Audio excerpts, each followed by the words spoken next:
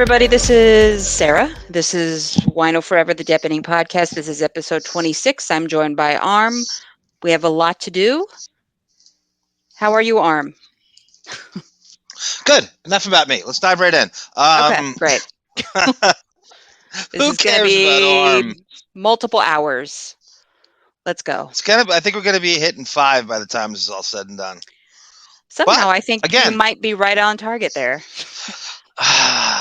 a plane ride from Fairfax, Virginia to Las Vegas. Perfect companion Okay. for this. I'm not going to either, so. One small thing, our new black friend or black fan, I assume we have a trifecta by now, hopefully. David C. Shares the same interest in Yvette Napar as you do. He had a crush on, season 3, Jackie District Attorney, Doogie Hauser of District Attorney, female Doogie Hauser of Poodle District hair. Attorney. And somehow she's a DA at age 22 or something. The only time I want to be her is standing at the copy machine when he walks in behind her and sucks on the back of her neck.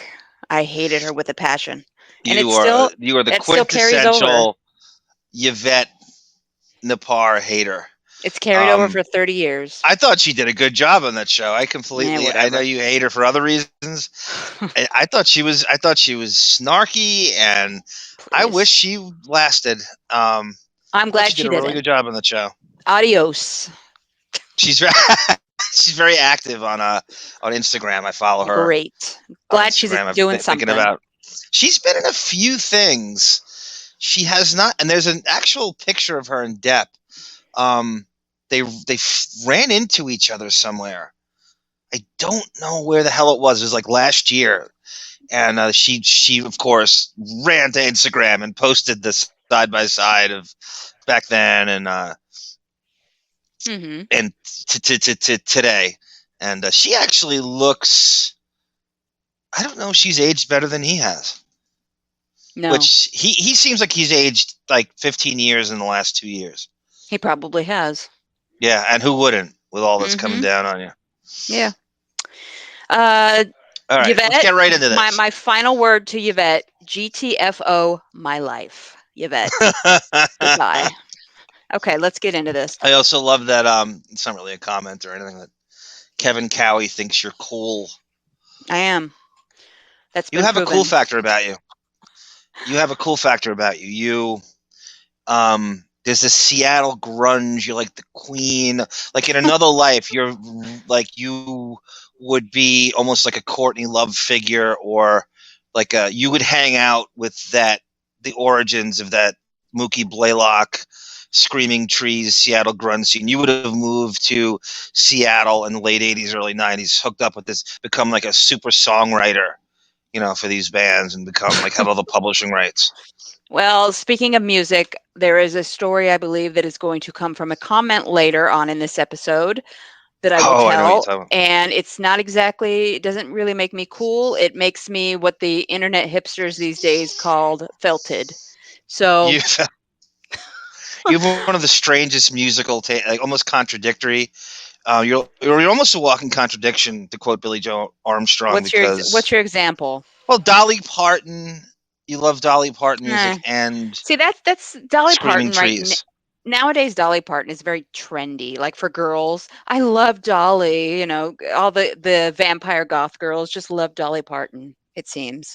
I like Dolly Parton back in the 70s. Disco out. You said you had like Expose. No, disco album, something like that. Oh, you set me up. I'll remember it next time. You're so jealous that I am so cool. You try to make me. No, I just called you eclectic.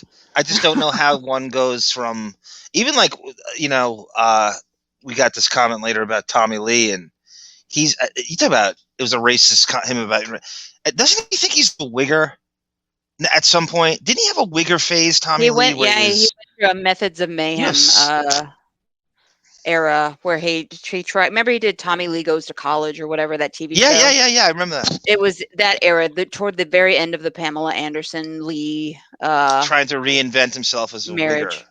Yeah, he grew dreads and yeah, it was pitiful. I had that album, Methods of Mayhem, but You know, it as quickly the went great in the D.L. garbage. Hughley's, you have the series on tape. No, no, no. I had the album, Methods of Mayhem, the Oh, okay. CD. Oh, isn't there a song called "Take Me Away"? I don't remember, Oh, I honestly. remember him singing on that fucking theme. That's so funny. That is All the I most remember is goofable. the song Get Naked. Okay, I remember that. I remember that horrible video. He Yeah, it's horrible. he's the epitome of D.L. Hughley had a great line. He said, "Everybody wants to be black until the police show up." Is he Mhm. not the personification of that? And him and Justin Timberlake in the Janet Jackson thing. Yeah, of Everybody course. wants to be black until the police show up. Mhm. Justin Timberlake might embody that more even than Tommy Lee did, but he has some nerve with that racist past he has, Yep. trying to align himself. You do not. I have a hoodie past, Tommy Lee. You do not. You'll never have I one because officially they live see in a right through hood, you. Yep. so I think you have a hoodie pass. I maybe that makes me a hood rat. I don't know. There's a fresh new campground set up across the street. I'm good. I can claim hood rat status. So anyway, let's get into this. We have so many videos that we got to go through for Depp news. More hoods than the Modell's garment section. Okay, I got a Oh cute story Lord. here, and it relates to Jim Carrey, who was very vocal during the Chris Rock, Will Smith dust up. He's One of forcefully came. nobody. Yeah. Well, I mean, he was the first guy to go, "Oh, fuck you!" No, why didn't you stand up for him at the More people Oscars? should. If yeah, You that's know, right. Nobody I said don't want to shit. derail you. I don't want to No, it's derail you okay. because we have so much to do. But have you seen the new video of her sitting there laughing while her man is going up No, you to told me about that. I haven't seen it yet. Oh, you want I wanted to, my and I I posted want this to somewhere. like Jada because she had an I episode of can't. 21 Jump Street, No, who and cares? she introduced Depp at the People's Choice Awards. It's okay. Yeah, where is she now defending him? But anyway, she That's a is good point. That's true. laughing, sitting there with her hands folded in her lap, laughing while this man goes up and slaps another man over nothing. So, my instinct, if my gentleman were to go up and slap somebody over nothing, I would get up, go to my cuck in this case, walk him back to the seat and tell him to sit his ass down because he's being ridiculous and You embarrassing run a me. tight ship. Yes, You run I a do. tight ship. Go Well, I ahead, mean, let's it's go. this. They think it's the Source Awards. Oh. Chris, I can't believe Chris Rock didn't make a Source Awards joke. He is the master of the impromptu Source Awards joke. And the police went up to him saying, "Okay, you need to go." The police went up to him, did their job kind of. He said, "No, I'm not going." So they dropped it. Where else This does is what that a great happen? guy Chris. And hopefully, we get into this on Gunk later this week. This is what a great guy Chris Rock is. You remember all the times Howard would smear his wife to his face in Mhm. the studio, and Rock would just laugh along with him. Like you talk about, Well, like he that could dish it out. Boy, he could take it. He sat there laughing along, and that probably led to their. There's a rumor that yeah, that led to his divorce. she was not Malika nice Compton. apparently. Yeah, she wasn't nice to Strange. people. Is she what they call a BAP, Oh, oh my god. No, I wouldn't Black call her African that. princess? No, I wouldn't call her that. But she Okay. was Chris Rock's wife and she let everybody know it.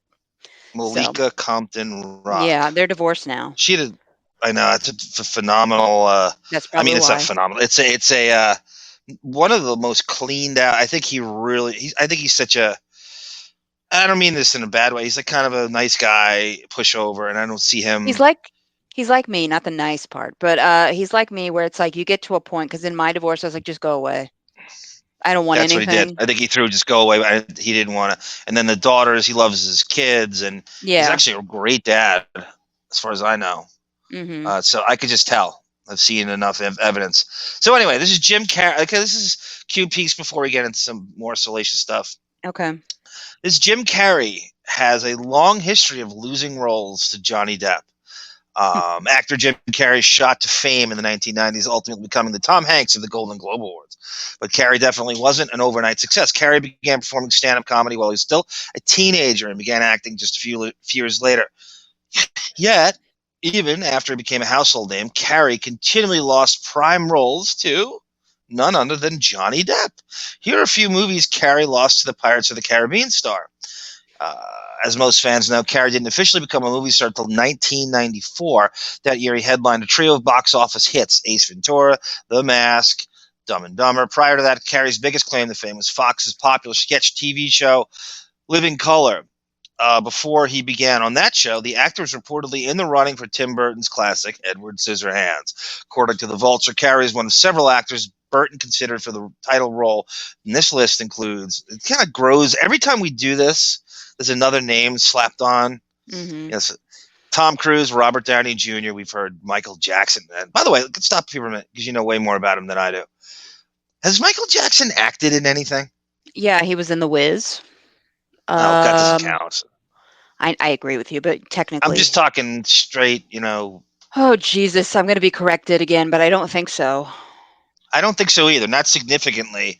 And for him to be up for this is kind of weird that Burton would say, yeah, let's get a pop star who's never acted before. But again, that Scissorhands role is actually something Michael Jackson might be able to pull off Mm-hmm. because it's just so little dialogue. All he would have to do is walk on set, and they'd turn And the camera on.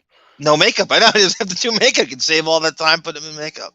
His Mm-hmm. outfits are the same as Depp is based a couple characters on him. Willy Willy Wonka, Wonka, absolutely. and supposedly there's parts of Scissorhands that are as well. Mm-hmm.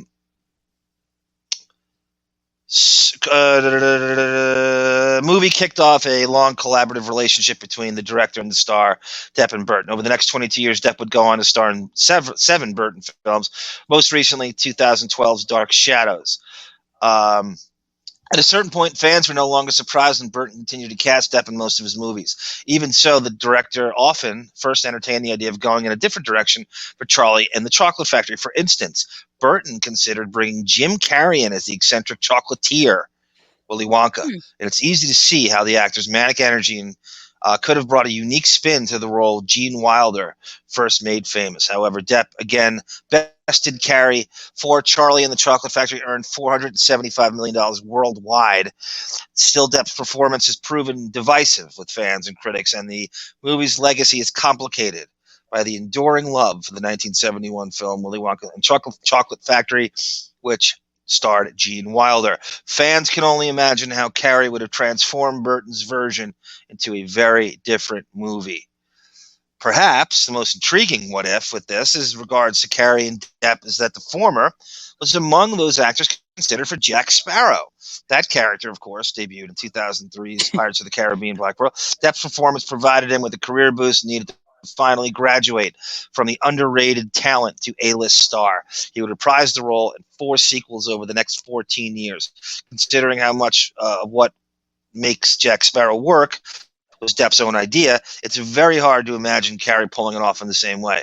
His take on Jack Sparrow would likely have been far more comedic, whereas Depp manages to toe the line between the fool and the classic swashbuckling hero. In any case, Carrey starred in another hit, Bruce Almighty, in 2003. Okay, that's it. All right. Thoughts? I was looking at Michael Jackson's IMDb. Uh, you ready? Yeah, I heard you laugh. That's you laughed at that? Is that Okay, what the one that made me laugh. the little Sara laugh in the background? I had forgotten that I saw in 1988. I saw Captain EO at Disneyland. My I was so God. bored. He also do his videos count? No. No, I don't count. He was. Well, the other one's a video, but I gotta say it. He was in the Eddie Murphy music video. I forgot. What's up with you? Oh, God, I remember that.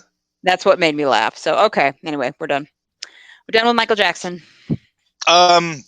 Carrey, can I just give you a little history of Carrey and Depp? Mm-hmm. This is what we do here. Um, You're the I Encyclopedia theorize Depptanica.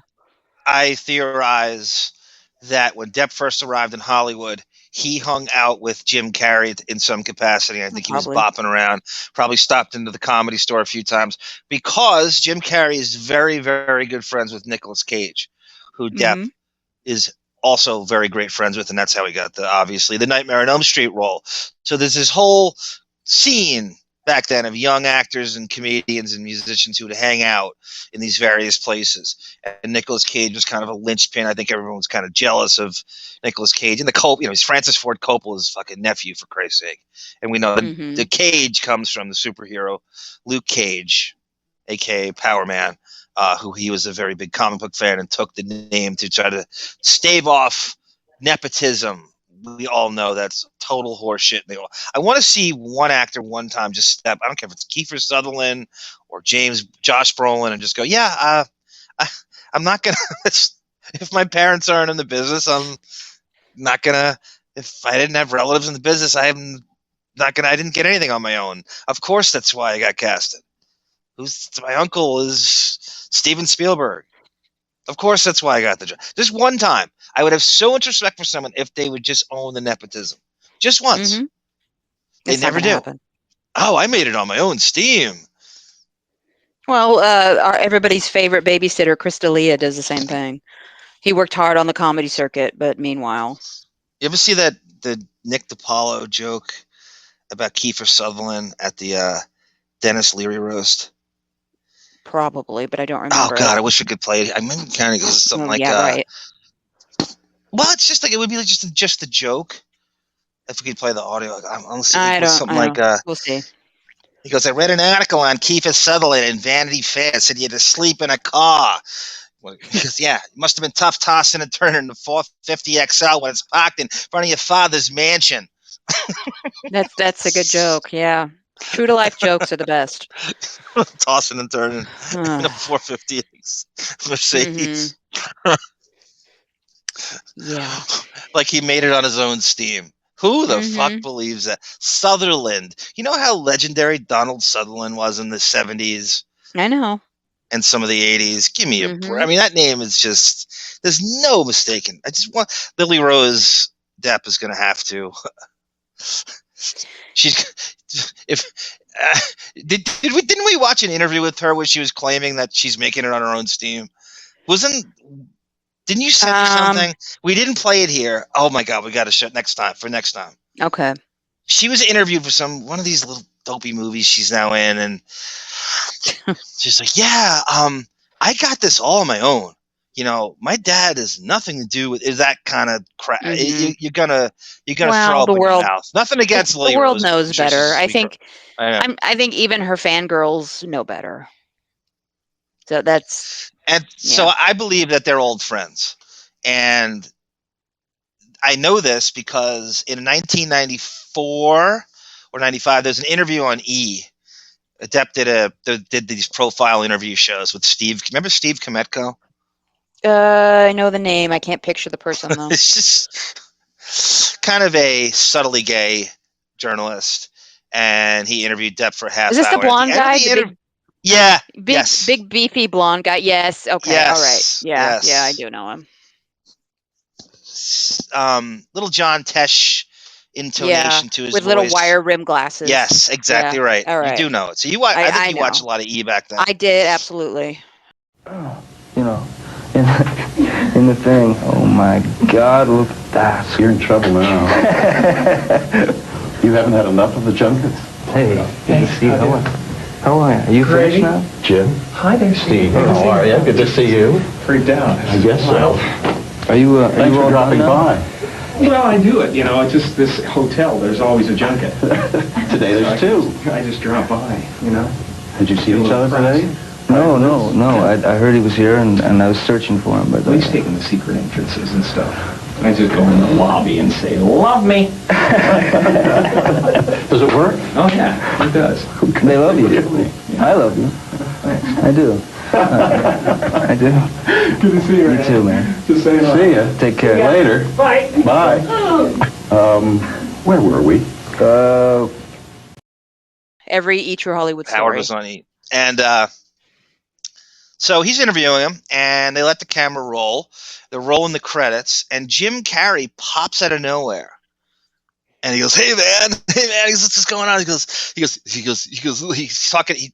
turns to Kometko and he goes like, Johnny's just coming through the lobby, sneaking secret entrances. He goes, I just walk. He goes, I'm sorry. He goes, Johnny's just coming through, taking secret entrances to get here. He goes, I just come through the lobby and just go, love me. And him and Depp give each other a hug, and then Depp goes, no, they do love you. Everyone loves you. I love you. I love you. And then Carrey scurries off, and they go, good to see you again, man. And they hug each other.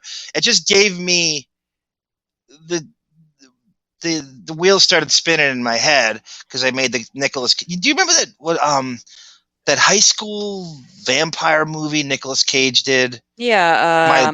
My Vampire's Kiss. Vampire's Vampire's like Kiss. That. Yes. So Jim Carrey's in that movie. Mm-hmm. So that's how far they go back. It was oh shit. Keep I forget talking. the name. You love high school I movies. saw it in the theater. My darling vampire. No, I'm looking at Valentine. Keep going. Okay, I'll keep talking. I also want to say this up front about Depp and Jim Carrey. Whether Jim Carrey wants to admit this or not, and I do believe he's so supremely talented. If anybody sees Man on the Moon when he plays Andy Kaufman, I think it's as good a performance as anybody's had in the last 25 years. Absolutely. Just fantastic. Okay, flawless. The movie, 1985's Once Bitten. Okay. So Nicolas Cage stars in it, and he's okay. I'm thinking of something else. It might have been. I looked up Jim Carrey. Oh my God, keep going. No. Did you look up Nicolas Cage? He's in that, right? I am doing that now. Okay. And Vampire's Kiss. I was right. All right. Okay. So so Jim Carrey's in both those? Jim Carrey's in Once Bitten. I don't know if he's in Vampire's Kiss. You said Nicolas Cage is in one of these with him. I know for a fact. Nicolas Cage is in Vampire's Kiss. Okay. And so is Jim Carrey. All right. Yes or no? No, Jim Carrey is in Once Bitten, another vampire movie. Yes. They're in one of those two together. Okay. And that's how that, and I don't know if Nicolas Cage got him casted in that because they were hanging out first, but that's how all that works. All right. I just want to say, to put a button on Jim Carrey, I said, obviously, Man on the Moon is one of the most brilliant, phenomenal biopic movie and one of the best performances I've seen maybe ever. And certainly in the last 25 years. I don't even think he didn't win an Academy, and he should have easily won for that. Courtney Love's in that movie, for Christ's sake, isn't she? Yeah. Mm-hmm. Paul Giamatti. A lot of the original cast from Taxi made cameos. Yes. Milos Forman, right? Directed that. That's right. They got the guys. I saw it Taxi in the theater. To come back. Yep. So good. Such a great performance. Brilliant. Mm-hmm. So anyway, I'm not saying that Carrey wouldn't eventually, his star would have. By the way, he got rejected for Saturday Night Live in that great cast with Carvey and Hartman and stuff. I think it was like, we can't have him and Dana Carvey. I don't know how you'd say no to him. In Living Color. Lorne Michaels is such a fool. He's such a senile fool. I was a much bigger. Right, so that's where I'm going. That's where I'm going. So then, sorry. Years later, that's okay. Carrey is the sole. What's the reverse? The White Shadow, the reverse Uncle Tom of the In Living Color cast. They cast the one white guy, and he's so strong in this. Which is, you talk about a tough job. You're in a black sketch show, and you shine. Well, there was a blonde woman. Yeah, that's right. That's Allie Wentworth. Yeah. Howard's Mrs. Stephanopoulos. Mm-hmm. And you're so strong that you shine in a black sketch show with very talented people like David Alan Grier and Jamie Foxx, Tommy Davidson. And I'm not going to, I honestly think Jim Carrey would have found some way to his talent would have found its way. It doesn't always. Talent doesn't mean shit in a lot of ways. Sometimes you're so undeniable, and I think he was so that it was going to happen for him at some point. But there is no In Living Color if not for, I'll let you finish it. It was a Fox show. So let's go through this slowly. There would be no In Living Color if not for the boy from Owensboro, Kentucky, who turned the lights on at Fox. Exactly right. Way to connect the dots, Sarah. I I have didn't even have to throw in one more Jim Carrey thing from In Living Color. He gets a lot of credit for the Fire Marshal Bill character. Yeah, was that borrowed from something? No, I vote his best character on that entire show, Vera DeMilo. Yeah. Oh yeah. That's the best one. And now I am He done with did a Jim Howard Carrey. impression on there. Oh, He he did a did, didn't lot he? of good stuff. He did a Howard impression. There was a wrestling match, Rush Limbaugh versus Howard, and they had a ring. I love this sketch. It's so goofy. Mhm. But he does a lot of great impressions on there, and I love to go back and suss them all out. He does a Chuck Woolery impression. One of the famous sketches was Oh, they did yeah, a yeah. Mike Tyson on what's the Chuck Woolery dating show again? Love Connection. Love Connection. And Carrey plays Chuck Woolery on it and make the facial expressions are phenomenal. He was supposed to play Plastic Man for DC, and they never made it happen. It was it's too old now. Well, he ruined his He's pushing 60. He's almost 60. while he was good as the Riddler, he was in like one of the worst Batman movies ever. It's not his fault. I know he was great in that role, but yeah, he should have waited a little bit. I don't know, maybe after Yeah. he read the script. So anyway, that's the history with those two, and only on the Deeppening can you get that degree of just absolute inside baseball nerd Depp Carrey connections in history, and there's almost no actor we can't connect to him in some in some Bacon capacity. Yeah. But I just think it's great to connect Nicolas Cage and 21 Jump Street with Fox and In Living Color, and they're all the way back to I love doing that. If you can. In this case, it just somehow all clicks. Do you have this connection on your Depp wall with the thumbtacks and the yarn? Imagine how psychotic would that be if you had one of those FBI boards where you're connecting. I imagine like you the mafia have family. One of my favorite movies is 1 Hour Photo. I imagine you have an entire wall of your abode that is like the 1 Hour Photo collage of the family that Robin Williams has. Underrated, and I gotta watch that again. You have like but it's like the Kevin Bacon game, but you just do it like looking like an FBI wall where you're just throwing his name and you branch it out to. There's you have a whiteboard. A show we have to do, and I'm not. This is there's a lot of pie in the sky. We love that old Howard thing he likes to say because we're not gonna fit. I love the announcement, the idea, but I don't want to do it. No, we don't think that way. One of the ideas is actors. You want Depp to work with who he hasn't. Who is he not worked with that you so want to see him on screen with before it's all said and done? Mm-hmm. If it's Alec Baldwin, if it's Jim Carrey, if it's Samuel Jackson, I mean, actually, if you're listening, tell us yours. And I don't know if incorporate it into the news or comments, but it is a show. Mm-hmm. It warrants a nice big fat show. Because Tom Hanks, whatever, big name. It doesn't have to be a big name. Doesn't have to be a big name. Leading lady that you just never seen him with. Yeah. Add that show idea to the scroll. So. Okay. Definitely. I just wrote it down. Okay. I mean, I've had it written. We got to have that like a weird bulletin board we can just keep adding. This show's never going to end.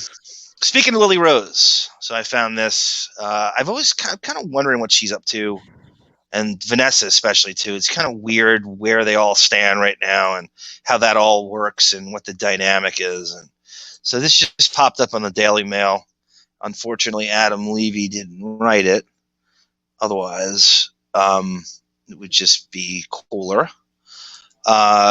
Says here, Vanessa Paradis, 49, and lookalike daughter, mini-me, Lily Rose Depp, keep it casual in the fashion department during a coffee run in L.A. They both keep busy with their respective careers and perform. Yeah, I'm sure they do. Yeah, Vanessa's real busy. It must be nice to have. It must be nice to have, first of all, the time to do a coffee run, or the money to do a coffee run picture, these days. Yeah, when you see this picture, it is the very personification of ne'er-do-well L.A. just do whatever you want, where the day takes you, coffee runs to the gym, read scripts, hang out in the backyard, have a, it's just the pace in which they and to Lily's credit, and if I can find a picture maybe to put to this, she looks like she's filled out a little bit. And I mean that I did see she doesn't that. look as anorexic. She doesn't look as anorexic. I saw that, and I was very happy for her if that's the case. I am too. I That's like Lily. worrying. I just think she's got to own the nepotism. Depotism. But on Thursday, Vanessa, Paradis, and her lookalike daughter, Lily Rose Depp, took advantage of some downtime and spent their afternoon together, seemingly taking care of a few errands. While out and about, the France-born starlets decided to make I love how they write these things. I love when they'll put the film and they'll say Mr. Depp or Mr. Just the writer's style, and they go, the star, the astronaut's wife star, like they pick a movie to try to put in front of them, and sometimes it's really stupid. While out and about, the France-born starlets decided to make a pit stop for coffee and food. Well, they put in parentheses, not food, in the Los Feliz neighborhood of Los Angeles. Los Feliz. Do you know anything about Los Feliz? No idea. I have to learn LA better. I know enough about LA. I know enough. I don't care to know anymore. What were you telling me about the 90210 show was shot in something called Torrance? The high school that they used? Maybe. I think so. No, it was. There's really a Beverly High School. But the school they used was something called Torrance? I'd have to look it up and remind myself. Okay. This is just a fluff article, but I just wanted to get an update on them. Both of them by the way, do you think they're going to the trial? No. Lily, anyway? No. No. If your father was in a situation, wouldn't you support him? I absolutely would. In person? It's a different kind of relationship. I don't think get she it. has a career I to don't worry get about. Oh, screw that. So do you. She probably wants to distance herself. She has no career if it's not for him. I agree with that, but I don't know. I just if don't your think she dad wants was in to this be situation, involved. I know you enough. You would I would be be on there the with him the stand. entire fucking time on the I stand. would be testifying. So where are his kids during this? It's a good question. I'm sorry. The youngest one, I can leave the kids listen. out of it. You know what I say about kids, right? Yes. Kids, family, whatever. Have at it. Do whatever you want. Leave me alone. I'm just kidding. I know. Because that's the cliche. Everybody thinks they're like so badass when they go, leave the kids out of it. The kids have nothing. Yeah. No. The kids, you must be there for your father because he'd easily be there for you. You need to be in that. I don't understand how they're not there. It makes no sense. I won't back it. I don't care what their excuses. I don't care what anonymity you're trying to. Fuck you. You got to be there for your dad. Yeah. Well, the little Jack, I can see why maybe he would not want to be a part of that because it's going to screw him too. You got to show up for your dad. I agree, and I'm not going to argue the point with you because I agree more than I disagree. But I see why it would be overwhelming. That's going to be a madhouse, in which we'll get to a story about that in a minute. That's fine. Eventually. They can relax in one of his 7 residences after the madhouse dies down. You can go to Deppstein Island and chill out with his friends for 3 weeks. Yeah. Too bad. Suck it up this one time. And your most charismatic. Jack Depp said, I saw a quote, he's really elusive. He's really tough to find anything on.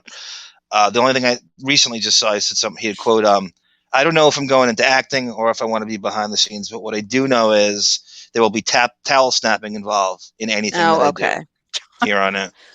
in your dream world. By the way, that overhead, they have a nice basketball hoop in the Depp Hollywood Hills driveway. Really nice. Like it's not some rollout thing you see in a cul-de-sac. This thing was like an NBA actual hoop in the driveway. I froze it and I kind of zoomed on the there's an overhead helicopter over his Hollywood Hills compound. I saw that. For next time, because it's too involved to get into now. the next news, and please write this down and remind me to. There's a nice thing I found about the all their residents, the status of all his residents now, the 7 residents, and what does he still own it? What did he sell it for? Blah blah blah. France, England, Hollywood Hills, the island. What am I forgetting? The penthouses. What happened to them? They're not, obviously. And something else. Oh, the Kentucky farm that he originally bought for his mom and sister and stuff, and that whole thing. So there's a nice little job of showing you the status of all his residences and prop, and some castle in England we know about. Both of them kept it casual in the fashion department, with Paradis opting to wear dark blue jeans and tan top underneath a black overcoat, all the while carrying a brown bag full of goodies. I wonder what's in that out of the establishment. Depp, Lily Rose, 22, got leggy in a short lavender skirt that was paired with a classic blue jean jacket over a black shirt. The actress, who has seen her star rise in the recent years, also wore a pair of matching sandals and styled her dirty blonde locks with a part in the middle. On the go, is that it? Okay, down here. Moments after exiting the coffee shop, Paradis lit a cigarette. God, she's still smoking too. I know. I tell you, France is so trashy. That's the lionizing of cigarette smoking is the strange. And I'm sure France has advantages and stuff, but that is just baffling. That culture in the fucking cigarettes. Can you please update it? You don't have better smoke than we do. You get cancer just like we do. You don't have. It hasn't happened yet. It's not going to happen. Yep. Right. Moments after exiting the coffee shop, Paradis lit a cigarette and then took occasional drags during their walk back to the parked vehicle. Their mother and daughter duo looked to be chatting it up as they made their way down the sidewalk, laughing and smiling from time to time. Paradis has been a triple threat performer, singer, actor, model, especially in her native France, ever since her breakthrough on a talent show when she was just 8 years old. Paradis has appeared on more than 300 magazine covers, including all the top names like Elle, Vogue, Glamour, Harper's Bazaar, and Periodontists Monthly. And she and Michael Strahan vacillate covers from month to month, among the others. She also released 7 studio albums between 1988 and 2018 and appeared in more than 30 films, many of them. I have to go in and listen to her music. She's supposed to be the French Madonna, which I don't. Something I hear I forgot, too, about to read, which makes sense about how they met originally. Forgot about this. After dating rocker Lenny Kravitz for about 6 years, Paradis began a relationship with actor Johnny Depp, which would last from 1998 till 2012. Along with Lily Rose, the former couple are proud parents of son Jack, a towel-snapping madman who we don't hear much of. Following in her parents' footsteps into the entertainment business, Lily Rose is fast becoming a rising star, scoring roles in no less than 4 films in 2021 alone, none of which anyone has seen or ever will again. And like her mother, she has garnered success as a model, which includes becoming a Chanel ambassador beginning in 2015. I wonder what name got you that. Well, she worked hard. Come on. Here's the thing. Here's what the stake they have in this, especially Lily and Jack, and so why they have to be there just from a selfish standpoint. If the worst case scenario, he loses, right, and she countersues him and wins, who loses that money? Who indirectly in the future will lose that money? Yeah. This is for the kids. This is for his kids. What he talks about. They have to be. They have so much stake in this. It's crazy. We'll see. I mean, even if he loses, I don't see how she wins that counter suit. Well, I'm saying the worst case scenario, which is very, very, very, very worst case. Which, thankfully, I just can't see it. Even if I try to imagine it, I can't see it because that's so bloated and nothing. her countersuit.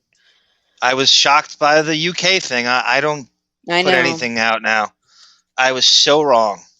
I've never been more wrong about anything in my life. But again, though, The you way break it down to what it really was. You see Yep. why he lost. So You are the master of it's not the same. simplification I have to in for my this. for No, you're me right, to because get it. nobody simplified it as good as you have. Say it again, Sarah, because I don't think people get it. How he lost that. He was suing. Well, if I might say this a few times because we're going to be I don't talking care. about the testimony again later. He sued Simply, NGN, the son. He did not sue Dan. her. He sued the son because they wrote a false and defamatory piece calling him a wife beater. All they had to prove was they had a source, and they just didn't make it up out of thin air. Guess who the source was? His wife. So they won because they had a source telling them this, and they immediately wrote an article calling him a wife beater again. That's what that trial was. It was nothing more. Yep. And all she simply had to say, and it's ambiguous and it's arbitrary, but so what? He I hit me. feel my husband abused me. What He does hit abuse me. mean? Well, whatever I want it to mean. Well, it also doesn't happen again. He hit me. Here's the story. He doesn't remember the story on his side. He doesn't remember exactly what happened. Could have. I think he even said that a few times. I think he says it. He's going to say it today. Oh, it could have happened that way. I'll take your word for it. You can't do that. She's got her You can't ducks be too lined cool up. for school. You can't be too cool for school when it comes to facts. Yeah. If you know Which you is didn't hit her, the way you he was have to playing say that. that. Yeah. Yep. All right. You And ready we to get all in? know she's full of shit, and we all know she's a liar, and we all know the hoax part of it. But it doesn't matter to them who have no dog in the fight. And it's simple as, can you prove this woman is your victim, and she says it's abuse, so it's abuse, and here's why. It's not even complicated. Yeah, it's not. And So, we're allowed the to next print that one, because she says we are. Virginia is a little more complicated, and that favors him. We'll see, though. I'm not getting my hopes up. I'm going into this numb. So just to finish on Lily Rose and Vanessa. So Lily Rose is linked to these weird little twinks, these little friggin', I don't even want to call them multi-talent, multitasking. You're not sure if he's an actor or a musician or Timothy Chalamet 1 minute, and I don't understand what her dating is the strangest thing. So the last thing I saw, this came up, she's supposedly dating somebody named Yassine Stein. Of course it can't be a conventional name. It can't be David Johnson. It's Yassine Stein. And when I read this profile, it's just like, Stein originally hails from Casablanca, Morocco.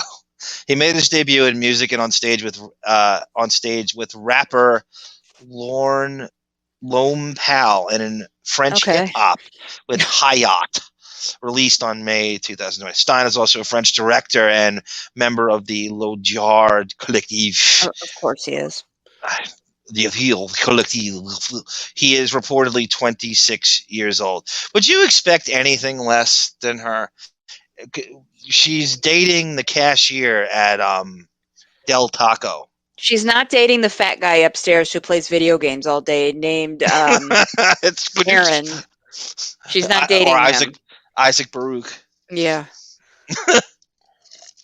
Where do they find these people? Is there some I don't know, exotic French dating site where they went to Barnacles R Us and picked out something on sale? I don't know. Ambiguous French celebrities who are multilingual dating site, and she finds these people with names you can't pronounce. Like, where do you find these people? They're performance artists. What circles do they even run in? Yeah, they sculpt things out of toilets, and I only say that because God, Evan Rachel Wood's co-conspirator does that. Okay. You thought Depp had a life you don't relate to. Oh God. His kids. Yeah, I don't. I off the don't get chart. it. I don't get it. Okay, so now to the I'll say Court TV. expansive portion. Well, you want to go with Stanhope first or Court TV? No, Court TV's up. So Okay. okay. So this is something I found on the fly. So Court TV is now out loud and proud. We are broadcasting this, and we can't wait. And it starts April 11th, and so they're giving you little snippets of what's to come, and they are giving a nice Depp vs. Heard for Dummies, and they brought in some legal experts to weigh in, and they showed snippets of the succubus in court. I'm not sure I saw this particular clip. I don't know why, because I don't like the way, this, all her depositions that they had that get leaked on YouTube, and I'm not even sure how, they seem to come out in snippets instead of one fell swoop. Mm-hmm. And I don't know if I've seen them all to this day. I'd like to, but I know you have. More than likely, but we'll see. I'm guessing you. There's no way you haven't seen. You are obsessed with all her fake. This is long, so we're gonna kind of skim through a little bit of it. Yeah. We'll play the meat of it, but so let's get into some fair use and let's transform some content here. By the way, I should say this is also. There are some people here, some legal quote unquote experts on here that feel she's going to win again, and I want to prepare people for the worst. Because there are some people that still thinks she has some weird advantage based on certain things, whether you agree or not. To see the other side is important to prepare you for what could be to come, because we weren't prepared last time. All right, fair use. Here we go. Public domain. Elon Musk, James Franco, and one more I'll throw at you. Johnny Depp. There he is. You know Johnny Depp. I mean, I know Johnny Depp from back on 21 Jumpstreet. Okay, I'm just pausing because we have to do that. They are so excited. I'm trying to be tactful. By the way, I'm very proud of myself. This is my first screen record. Very good. In my life. Like, I've been always meaning to master that and could never figure out what this. I found an app and I was able to figure it out finally. People have been doing this for a long time, and I can be great in technology in one way, and sometimes I'm a Luddite and I just can't. So finally I've been able to have a nice simple one that can. So I got this. This is actual court TV footage. This guy does a nice job too, laying out what is to come on Court TV. I know. We never think about it until now. Court TV, like I was saying, Court TV is so excited. They haven't had anything that's going to bring in the ratings like this in 35 years. I know. Well, 95. I don't know. OJ. And then maybe the Jodi Arias trial. And that's about it. You're going to have people subscribing to it now. Okay, let's play some of this. When his career really started and then took off, Pirates of the Caribbean, obviously, Edward Scissorhands. This guy in 2012 set a world record as the highest paid actor anywhere of all time. And it's all gone. Okay. So extremely celebrated actor. A little quirky though, right? 650, yeah. Yeah, something like 650 or 680. It changes sometimes, but yeah, 650 is the number you see most often. Yeah, and sorry we're pausing, but we have no choice. So little quirky. So what do Elon Musk, James Franco, and Johnny Depp all have in common? Well, they are all scheduled and expected to testify in court in a trial with a camera in the courtroom that you'll see right here on your front row seat to justice. Here's your proof. Okay, let me tell you what the case is and what it's all about. A little bit of Amber Heard here. This is from a deposition in 2016. The two of them, they were married for just over a year, 2015 into 2016. Then they were divorced. It was a bitter, bitter divorce. But at the heart of this whole defamation case is the allegation by Amber Heard that she was the victim of domestic violence, and Johnny Depp making the allegation that none of that is true.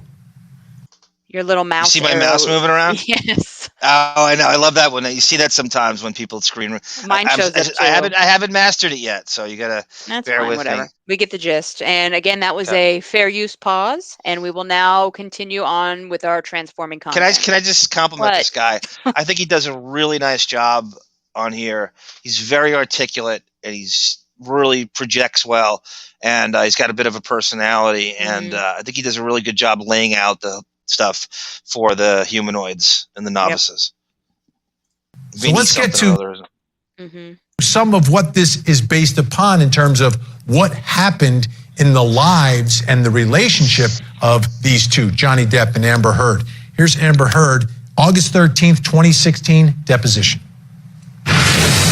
House on May 21, 2016, that Johnny Depp had ever done anything wrong to you, that night or before.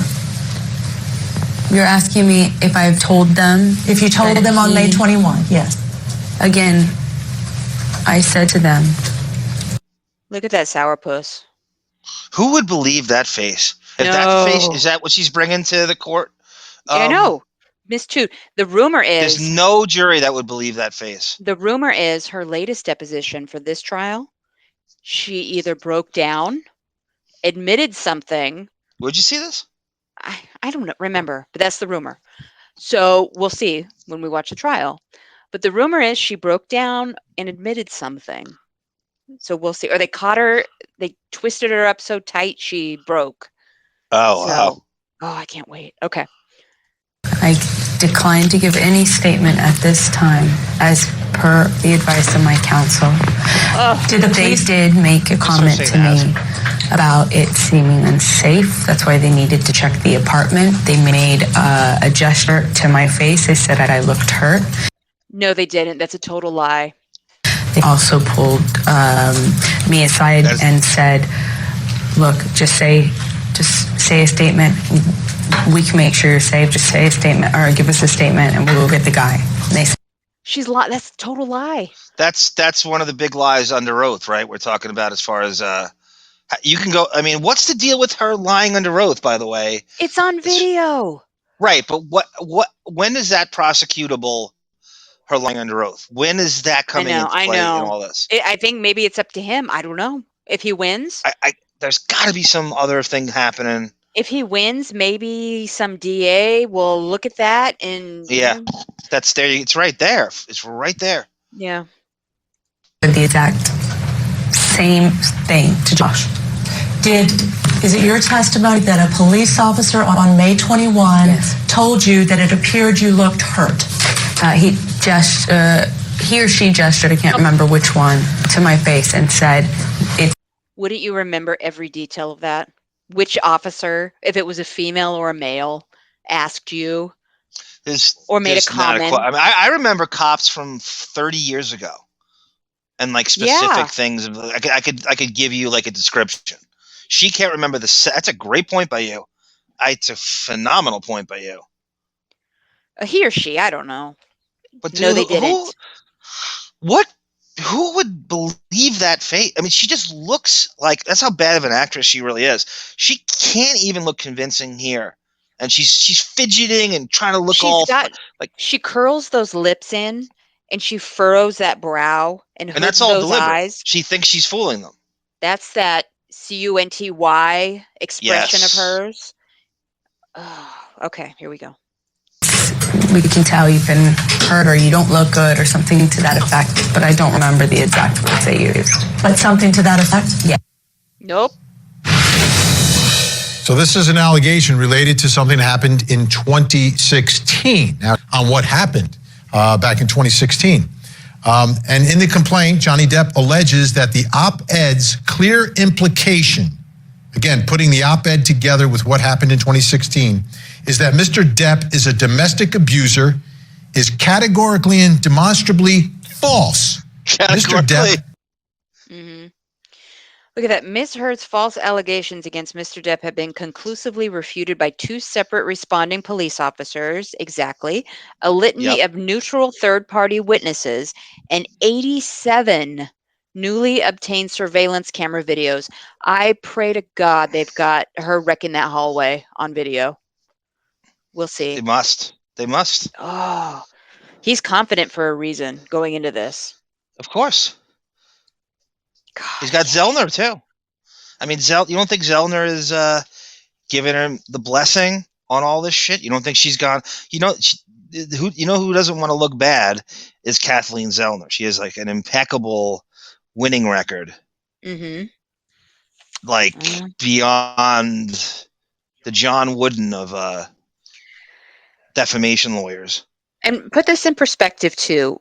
We're covering the UK trial in this episode and more day 3 of his testimony. At the time, they didn't have these police officer videos at the time that he testified. They didn't have access to these security surveillance videos. I don't think they thought they needed them. That it was such but a slam dunk they had in the their testimony of the police officers, and the UK judge completely went just what's the word? Blew them off because they didn't have notes, even though everything was on video, and they remembered every detail of their visit to her apartment, his apartment. But he completely blew them off. He's like, no, you don't have notes. Yep. Okay, I'll continue this. Never abused Ms. Heard. Her allegations against him were false when they were made in 2016. They were part of an elaborate hoax to generate positive publicity for Ms. Heard and advance her career. Ms. Heard's false allegations against Mr. Depp have been conclusively refuted by 2 separate responding officers, a litany of neutral third-party witnesses, and 87 newly obtained surveillance camera videos. 87. What's the next line? Oh, they skipped the best line. With her prior arrest for domestic violence against her wife. Yeah. Yep. Yeah. All right. Did not happen? What? Sorry. You know me. I mean, all I could think about in that whole scenario is categorically and demonstrably, and now I believe him. If he didn't say those 2 words, I wouldn't believe. Now I believe him. The categorically, he had me at categorically. So which ones, give me a spoiler, which one of these 3 women says she's going to win? Is it the Whoville on the bottom? It's more of the next panel that Okay. gives. Oh, God. Think that these 3 are just kind of saying this is kind of what we're up against. The black woman in the top right said, like, this is. She has a great comment at the end. She says, like, this is about charisma in a way with the jury. She has a fish tank. Who has a fish tank nowadays? Yeah. I like fish tanks. You have fun cleaning them. They're hard to maintain. I bet you Jack Depp has a fish tank. I had a fish, and it got stuck under one of those little castles that you put in the fish tank, and it broke its little back, and it was paralyzed. So I had to flush it down the toilet. I was heartbroken. You don't think Queen Mira has a fish tank now of Atlantis? No, she doesn't. Her throne, Atlantis. No, she has that ugly painting that she hung on her side of the bed of her as Mira. Remember that? Yeah, I do. That's so fun. That's right. She had all the self-portraits, the pompous fucking, oh my God, that's right. The huge framed pictures of herself all over the, I got to say that we talked about this a few Depp episodes ago. As Depp is a guy who hates watching himself on screen and blah, blah, blah. That Larry King interview with him, he's got framed pictures of himself with a plunging neckline down to his that was your favorite part? Pictures of him. I just couldn't believe how vain his office was. It was just an homage to himself. That's on your tribute wall that with the yarn and thumbtacks. You've got that photo blown up with a lipstick. You would think he was gay for himself. I know. He had all these homoerotic, probably taken by a gay photographer too for some of these magazines. No, all over. I couldn't believe if you watching yourself in Donnie Brasco bothers you, but that doesn't make you uncomfortable. Yeah. All right, let's get through this. Fair use. What is this trial going to look like inside that courtroom? I think it's going to be almost like a movie. Hopefully you have these big celebrities that are going to be testifying. You know that you're going to hear from both of them. You're going to hear both sides. And then we're going to hear from other witnesses, unrelated, that will come in, and they're going to talk about what they observed. The police officers are key Sarah, in this case that responded to. What? I want to give you a compliment. If anybody missed that or stepped on it, was hard to hear. Maybe I don't know how it comes out. But Sarah just had a great. That's the gunslinger in you, where she goes. If you heard it, what's it going to look like? It. Well, it's going to look like a movie, and you go. Hopefully, her last. I don't know. Line of the podcast. Hopefully, the only thing I can last. say, we'll see. I'm going to say that a lot. We'll see, because I have no idea how this is going to go. Hopefully, her last. She could win an Oscar next year, and I vomit. God help us all. I know. Imagine that for Gully 2. Gully 2, Electric Boogaloo. Will Smith, if you're ever going to slap someone again on stage, there's your opening. I'll have Jay to do it for you. She fights like a man. Get up there and show her how it's done. Okay. The scene at the time that any allegations were made or phone calls were made requesting the police to come out. So I think it's going to turn on what those officers have to say, because obviously, like you said, they have to get to whether or not the statements were true. And if they were true, then she's going to walk away. But if they are not true, she's going to be opening up that purse and shelling out a lot of coins. Yeah, absolutely. And this is going to be a tough battle, because we have some prior findings that the allegations against Johnny Depp in this case are substantially true, according to the United Kingdom case.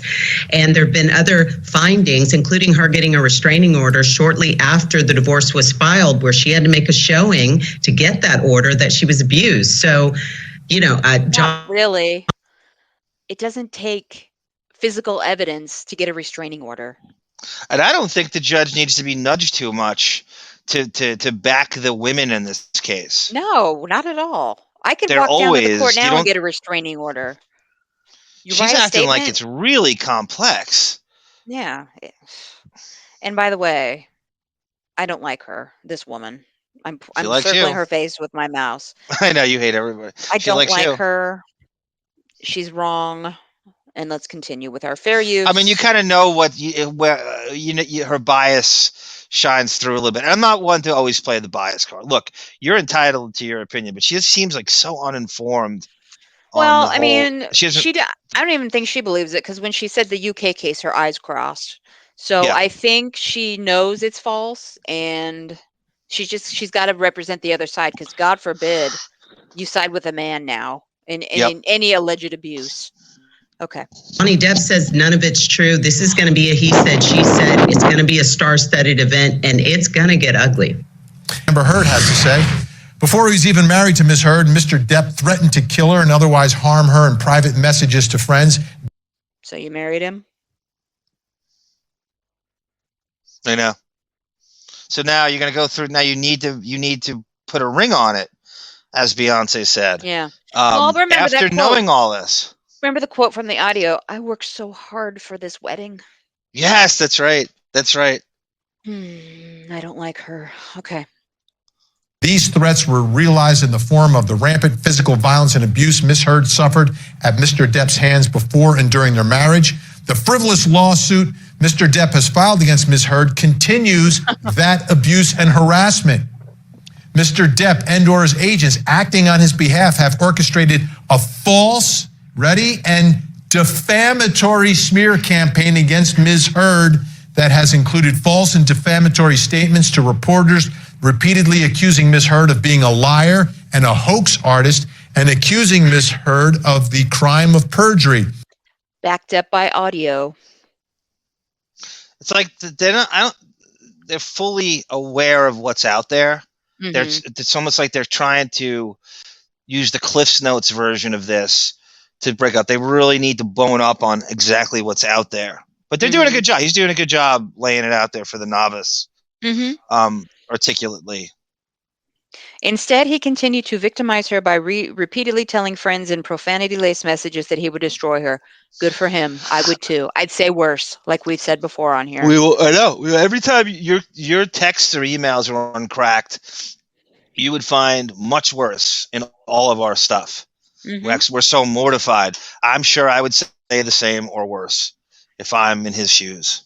I I would don't know go if into I'd ever be stories. in that kind of pussy fog. I would go into stories and descriptions of putting my fist down her throat and pulling her stomach up through her mouth. Whoa! That if she accused me of this, much worse. Vengeance would be mine. You know what I would do to her in the courtroom? What? My patented fake punch. I'd give her the fake Your punch. Every time she said, I would turn around and just go do the fake punch. your I'll show you. No, you won't. Your your No, I'm saying reenactment we'll of show a picture. We'll show a picture of the fake. We'll give a fake punch GIF or something of what I mean. okay. Your reenactment of Aquaman in the driveway, twirling the his what do you call the oh my god. The trident. Yeah. I would say tripod. So yeah, a neighbor caught me doing yard work, and I was twirling a Jesus, it was a shovel, or was it a garden? It was a Either way, I'm Christ, impressed. It was a shovel. It was a shovel. So I was twirling the shovel like it was Aquaman. I just an Aquaman mode, and I took a little break, and I started to like.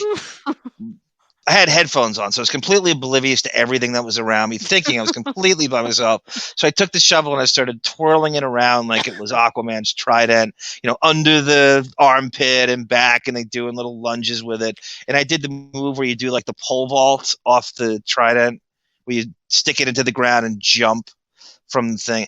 And I look over, and my neighbor's glancing at me. And then he acted like he didn't see me, so he looked down and God. and caught me playing Aquaman with a shovel. This is like 3 years ago. We'll put that on the Patreon, the video at the $500 level. I couldn't help it. I was like in my own world. I couldn't. Oh man, it was like I twirled it like over my head at one point. Like when you do. You're young at heart, and you love Aquaman. All right, let's continue. He definitely busted me. He never said another word. Really cool guy. He never said a word about it. He never once. He's just. You can see him just grinning, looking down, and he knew I had headphones on, and I don't know how long he was watching me either. That's the other thing. I'm skipping to the panel that I'm not going to like. Amber Heard or Johnny Depp? For all I know, I'm sorry. For all I know, I could have been making sound effects while I was doing it, going like the sound of the witch trident in the wind. I honestly think I was doing that. Cat. I'd bet my cat you did, and they were heard. All right, we have Doug Stanhope to get to, so let's barrel through this. Watch these movies, and wow. These performances are so real, so powerful. I think that it is not it's not unrealistic that those bruises were in some state of healing. And I just don't see what advantage she would have to be making this up. Oh my God. To be put through the ringer like this, victims of domestic violence, their entire lives are sort of opened up and exposed, and not in a very pleasant way. They're under the microscope. There's plenty of people insinuating they're liars. Really, victims of sexual abuse and domestic violence are hesitant to make complaints unless they actually happened. So I think there'll be sufficient evidence to see that perhaps at that point in time, he was in a very bad place. He might have been drinking too much, involved with drugs, and was acting out. While you're taking care Sarah, of were you gasping at her Massapequa, Long Island accent? Oh, that was part of it. That was part of it.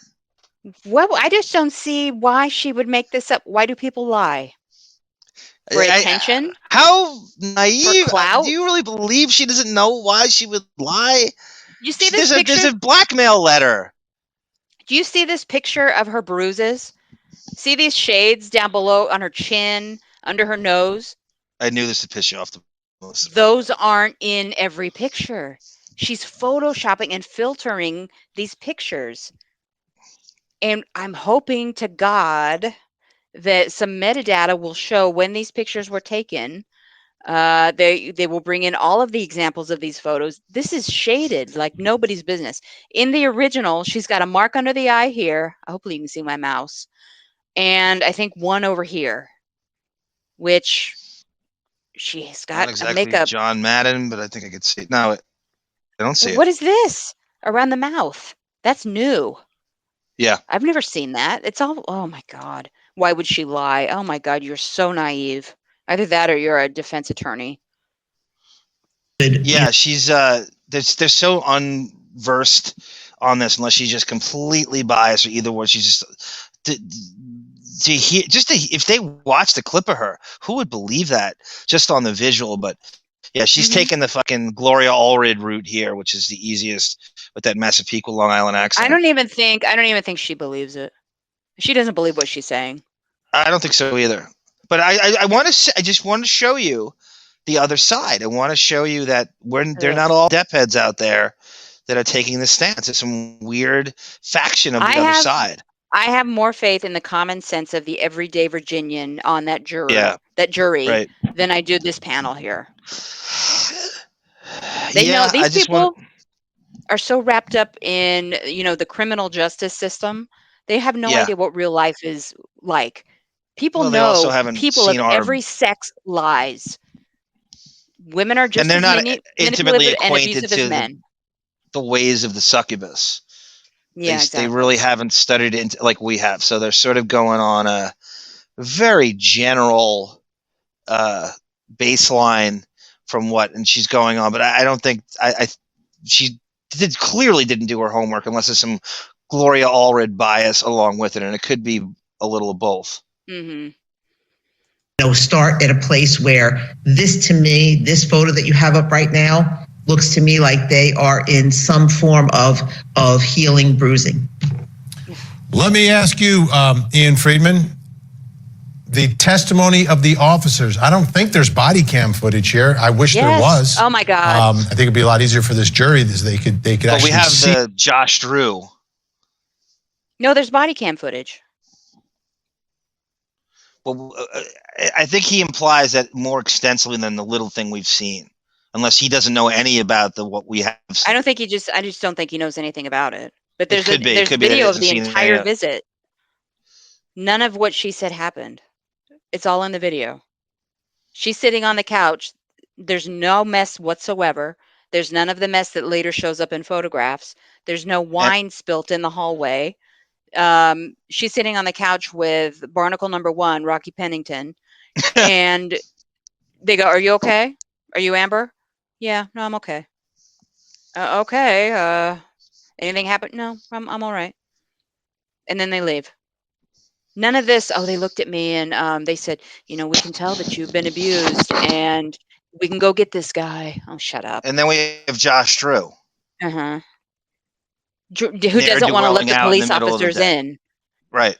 Yeah, in his lounge pants that he probably never has to ever change out of, because it's not like he's got to go to work. Not an Xbox game knocked out of place. Not spotless nothing. From what they report. So I don't know. Is there more body cam footage than just that? Yeah, I believe so. Yeah. Are they submitting it? We haven't seen it yet. The officers testified in the UK trial. We've seen the second video, but every officer says that's not what happened. I know. There's just nothing backing. She has no momentum in regards to this scenario of anything to do with the officers showing up on site and the report and what they've seen, and they've all body cam footage. Nothing backs her in that scenario. Mm-hmm. I don't know what else has to be submitted. And these Photoshop pictures are driving me crazy because that's not what they look like. I know. Okay. Dead eyes. Yeah, fair use. And hear everyone that day, but we'll see if that's going to be part of the case, if it exists. Yep. What are your thoughts about the testimony of these two officers? Is that what the jury's going to listen for? Say, hey, What did you see? What did she look like? What did you write in your report? Yeah, I think so, because they're looking for independent evidence that's going to corroborate what either one of them said, Johnny or Amber.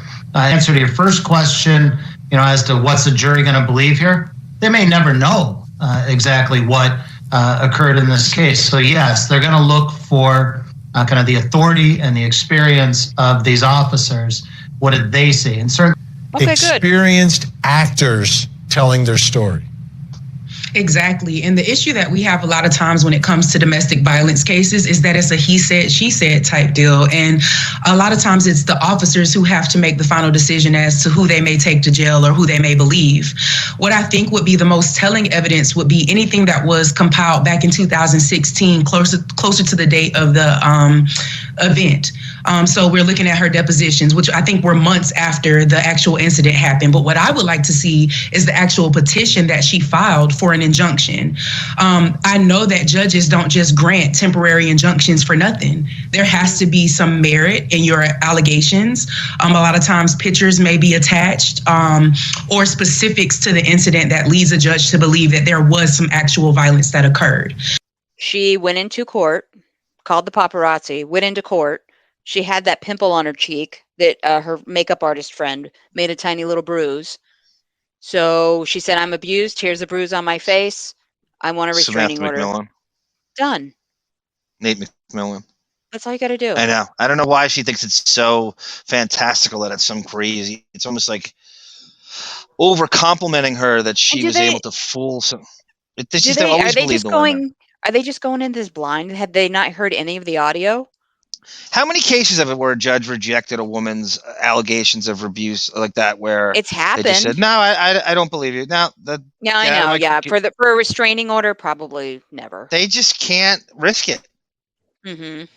It's such the politically correct way to go, right? If somebody dies, it's because they didn't issue like a restraining order does anything. First of all, have they ever just gone, nah, you're full of shit. We don't believe you. Bye. No. Mm-hmm. No, I doubt it. You're on your own. Is this about the gist of this? Because I really want to get to Doug Stanhope. There's two more broads. This other panel slips in, and they're giving an alternate opinion on how this is going to go. And I just want to see how the other side thinks. This panel's making me feel better about it, actually. Well, I hope that there's video footage from the opposite. They're so unversed on the nuances of it. I know. They're missing out on so many idiots. That's why I asked, are they just going in this blind? They just wanted to be on TV and talk about a case? Yeah, I think they just have people they summon. MSNBC does this, and CNN and Fox, and they just go, well, they have these correspondents that just sit on all they gotta with do, Zoom and Skype up and go, comment on this. Go to YouTube, and there's a hour-long audio. Push play and listen. That's all it would take. Yeah. Change my mind. They have other things. In all fairness, some of them aren't as immersed in this as we are, and they're kind of just, that's what they have available. But they will be. In the beginning of this, you and I talked about this. We kind of thought maybe, oh God, how sad if he did this. How sad. Yeah. And then we heard that audio, and it's like, okay, done. Yep. That's all anyone should. This is the end, right? Oh, God. Why would anyone need? And again, in a different technological era, you don't have that audio. I know. You can't even record it. He would be in jail. Yep. She wouldn't have stopped. He would be in jail. What happens without technology to him. Mm-hmm. It's just, you just believe her no matter what. Yeah. All right. So in this particular case, I think the evidence from what I've seen so far might actually weigh in her favor because she did something about what happened back in 2016. It's not like she's just coming forward now and saying, oh, he's put his hands on me. Excuse me. She said it's repeated abuse. It's repeated violence. And although she didn't necessarily mention his name, she's probably just trying to tell her story to prevent other people from going through the same situation, because we know abusers are very charismatic. They try to put shame on you. And that's exactly what's happening in this case. He's filed a whole lawsuit against her just to possibly bring shame. And he's trying to get his reputation back. He's not getting any more roles. Oh my God. He's right about that. That's his goal. I can't. It's not about money. I'm done with those people. Go to the next one. Come on. I am. No, that's it. That's the whole video. Oh, that's all I have? It ended, yeah. It went to the beginning. Did it? I thought I had something else tacked on there.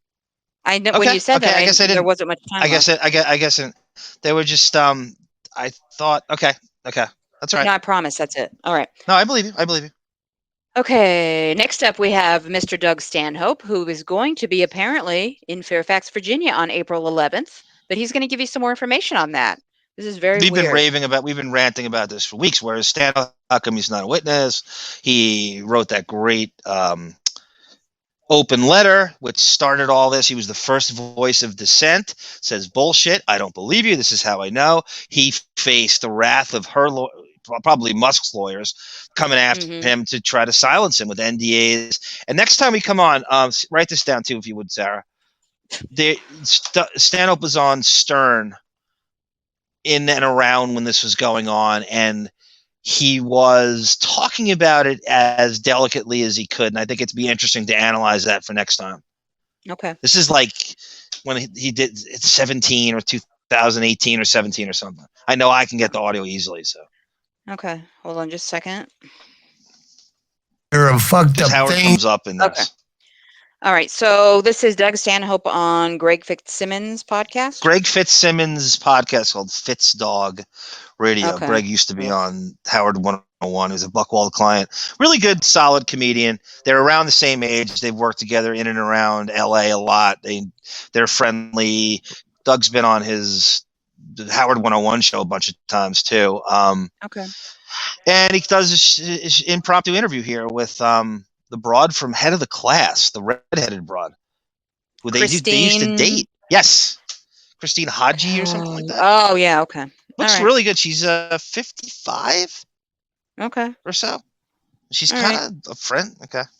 I don't think this is fair use, but just in case, I'm going to say fair use and transformative content. So here we go. Doug basically announces what he's going to be doing during this, and to answer all our questions. I knew he'd step up, and boy, does he.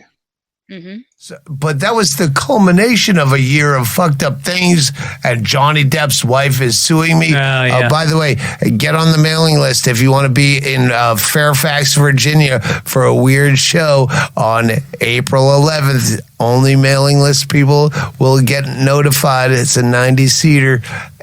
So it started with, like, we broke up on an Impractical Jokers podcast cruise in January.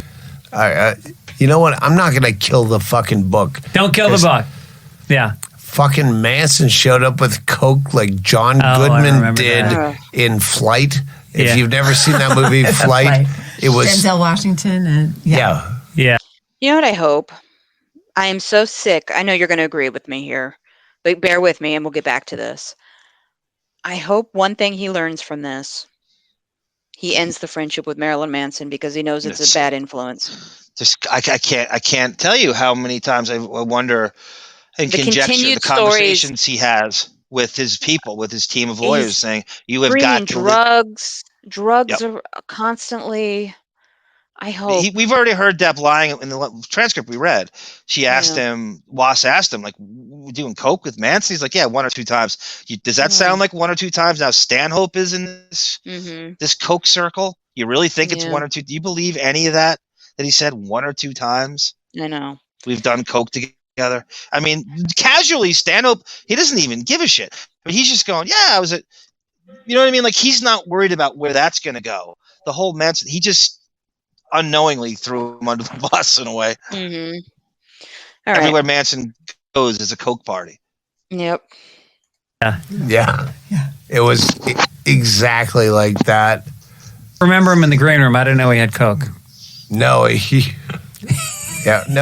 not going to kill it. I'm going to wait for Brian Hennigan. So you got some road dates coming up. I want to mention those. Sony Music Hall. The only other one you have to remember is April 11th. What's going to happen there? 2 blocks away from the Fairfax County Courthouse on April 11th. Do I have to hint anymore? Wow. Yeah, but you're only going to be able to find out. Does Fitzsimmons have any idea about the Depp trial? He seems very ignorant. Okay. I think he knows the basics, but he can't go any further. But does he he's know not what asking any follow-up questions? Does he even know what he's hinting at? Barely. When you see the facial expression on him, he looks like he's off in another world. Like he kind of just. He probably is. Well, he did a great job. Fitzsimmons in this very podcast before this, he was talking about how he suffers from depression, and he was talking about one of the symptoms is not returning texts and phone calls, and you go into the. I've never related more to someone describing but one of the subtle symptoms of depression, the way he laid it out. I think something's off about him during this, and he could be in the throes of. I think he's pretty bipolar, but again, I think he knows just a little bit about this. He knows a little bit. He's not immersed in it like we are, or certainly Stanhope is. So he's not asking the proper follow-up questions we have as nerds we want to hear. Because I would never get off it. This podcast would go if I just discovered this. You know, we know. I wouldn't even. I don't think I'd talk about anything else but this. But again, if I didn't know, this would be another hour as soon as he said that. You would unfurl a sleeping bag for Doug Stanhope if you had him in the studio. Let's do this tomorrow. Next rest of the week. Yeah. All right. Where I'm playing, it's a 90-seater. If you're in the D.C. area. Also, if you're in the Comedy Key West area, it's Key called. West, Florida. It's I think we're calling it Doug Stanhope, a night of comedy, libel, and what do we say? What's the other word? Defamation, slander. He left. He was fired. I think he thinks he's fired. It's done. He doesn't care. I fired him a million times for not having this book out. Libel, and what do you get sued for by Amber Heard? Oh, dear. Slander and libel. There you go. Nice. Wow. Yeah, April 11th at Fairfax. You can't cancel Doug Stanhope. That should be your next album. No, that's where Johnny Depp's. He's suing her, and I don't know why it's in Fairfax, Virginia, but I booked a fucking 90-seater on my way from New York to Key West. Yeah, let's go. Let's go book the first night of the trial of 3 packs of cigarettes. Is he drunk? Yeah. No. You can even you can pick up on that. I forgot. I meant to say that in the beginning, and I kept going. I got to remind just like because if you see the visual, a regular Tuesday at 1:00 in the afternoon. Oh yeah. Doug is Hunter S. Thompson in regards to drinking and owning it. He's always got a drink. He doesn't hide shit. That's what we love about him. And he's coming at this in the only way he's legally allowed to. So let's break this down, Sarah. How much time is left in the clip? I don't know. Let's get through it and then we'll break it down. Is that okay? Yeah. All right. Amber Heard and Johnny Depp. I'm going to book a fucking gig. That's nice. Irish pub. Oh, yeah? Yeah, the downstairs of some Irish pub 2 blocks away. Uh-huh. Yes, an evening of comedy, libel, and slander. She fucking sued me. I thought that was all settled. Isn't that all settled? Mine was. She sued me to shut up. Yeah. So my attorney says I can't talk about it on Stern and whatever. Well, I'm still not going to talk about it, but I'm going to rope a bunch of fucking TMZ fucking narcs into paying $50 to come see me, and I'll never talk about it. Before that, he's in New York. I think April 7th. Those are the New York dates. Oh, yeah. Zoning Hall in New York. I'll be doing the same act both places. But, yeah. And then in the fall, September 11th, starting in Dublin and then going all through the UK Hang for on. a month. This is important because I can't do this myself. But if you're just a random fan, I think it's hashtag... Johnny Depp, God damn it, they have all these Depp people, they're fucking, sorry, but you are weird, but they're justice for Johnny. Okay. Hashtag justice for Johnny. I can't do it, but you can do it. Hashtag justice for Johnny. Get some justice for Johnny. It's a fucking travesty what's happening. But no, just fucking. I just want all the Depp heads to fucking come to the show and fuck off with all the TMZ narcs. Can you get me out of here? What is this? Do you need to talk about this? What's this? No, I tried to write that down, but that guy over there. I feel like these are crib notes for. No, he gave me the fucking. He saw me writing on my hand. Okay, that's enough of him. So. What do you want to break down? There's a lot there. I know. Well, so let's try to simplify this. So comedian Doug Stanhope, been friends with Depp. Depp sought him out because he was a huge fan. I guess he saw a stand-up special. He represented Depp's idea of great, the new Don Rickles type of I don't give a shit comedy. I don't apologize, which he truly doesn't. He lives up to that kind of, and you, like Fitzsimmons said, you can't cancel a stand-up. He kind of lives in a pirate ship kind of world. He moved to Brisbane, Arizona, because he just threw a dart at a map and said, let's go to this small town. My money is going to go much further here than it would in Los Angeles or New York or anywhere else. And I'll just have fun in this weird small town and set up a compound, in which he does. It's very similar to Thompson's thing in Aspen. And he and Depp are fast friends. Depp, of course, when you're so famous and you can summon someone if you like them, fly them to England and hang out with them for a week. Depp signed him to his production company where he produced stand-up specials for him, and the two hang out all the time now. Depp has gone to the Comedy Store with him. Stand-up was introduced Depp to his comedy friends. I think Depp's friends with Rogan and Bill Burr now and people like this, and they all have his back, which is really, hopefully the power of Rogan's show comes into play somewhere in this scenario. I hope so. Stanhope, after he wrote his magnificent letter, open letter, breaking down that this is a hoax, and we've heard her plotting this. Here's how I know, and I won't be silent anymore. The emperor's clothes can't silence me. I don't care if it ends our friendship. I'm telling him what I know and how I feel, and it was a huge deal. She was so threatened by this. She had her team of lawyers, probably funded by Musk, put an NDA on him, like a little gag order. It says, I will sue you for the Celtics jersey off your back if you say shit about this anymore. Shut up. I don't believe any money was ever exchanged of hands.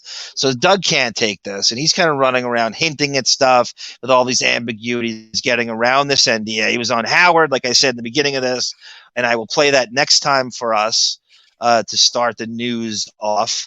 And he's trying to help his friend, and this is the only way he knows how. So now, cut to Fairfax, April 11th, and we go, well, why isn't he? This is the star witness. He's not allowed to be the witness, as we've just heard. He's legally not allowed to talk about this in any setting like that. So his way of helping his friend is he's doing a secret stand-up show, which he's by, I guess you have to submit your email address to them to be put on a mailing list, where he's putting his 92 guests or something, 92 audience members in Fairfax, in a pub, in an Irish underground basement Irish pub close to where the trial is. And he's handpicking 90-something, what he wants them to be, Depp heads, where he's going to do a slanderous, not slander, truth-telling stand-up show about what he knows, and he's going to go off on, I guarantee, for a solid hour and a half. And what he did there, he basically wants people to tip off TMZ-esque. Exactly. Or record it. To come there and listen to, because it's not a public forum. It's his private show. And they're going to report it for him, what he knows. It's brilliant. Yep. Brilliant. And they're all going to be, I want the whole thing to be paparazzi. You'll hear it. I want all 90-something people. So I wish I could go. I can't. I would rather, I think you're at an advantage to watch it on Court TV than you are to go. You can't watch it on Court TV if you're there, right? You're not getting into the thing. I know. That's what I'm noticing with other channels too. Oh, I'm going to be in Virginia. I'm thinking, well, why? Nice. I know exactly. Who cares? You can't watch it on Court TV if you're there waiting outside. Why? Yeah. What does it do? Know. You're not changing the tide of the trial. I'm going to be there for Johnny. Johnny. He knows you're out there. He doesn't need any more of. We don't need. He doesn't need you there. He needs to worry about what's happening inside. He needs his kids there, right? Exactly. But he needs Lily Rose and Jack. I'm just thinking when these people are talking about, oh, I'm going to be in Virginia. I was like, that's nice. I got to work. So I watch it on Court TV, learn more, and provide better content than you are. So here's my exclamation. Here's my caveat to this.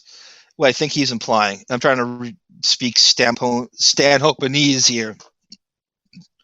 I think he's implying, that none other than John Christopher Depp II himself is going to show up at this stand-up thing and make a cameo appearance at least and say thank you to everybody. And that's possible. If he's smart, though, he won't. He's gonna be He's whisked got to in stay away from that. somewhere along the lines, and he is going to thank this crowd of 91 or 2 people that Stanhope has handpicked from, and hopefully they're all paparazzi, and they're all going to explode. Worry about what's happening in the courtroom. Make another Instagram video when you get back home after the verdict. Thank them there. If we have anybody in the D.C., Virginia area, in and around, get on the mailing list. Mm-hmm. Go to the show and let us know, please, what you see. At least do that. Watch the trial at home, but go to the show. Yeah. And give us a report on what you see and know. Okay. So let's get into, I think it's our final news. We have another video. This goes back, we mentioned it in a previous video. I forget what video it was, with these 7-hour episodes we're doing. But this is where Depp mentions and defends Roman Polanski. This is the low point for me with Johnny Depp. Yeah. Yeah. So this is what, now be prepared. This could very easily be used against him in this trial. The whole statutory rape with Lily Rose, that you're defending this guy, and it's not a good look any way you slice it. And so this is from at least 12 years ago. I have a few things to read first, and then we will get into his video here. Okay. There's a little background in case you don't know. September 2019. For 31 years, Roman Polanski lived as the world's most celebrated fugitive, feted by his peers in the film industry while on the run from American police after admitting having sex with a child. It was revealed today the past has finally caught up with Roman Polanski. The film director was arrested in Switzerland on Saturday on a decades-old warrant relating to the rape of a 13-year-old girl in 1977. The director had traveled to Switzerland to accept a Lifetime Achievement Award at the Zurich Film Festival, the organizers of which expressed great consternation and shock at his detention. 76-year-old director of Rosemary's Baby and Chinatown pled guilty to the assault at the time, but jumped bail and fled the U.S. the following year to avoid a lengthy jail sentence. For more than 3 decades, he has lived in exile in Paris, refusing to return to the U.S. even when he won an Oscar in 2002 for The Pianist. And listen, we should say, he's not French. He's not Parisian. He's a Polak. Yeah. We think somehow he's fooled people into thinking he's French now or something. Why did he go to France? There's no extradition. To flee, right? Well, you know extradition now? Mm-hmm. Wow. All right, let me get through this. All right, Polanski was 44 and already a twice Oscar-nominated director in March 1977 when he had sex with Samantha Gailey, a 13-year-old model he had hired for a photo shoot at Jack Nicholson's house in Los Angeles. He has argued that the sex was consensual. She's 13, saying the girl was not unresponsive, though Gailey said he drugged her with painkillers and champagne before carrying out a very scary assault. The director pled guilty to unlawful sexual intercourse in a deal with prosecutors that saw them drop charges of rape, drugging, and sodomy, which could have carried a life sentence, and it should have, but fled the country in February 1978 when it became apparent that he was likely to serve time in prison. So December 2019, with his family waiting, the filmmaker Roman Polanski was released from custody on a $4.5 million bail and transferred to a house arrest in the upscale ski resort of Gstaad on Friday, pending a judicial ruling on an American request for his extradition. Hold on, I think I have one more. Okay. Victim Samantha Gailey sued Polanski in 1988, alleging sexual assault, intentional infliction of emotional distress, and seduction. The case was settled out of court in 1993. After Polanski missed an October 1995 payment deadline, Geimer filed papers with the court attempting to collect at least $500,000. The court held that Polanski still owed her over $600,000, but it was unclear as of 2009 if this has since been paid. So fast forward to July 12th, 2010, the Swiss court rejected the U.S. request and released Polanski from custody. So the video we're going to watch is 7 months earlier. I believe it's December or 8 months, December 2009. So about 3 months after Polanski was arrested. Now, the victim, before I didn't put this in here, but the victim has since said, I just want to move on with my life, blah, blah, blah. That's great. I hope you do. But he raped you as a 13-year-old child. He needs to be in prison for the rest of his life. Before you play Depp, can I ask you, how is Jack Nicholson getting a pass in this? I know. Mr. Beloved fucking Jack, our buddy Jack, sitting courtside at the Laker game watching. Yeah, but if he can prove he wasn't there, he's not on the hook for that. Even Well, though I'm he saying, probably knew why what was is he going not on. getting shit? You don't think he knew exactly what was happening in his fucking house? Yeah. Chinatown star? All that stuff was happening. Now we're finding out about it. That stuff was happening every day in that town. Wait, I know, but why Nicholson gets such a I have no idea. pass? Like beyond any. He's right there in black and white in the damn thing. Everybody knew where this stemmed from. Yeah. Well, what is Polanski so wealthy from? These movies, I don't know. He must have like weird film benefactors. Well, just like financiers. Mm-hmm. He also did house arrest in a multi-million-dollar ski chalet. Oh, what a punishment for raping a child. What is he so wealthy from?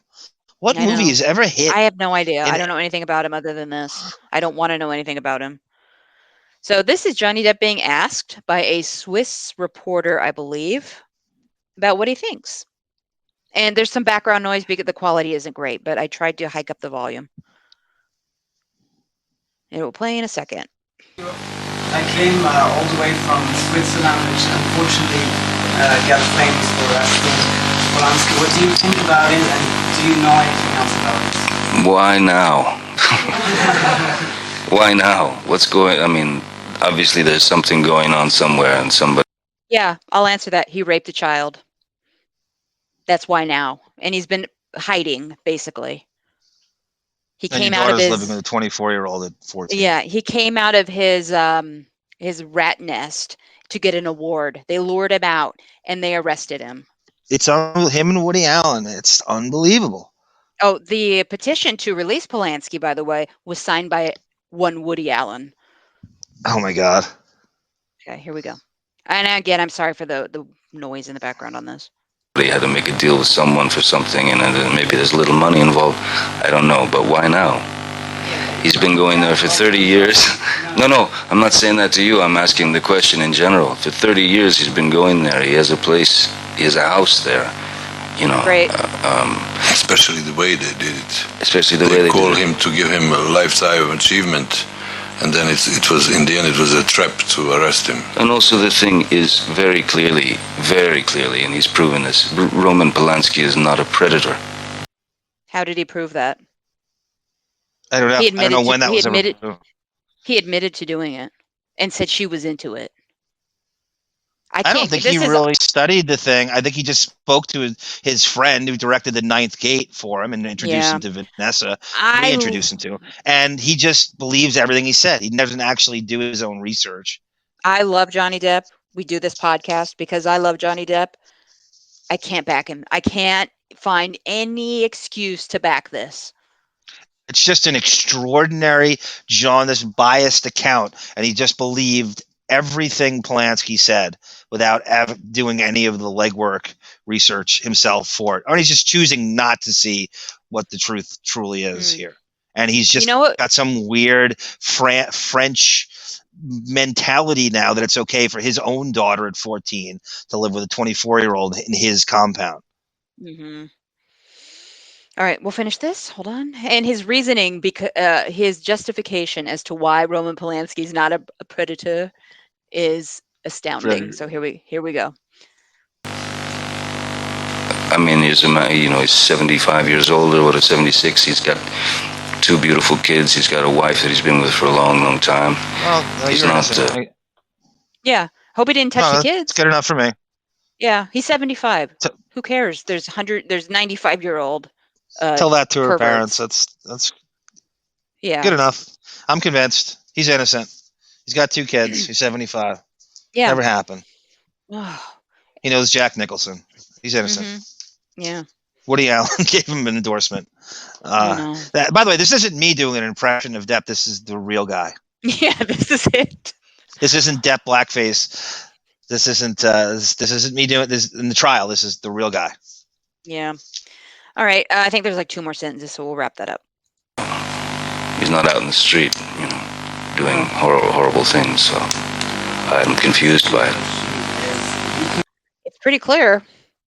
He did it in a hot tub. Yeah, he wasn't in the street. He was in a hot tub raping a child. Everything he says there, I hate. It's very rare that when I hear him speak that I hate everything he just said, because usually there's a couple phrases like, oh God, he usually charms me in some way. His charisma shines through. I hate every single phrase, every syllable of that. Everything is off. Everything is wrong. He's senile and biased, and just I have no excuse. I can't make excuses for him this time.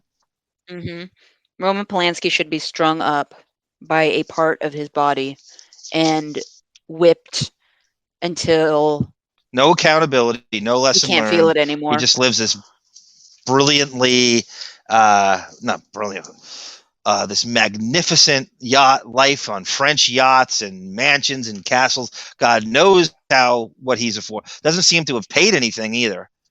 I somehow skirted every possible accountability in the whole scenario. Yeah. And the fuck victim, you too, again, Nicholson. The victim wants to move on because they settled.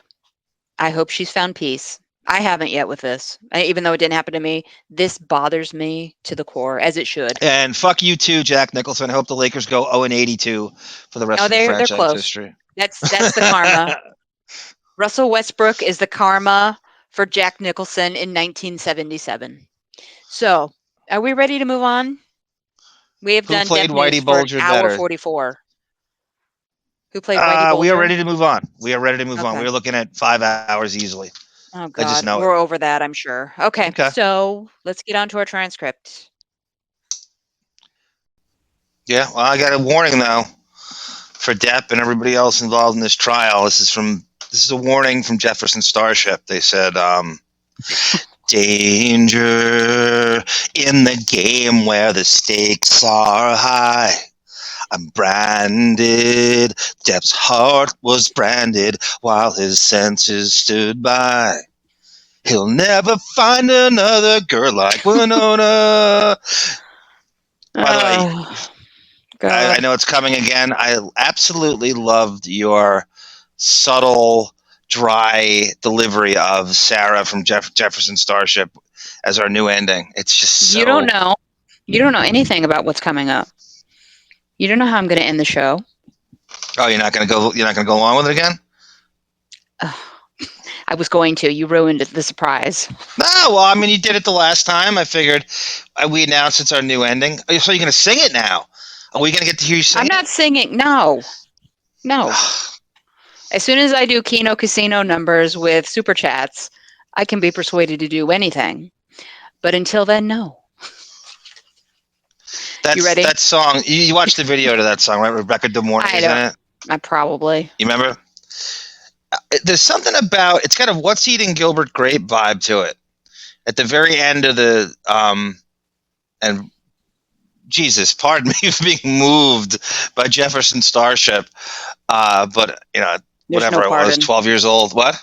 There's no pardon for that. There's a scene at the end when Depp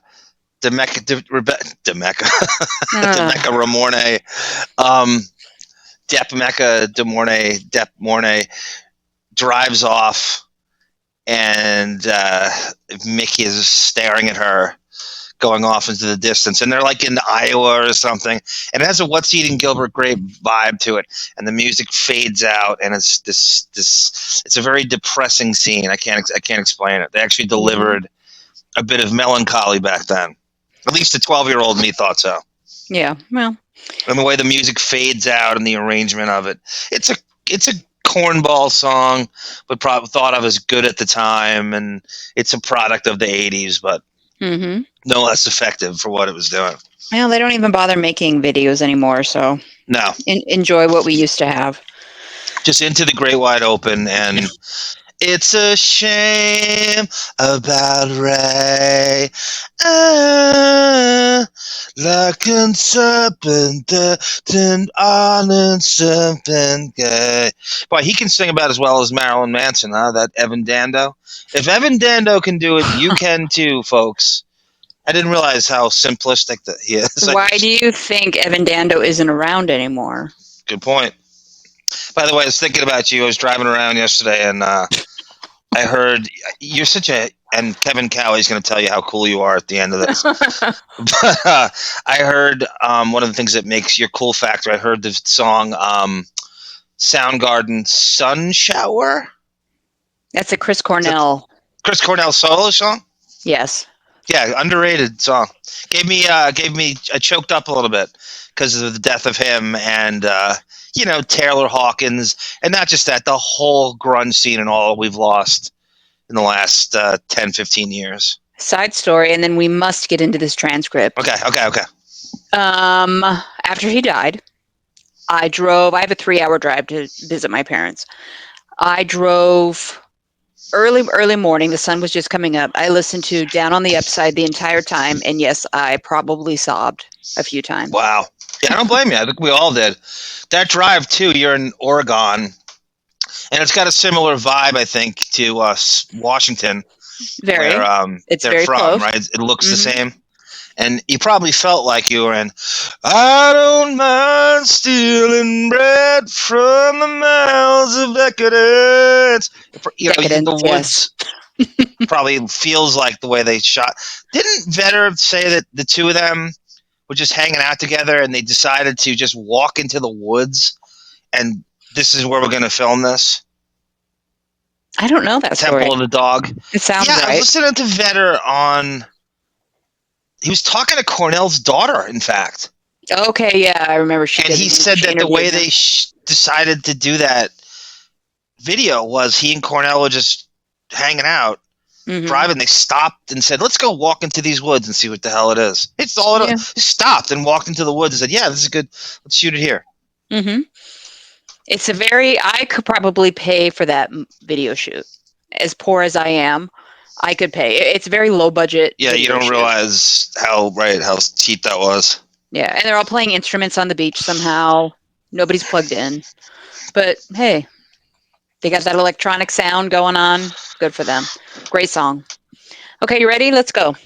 I try to comprehend you, but I got a dyslexic heart. Now you're singing Paul Westerberg. Yep, Depp was at the singles premiere. That's why I did that.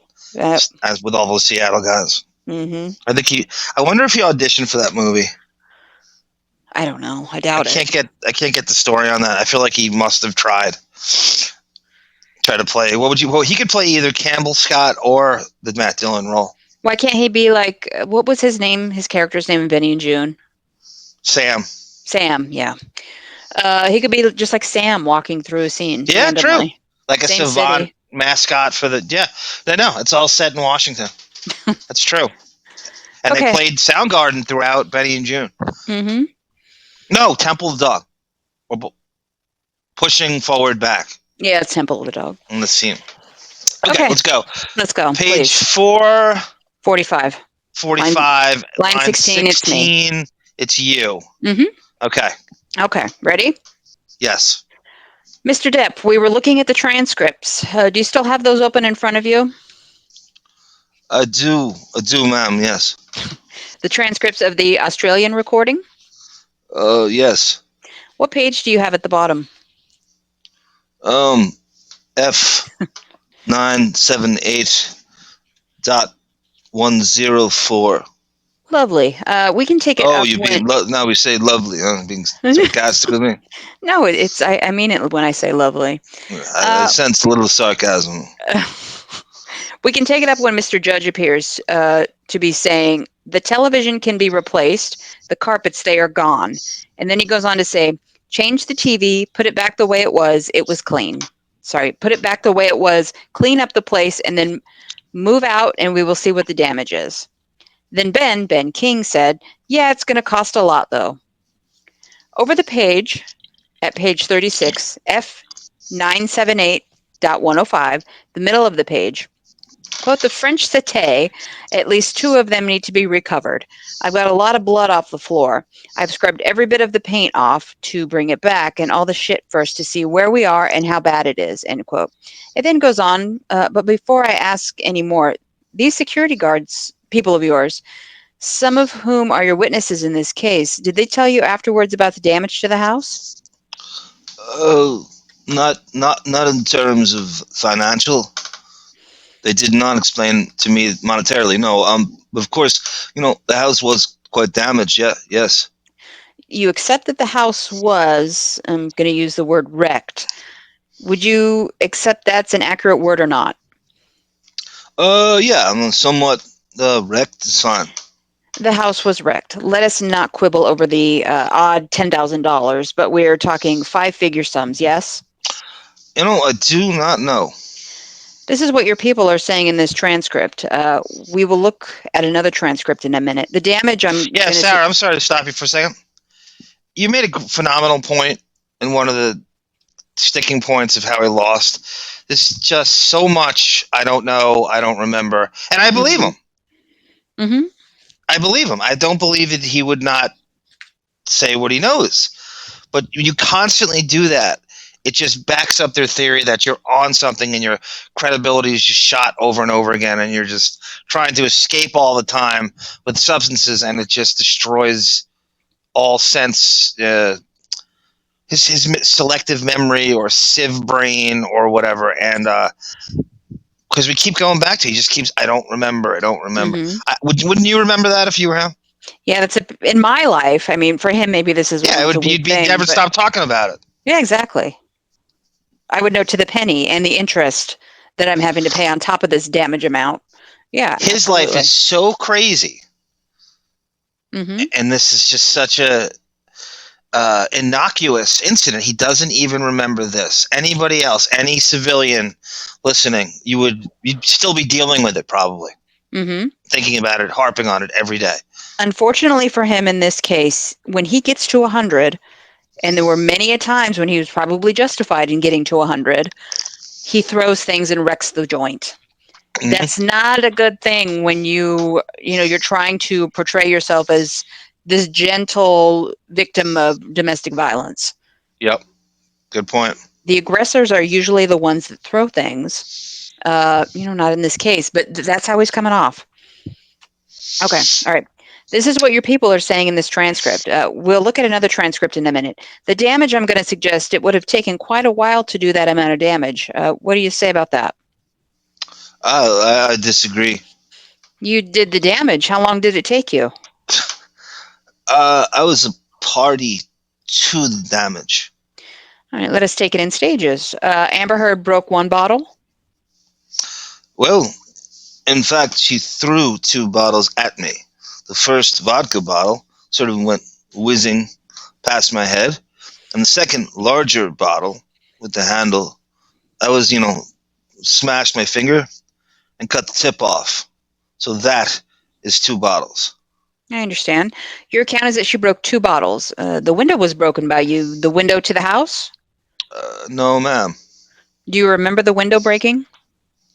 Well, there was a glass door behind me where I was sitting at the bar. Okay. Do you remember the television breaking? Yeah, the Dolphins lost. No, well, that was upstairs in the kitchen. Okay. Do you remember the window breaking? No, I do not. Do you remember the damage to the floors and the sofas? Yes, I remember there was quite a lot of blood everywhere. So that was you? That was me bleeding, yes. Of the damage that was done to the house, who did the most of it? Well, I would say that it was, I would have to say Miss Heard. That's completely untrue, Mr. Depp. Thank you, but it is not. All of this, yes. Oh, shit. God damn it. What exactly is your recollection of all of this? My recollection of all this? Mm-hmm. All of this, yes. Miss Heard was very upset about this post-nup meeting that she had told me she had with an attorney who was selected by my attorney at the time. Surprise, surprise. To show her a sample of what a post-nuptial agreement would look like.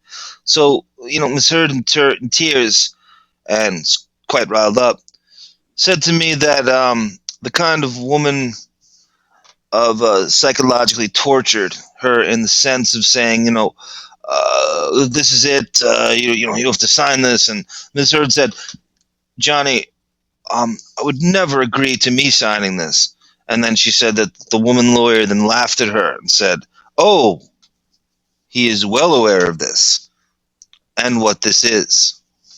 Can I summarize this by saying that your account is that this disagreement between you and Ms. Heard was over the postnuptial agreement, or it started as a result of the postnuptial agreement?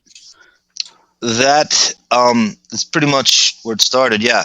And then I called my attorneys. You've just said that Ms. Heard was responsible for most of the damage done to this house? Yes. You said earlier this morning there were guards patrolling 24/7? There were 2 security guards 10 feet outside the front door, yeah. Yes, and nobody came in as a result of the sound of smashing glass or anything like that, did they? I would say that it would be difficult to hear from outside. It was quite a sturdy, big house. You were talking about shouting, screaming, a window to the outside of the house being smashed. We know that happened. Could you be mistaken about security guards being there the whole time? No, ma'am. Are you sure about that? Quite sure. Let us go back to page 36, and at line 22, quote, she says he drank at least a bottle of vodka and a bottle of Malbec. She reckons he took 10 ecstasy tablets. Which page now, Miss Walls? I'm sorry, the same page we were on. 36 or... That's entirely my fault. I do apologize. The page afterwards, I think we dealt with the TV and the French cité. No, it was the page I was dealing with. Quote, I have scrubbed every bit of it, end quote. Mr. Judge had said. Yes? Give us the number, please. I thought I had been on that page, my lord. Yes, I scrubbed every bit of the paint off the... Bring that back? Yes. Quote, all the shit first to see where we are and how bad it is. She said he drank at least a bottle of vodka and a bottle of Malbec. She reckons that he took 10 ecstasy tablets. She's made it quite clear she wants to go, end quote. Then on page 978.107, there's a discussion about how this all was going to be kept quiet. Quote, how can we keep this quiet? How can, end quote. Okay, let's deal with that. One of the functions of your people you employ, is to manage your public image, is it not? I would say that yes. I mean, they had a concern for my public image, yeah. Yes, and wanting things to be kept out of the press, which are bad for you, and to stay in the press, which are good for you? Well, I think they would rather not have bad things show up in the press, yeah. I mean, I've always been quite a private person till now. And if you go over to page 978.111, this is still Jerry Judge speaking. At line 17, he says, quote, what I am most concerned with now is that if the owner sees the house, he will kick us out and go to the newspapers, end quote. This was something that you wanted to, I say, quote, you, end quote. This is something that your people wanted to really underplay, was it not? Yes, I mean, I'm sure they did, as I did when I said that I'd crushed my finger in the door. You said a number of things, and we'll come to those in a minute. Just finally, before we leave this transcript, did you deface a painting? Did I deface a painting? I cannot recall defacing a painting. Is that something you're likely to forget? As I said, my state of mind, I was in a bit of a breakdown. Okay, you're not using the word breakdown to describe blackouts, are you? No, ma'am. I'm pretty sure I'm aware of the difference. Let me ask you, is defacing a painting something that you are likely to have forgotten? Well, I recall a painting on a lampshade and on a wall and on a mirror. I remember dunking my finger into paint thinner and using paint when I had run out of blood to paint with. And I could have defaced the painting, I suppose, but I don't remember a painting specifically. Page F978.112. This is again Mr. Judge still talking about everything that had happened. Line 5. Oh, wait, Sarah, remember we had to deal with each other? You're on What? line 5. Every time he comes up, we're supposed to go, Jerry, Jerry, Jerry, Jerry. Remember that? You imagined that? I never made that agreement with you.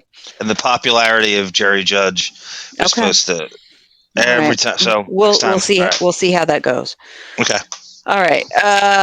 Quote, there's painting all over the floor. We can scrape it. We can't scrape it because we'll scrape the floor, which means the whole floor has to be completely sanded back, end quote. Then they say at line 13, quote, the television. They tell me the TV is about 10 grand, 15 grand on its own, end quote. At line 15, quote, there are 2 pictures here standing, very sexy. The same picture in a bikini with her hands on her breasts. What did he do with one of them he painted? He drew or painted a faked dick on her pussy, end quote. Do you remember doing that? No, I do not remember that at all. Hey, Sarah, one second. You know when they do this, and I am not by any means making excuses for them destroying this place. It's completely bratty, entitled, star diva bullshit that nobody can relate to in civilian land. Yeah. And it deserves to be castigated. But don't you love how everything he's involved in, the price of this stuff is always super duper embellished. Yeah, like, they inflate the prices. They inflate everything.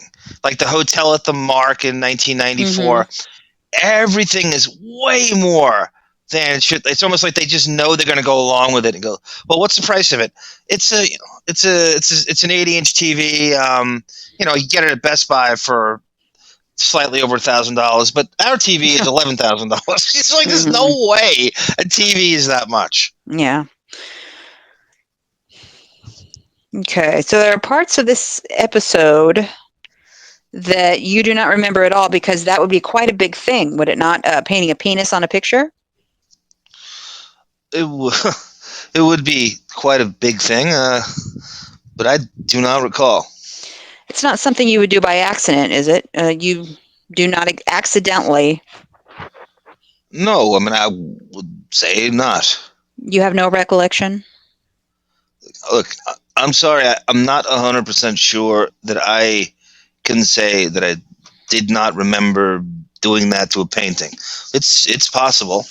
All right. Can we go to the next tab, the tab F157? And this is another tape that exists at the time of this.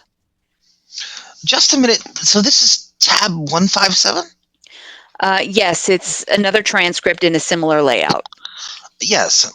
Again, here, if we look at this on page F9874. At F9874, yes. Quote, I mean, we estimate at the moment, we estimate to the accountant about between 100,000 and 150,000 worth of damage. That is recorded as Mr. Judge. I mean, is he a reasonable man? It's hard to answer. I mean, he was. He could be reasonable, yes. I mean, I would say that is his estimate, And I would not begin to know if that were correct or not. No, but he's not likely to say it's more. It's a greater sum than the reality because, of course, they would be looking at you to pay for it. And he's not going to underestimate, is he? No, I'm sure not. Judge? Oh, sorry. Sorry, I was just looking at my cell phone. Did you mean he underestimate? Overestimate? Ms. Walsh, did you mean he's not likely to overestimate? It's a question to you rather than the witness? I understand. I'm just thinking. He's not likely to say that the damage was more. My lord is absolutely right. He's not likely to say that the damage was more than it really was, because it would mean you would have to pay more than the damage you'd actually done. No, I mean, I believe under the circumstances, it's very likely he would estimate it to be more. Why would he do that? Well, why would he do that? As was his way, he would, as I said, he's a reasonable man. Yes, I mean, he was in ways. In others, situations could get a little blown out of proportion. So he could be correct, but I do not know. Could you go to page F9879? Yes, ma'am. Again, this appears to be Mr. Judge speaking, and he is recounting a conversation that he says he's had with Ms. Heard. And he says, quote, she says, I slapped him in the face. That's what started him off, end quote. She then says, and it was then reported this, and it is lined 13 and 14. Quote, this house, if we did not step in today, either you would be dead or he would be dead, end quote. And there's something indiscernible. Yes? God. Yes, I see that.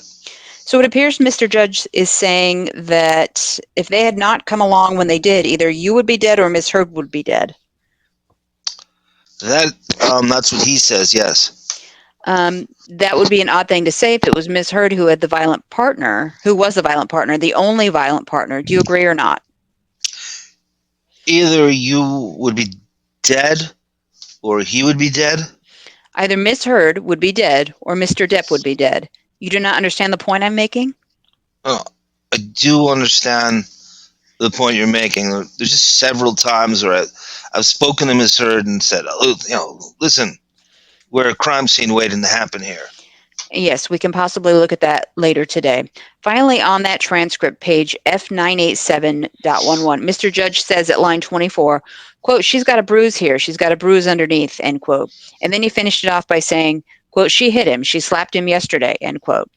We've heard him say that already, but the point is, Mr. Depp, that Mr. Judge, your loyal employee, yes, said he noticed cuts on Ms. Heard's arm. Do you remember we looked at that before we broke off for lunch?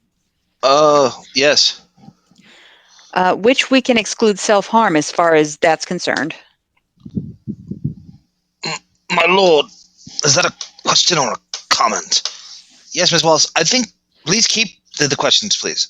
Sara, what kind of party do you think the succubus people had when they found out Jerry Judge passed away? Oh, yeah, I'm sure. Could you imagine how important he is to this testimony had he been alive? I mean, he is a virtual gatekeeper holding every single account and play-by-play of this saga. There's nobody with more probably lucid of a memory. He knows probably more than Depp does because Depp's zooted all the time. Yeah.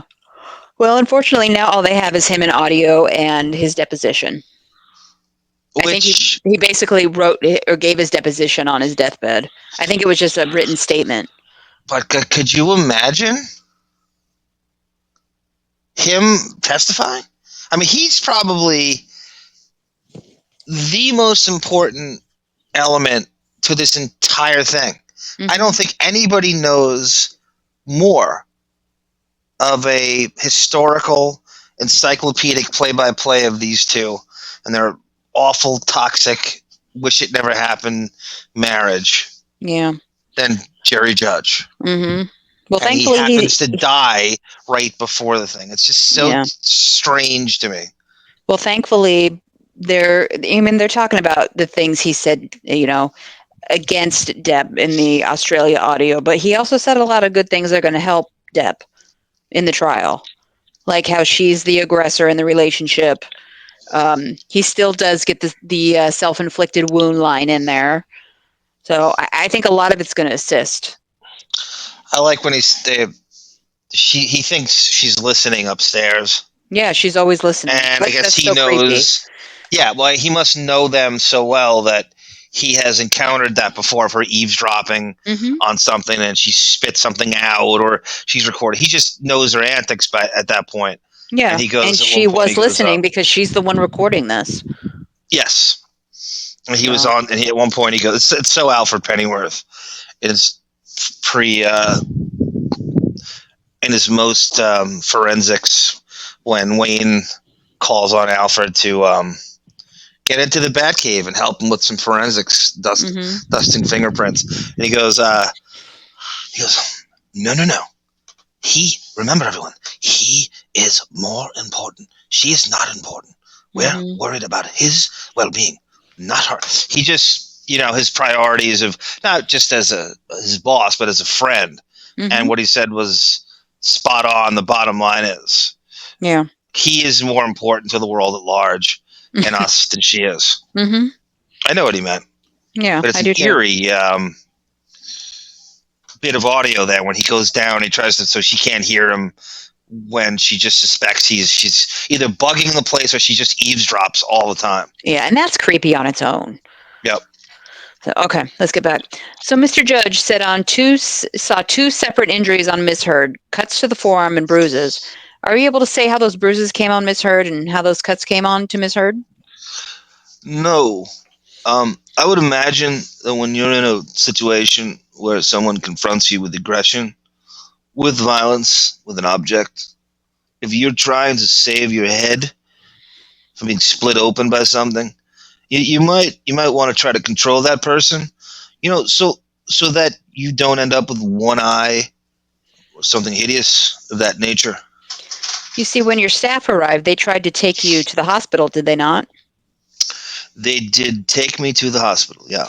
But you did not go straight away, did you? No, I did not go straight away.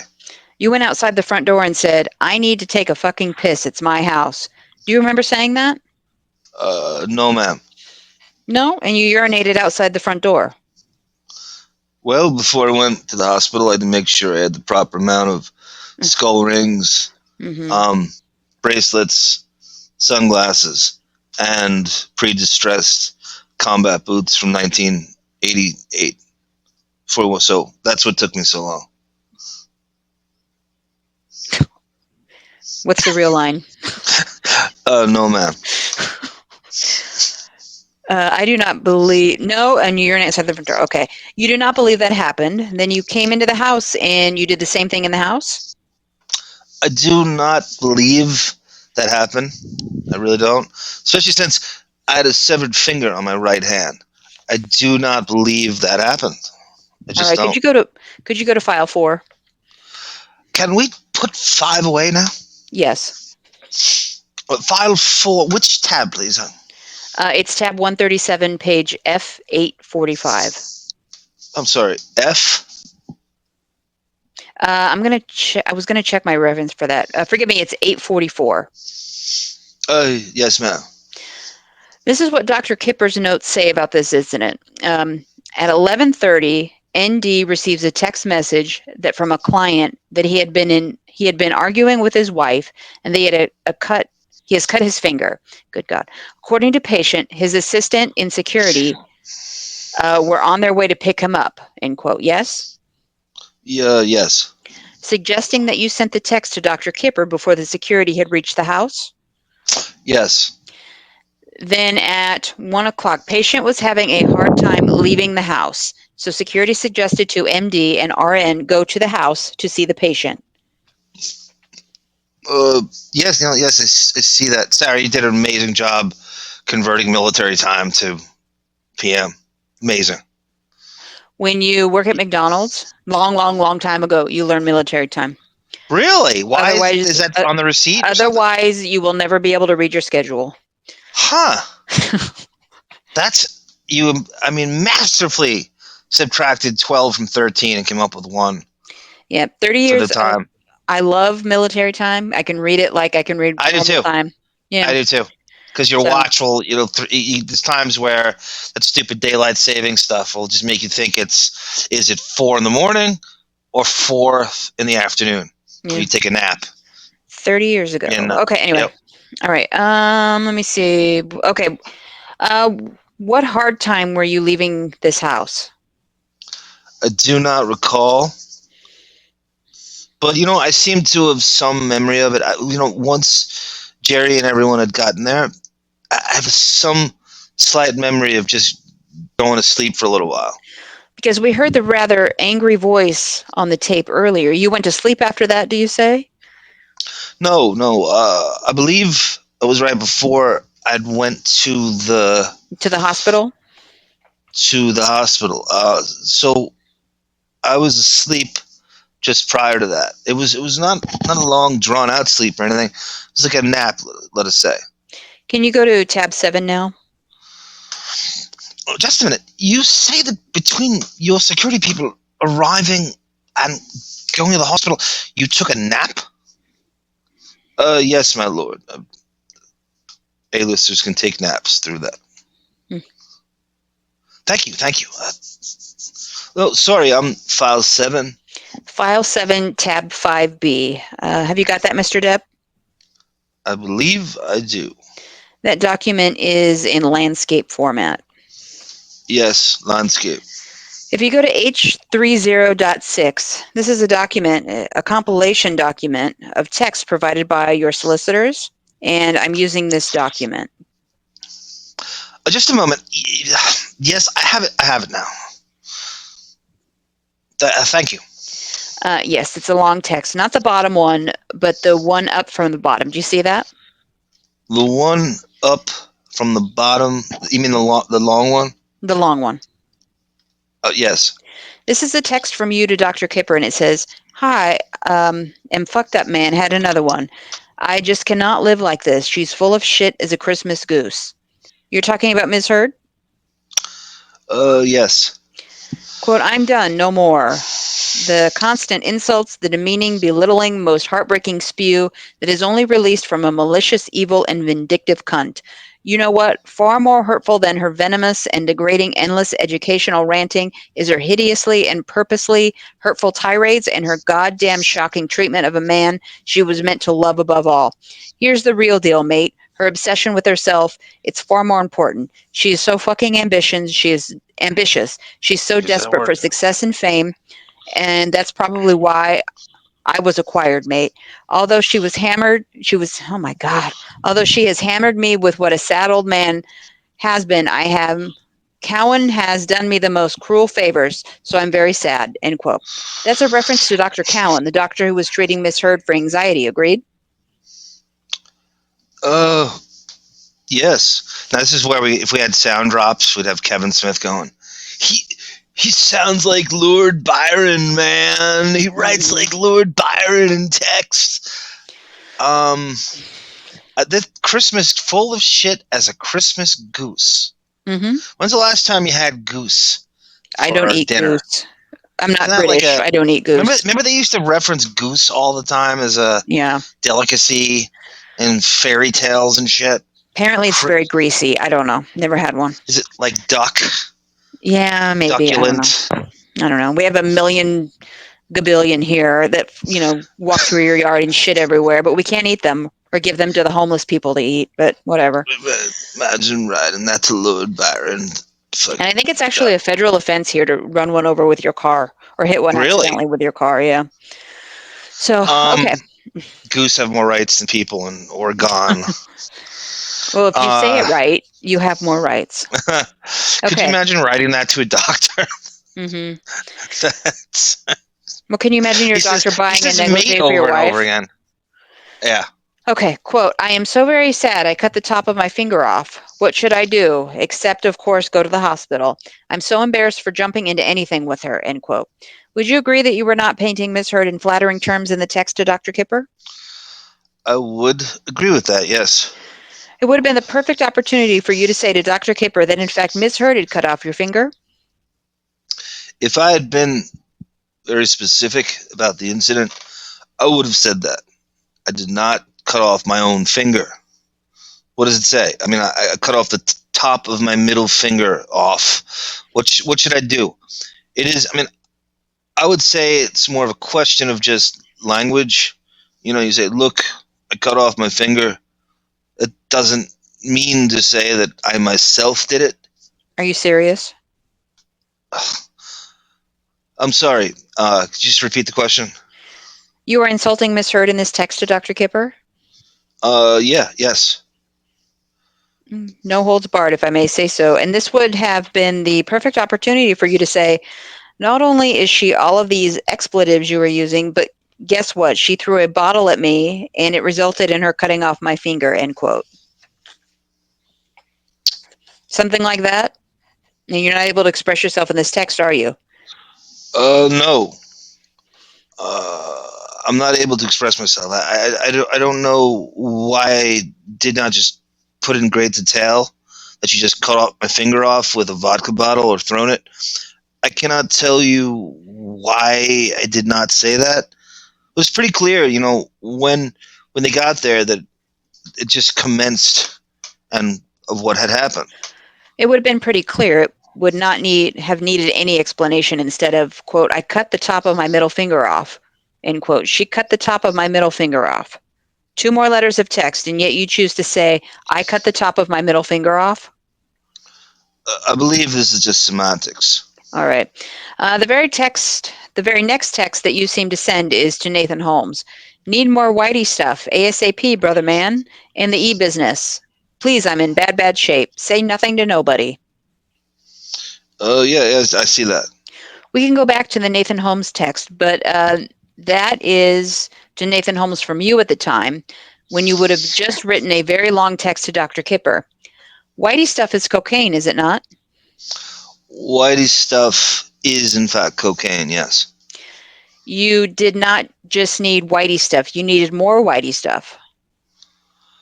Need more Whitey stuff. Yes, I mean, that's what it seems to imply, yeah. It also seemed... Carry on. Did you want to say something else? Well, by this time, this is like 1:05 in the morning, TBS, Ted Turner time. So, March 8th, 2015, 1:05 in the morning, March 8th, 2015. This is like prior to the argument? It's obviously not prior to the argument because this is a document prepared by your solicitors, all right? I believe that. Well, Forgive me, this will help you. The text sent to Dr. Kipper, I cut the top of my finger off, was sent before the Nathan Holmes text, which suggests that you were asking for cocaine and the e-business, which I'm going to say is ecstasy, straight after telling Dr. Kipper that you would cut your finger off. It was not before at all. Let us go over, because it might... Just a minute. Let Mr. Depp answer that. Mr. Depp, do you agree that looking at the sequence of text, one to Mr. Holmes follows the one to Dr. Kipper, and the one to Dr. Kipper refers to you already having cut your finger off? Well, yes, indeed, it does. However, the time is, 1 o'clock in the morning. So on both of these texts, the argument or altercation only took place from like 11 or 10 or 10 to roughly noon or something. So this is prior to the argument. There's a time issue. I was going to ask whether be the explanation. You pointed out that the time of the text is recorded at 1:05 a.m. Yes, my lord. I do not know if you're able to say from your knowledge whether that time would have been affected by this being in Australia.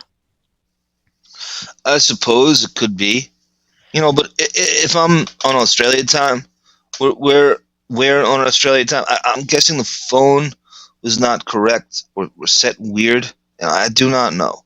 All I'm saying is that the argument or the nasty interaction between Miss Heard and myself happened on the terms of this time. It happened later. It happened. Mr. Depp, what I'm asking you about, and I think your barrister, Mr. Sherborne, agrees, the times we have to factor in, it may be we can put in an agreed local Australian time, but what is important, do you see, is the order that your finger, you've cut your finger off, and straight away, after telling your doctor that you cut your finger off, you're asking for cocaine and ecstasy. Yeah, and that's what it... and that's what it looks like. Appears to be. And it's entirely possible that I was in the state I was in. Can you turn the page over? Nathan Holmes said, okie dokie, at the top of that page. Yes. We have a series of texts from Malcolm Connolly. He's another one of your assistants. Security, is he? Security, yes. He is saying, be there in 20 minutes. 30 minutes, is it? Sorry, yes. Then Nathan says, be there in 20 minutes. Stay calm. 15 minutes, 10 minutes. He's giving you a countdown as he's coming over to you, yes? Yes, ma'am. So clearly your security was about 30 minutes away. Would you agree that that's obviously the conclusion from that?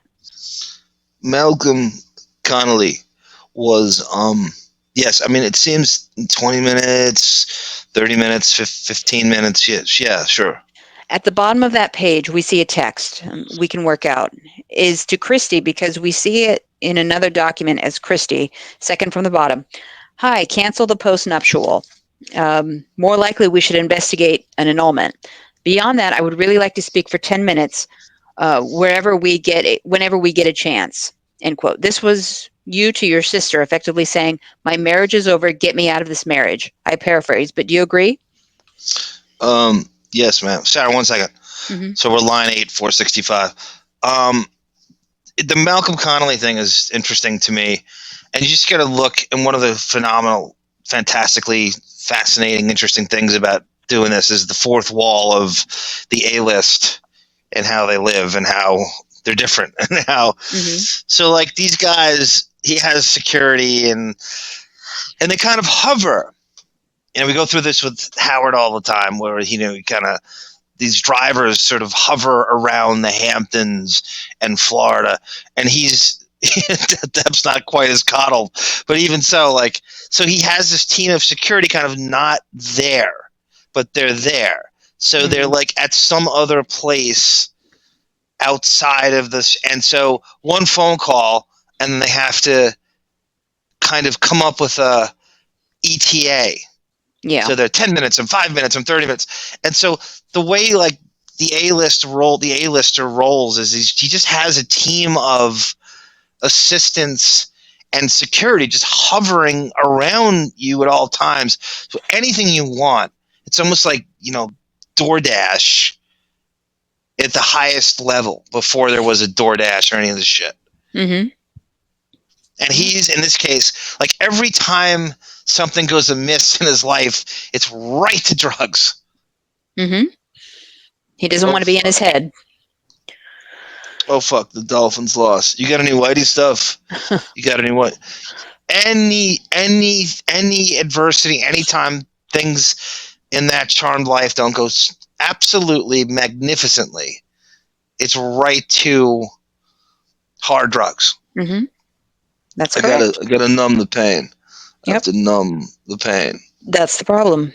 You numb your pain so often you don't take the chance to delve into the pain. Exactly. Yeah. So you keep pushing it off.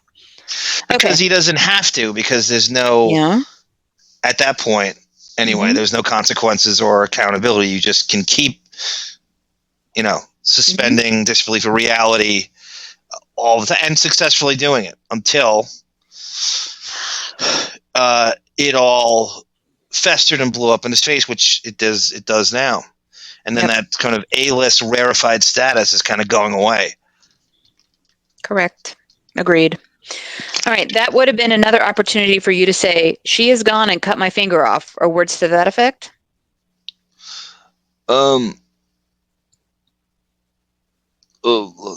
Seemed lost my place here. Let me see if I can. We're on line 10, page 465. Why did I scroll up? I don't know. I believe I would really love to speak to you for about 10 minutes. Was about that? About speaking to her so that I could explain it. It's kind of, I felt it might be a little abrupt. To say it in the text? Well, to say it in the text. Also, there was a part of me that was kind of thinking of protecting Miss Heard from having chopped another person's finger off. You're not protecting her. You're saying get an annulment? Well, I wanted a divorce. There was no question. But I was still protecting her from the fact that she had severed the tip of my finger by throwing an enormous vodka bottle at me, which took it off. That would have helped you enormously in a divorce, to suggest that you'd been attacked by your wife? Yeah, probably would have. But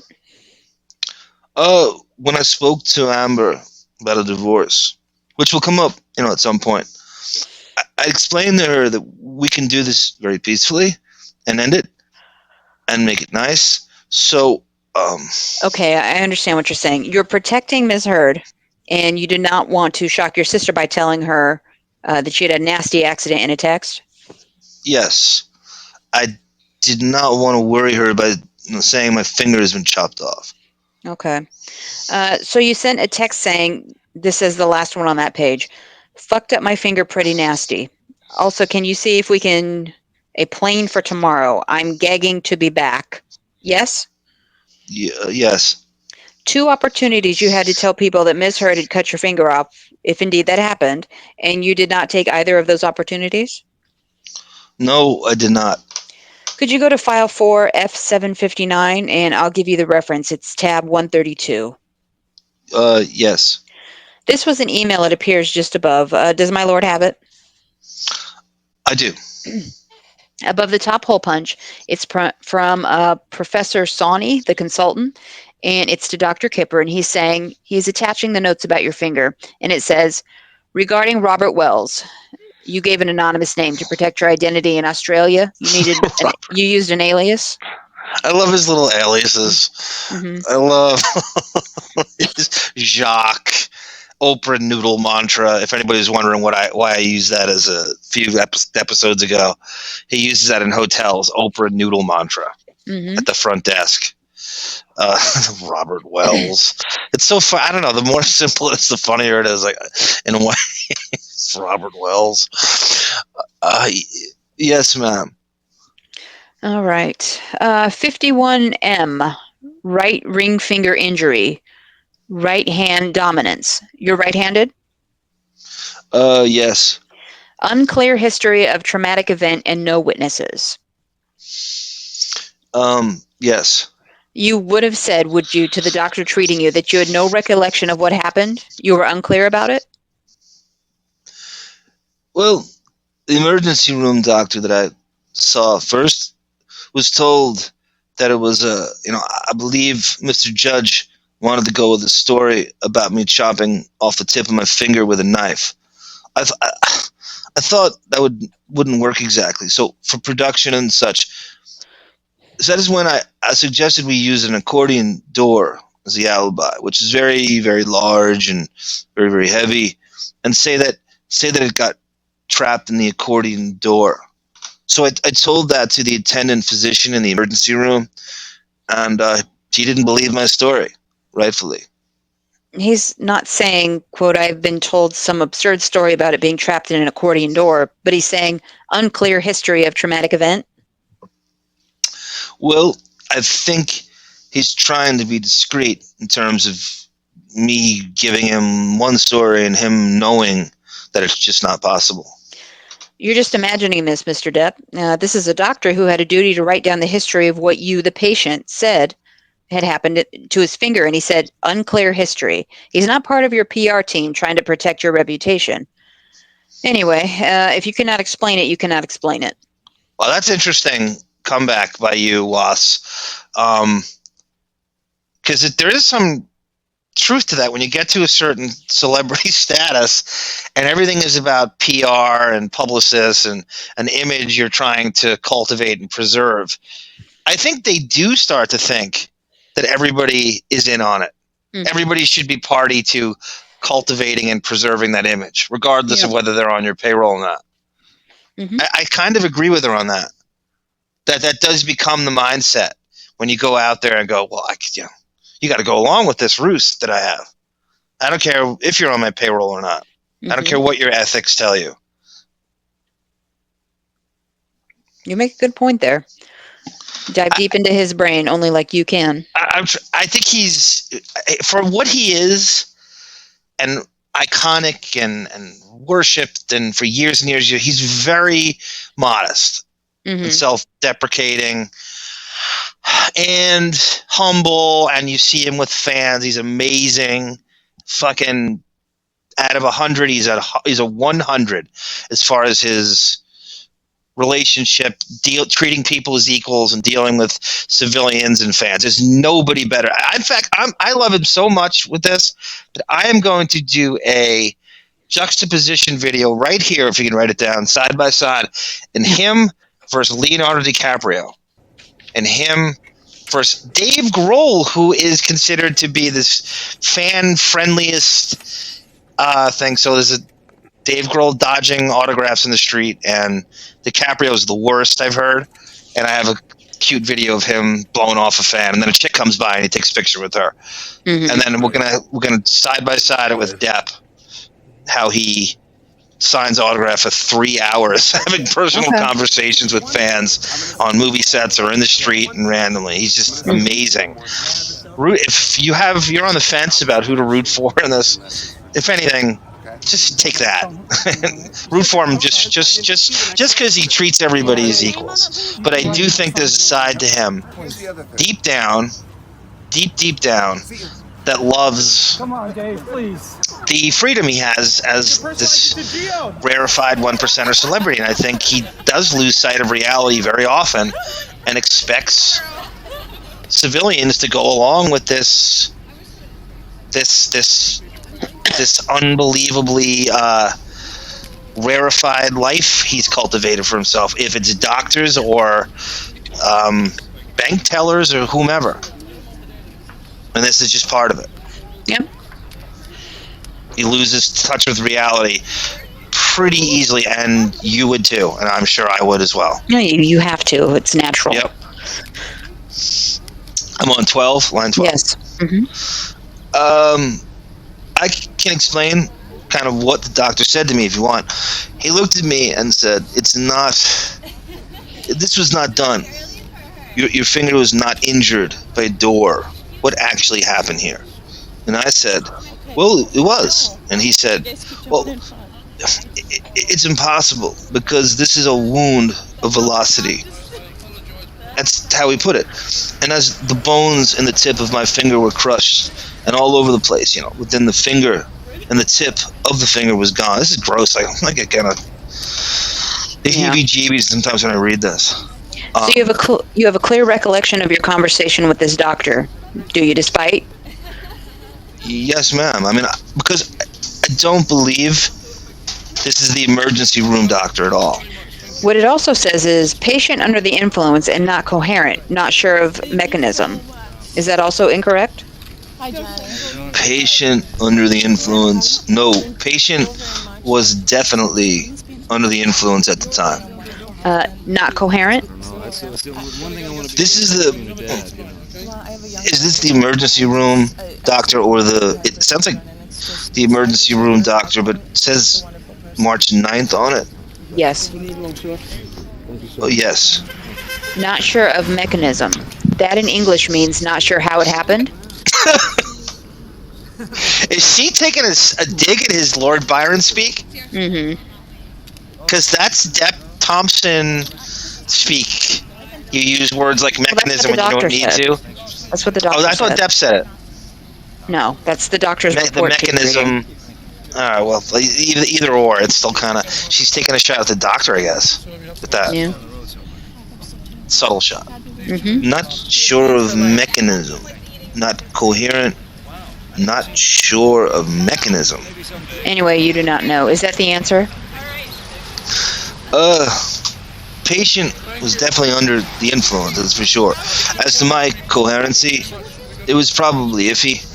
But that would have been at the emergency room. I mean, the next day when I saw a finger specialist or a surgeon or something, that was the doctor who told me that I was not being truthful.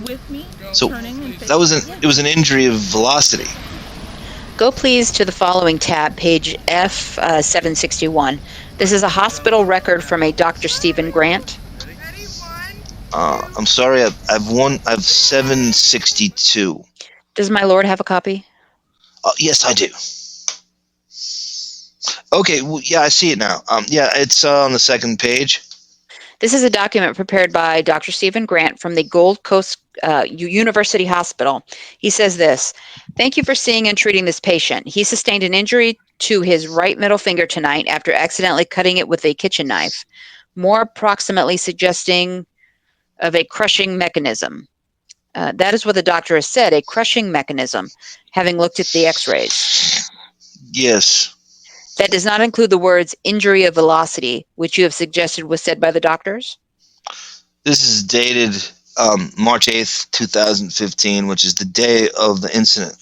So presumably, yes, it is. I mean, I see at the bottom, he'll be followed up tomorrow by Dr. Sawney and surgical. Yes, he's the doctor I read first. Exactly. So that was March 9th, and this is March 8th. This is the emergency room doctor. You see, the emergency doctor is suggesting that there were 2 fractures. Can I just ask you this? You have in the past given a demonstration about your hand being on a surface where you were hit at high speed with a bottle? I do not need you to repeat it again. My right hand was here. Yes, you say misheard threw the bottle at you from a distance of a couple of feet, several feet. I would say it was around 8 feet. 8 feet. What she did not do is get the bottle and crush your finger with it like that, like beating a piece of meat. No, she threw it quite hard at me. And the bottle was not broken at the time? No, not until it hit my finger.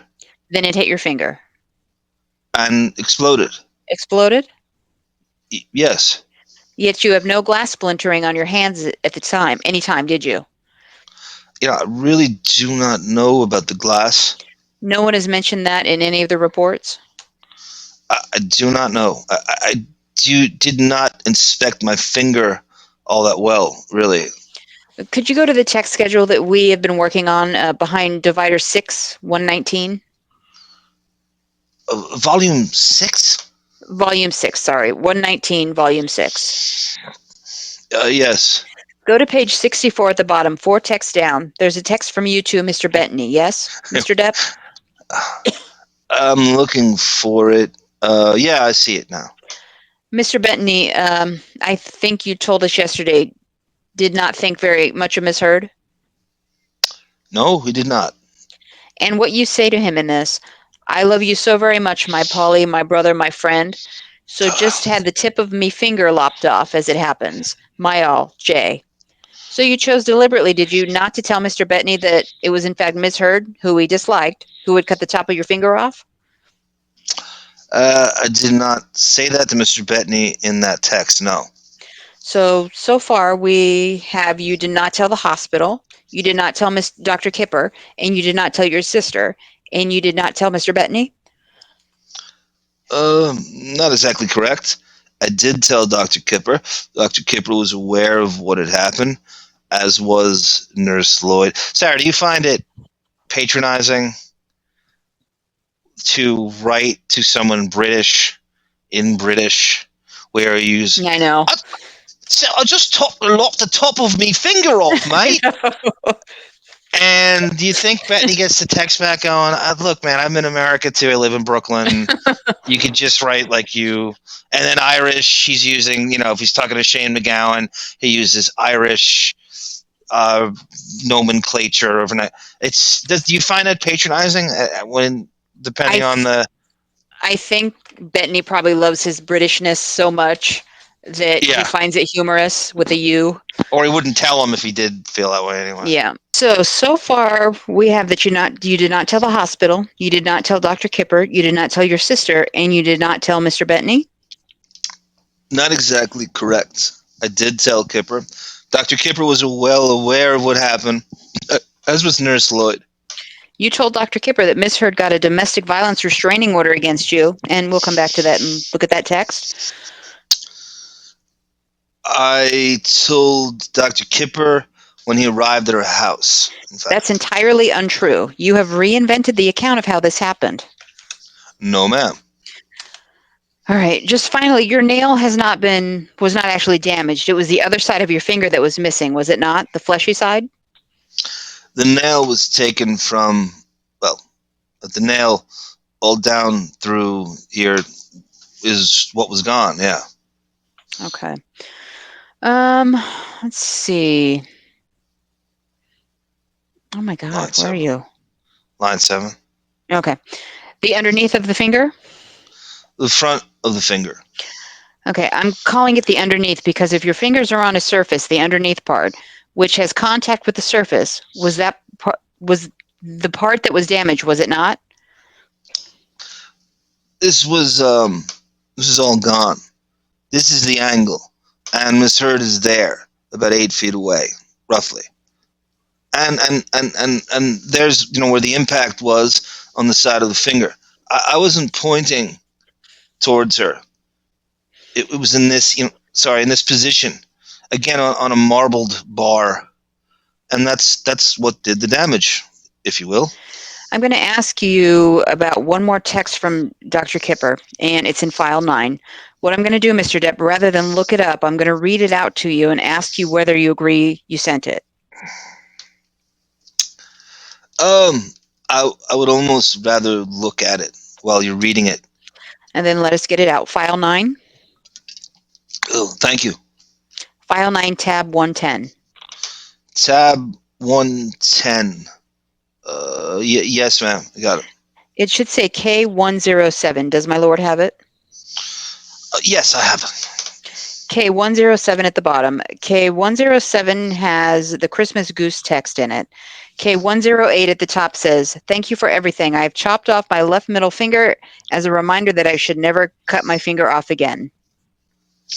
Just a minute. K108? Yes. I see. You're reading not from the beginning of the text. No. What was your question about that text, please? Did he send it? Oh, yes, he did, and I'm sure I did. Right. You can put that away now. We can go on to the next incident, which took place in LA a few weeks later. I did not chop my left finger off, in case you were concerned. That's very good to know. By the 23rd of March, you and Ms. Heard were both back in the USA. You can put the text away. Sorry, I thought you were looking for another one. No. Okay, continue. I'm sorry. I was going to another incident, not another text. By the 23rd of March, you and Ms. Heard were both back in the USA, and she was based in the Eastern Columbia building? Yes, I mean, that's where we lived, yes. You had a number of places where you could live other than that. You had your Sweetser house as well? Yes. But where you lived together was in the penthouse suite of the Eastern Columbia building? Yes, for the most part. I think you had bought 5 penthouses on that floor? Yes. And they were called penthouses 1 through 5, are they not? That's how people refer to them? Yeah, yes. Okay, so PH1 was occupied by Miss Heard's friend, somebody called Raquel Pennington, known as Rocky? Yes. And her fiance at the time, Josh Drew? Yes. PH2 was occupied by your friend Isaac Baruch? Yes. Who was an artist. You and Miss Heard lived in PH3? Yes. You used PH5 as an area for keeping clothes. It was a wardrobe. It was a wardrobe, and you used to store your possessions there. Yeah, Beth Strotsky calls it Girls Town. Mm-hmm. Miss Heard had the 2 top, and there were 2 bedrooms in penthouse 5 on the top upper floor, and those were her quote closets. Her wardrobes. Well, they weren't mine. All right. There was not any wardrobe space in PH3, was there? Not to accommodate Miss Heard's collection. All right. PH4 was occupied at the time we were talking about, in March 2015, by Miss Heard's sister, Whitney, who we know you called Sis. Boy, Sarah, could you imagine answering these questions and having to relive the penthouse stuff, and now he's, and he's got to go, Jesus Christ, I gave this harpy a fucking penthouse for her clothes, and there are homeless people all over the street but beneath us that finds my cell phone as I throw it out the window, and this piece of shit has a penthouse just for her clothes. Yep. Wouldn't you just be fuming in this scenario when you have to? I think you would rather just have the money back on the mortgages. Yeah. I still it would just drive me crazy to think that I was taken so hard that I'm now giving this harlot a penthouse for her clothes. Yep. And then he thinks back to when he first got to LA and he's cashing in Mexican money from Nicolas Cage in a drawer to buy ramen noodles. Mm-hmm. Chinese food. And he would have killed for the closet where she stored her collection. Yep, within the closet. Yep. Line 13, by the way. I do not recall if she was living there still then at that point or not. She lived there for quite a long time, believe it or not. And there were connecting doors that you had put in between PH3, PH4, and PH5 on the upper floors? That is correct. So it presumably was not there when these were self-contained flats, but since you owned all of them, it was something that was done under your ownership, was it? Yes, ma'am. Oh, here we go. Again, we have established that you had the property in Sweetser. Do you remember I asked you yesterday about Rochelle Hathaway? Yes. Okay. He's like, oh, shit. Yeah. In March 2015, after the Australian incident, the relationship between you and Ms. Heard was not great, but it was still going ahead, was it not? You did not file for divorce, contrary to your feelings in your text that we've seen? I did not file for divorce, but I did have much hope for a future. I'm sorry, I didn't have much hope for a future. Right. Were you living at PH3 with Ms. Heard at the time or not? She'd left Australia, I think, like the day after the incident. So I left and I went back to Los Angeles. I'm pretty sure that I went and stayed at Sweetser at my other house. On the 23rd, you and Ms. Heard had an argument because she found out that you were having an affair with Rochelle? Well, this is a yes, but she was quite jealous of Rochelle, and several other people as well. So, I do not know that she found out that I was having an affair. I do not recall having an affair. This is what the argument was about. You remember that argument. Whitney was involved in that argument at the top of the staircase. I do not recall that argument was about Rochelle. About Rochelle, all right? No, I do not. And you arrived at Penthouse 3 with one of your security team, Travis McGivern, yes? Yeah, Travis was there, yeah. Was there anybody else apart from Travis McGivern there? Debbie Lloyd was there. Okay. Debbie Lloyd was the nurse, was she not? Yes. And again, I suggest that you'd been drinking. You were extremely angry, and you were very angry that Miss Heard had the temerity to suggest that you'd been having an affair with someone else. She was very cross, was she not, that day? She was very cross. You do not like being told what to do by other people. I do not like being screamed at. I know that. And demeaned and treated like some sort of something less than the person in front of me. And you went into PH5 where Miss Heard kept her clothing, kept her wardrobe, and started knocking over all the items and smashing things?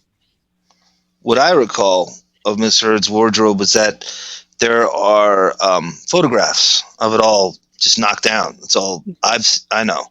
Yes, there are. Well, I think it's very easy for her to say that I did it. Well, whether it's easy for her to say it or not, I did not do it. Did you do it? I did not do it. So this must be another aspect of the hoax, that she destroyed her own clothes. Yeah, basically. Her own clothes in order to photograph them, in order to store that up so she could accuse you of that when she got divorced over a year later. That's how that would work, is it not? In my estimation, again, she's building a wonderful dossier, an insurance policy for when we break up.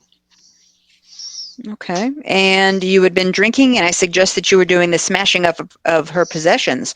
Miss Heard ran over to her sister through the connecting door. Whitney was in PH4 at the time. Miss Heard was shouting that you had been cheating on her. And Whitney came out and came to the top of the stairs at PH5.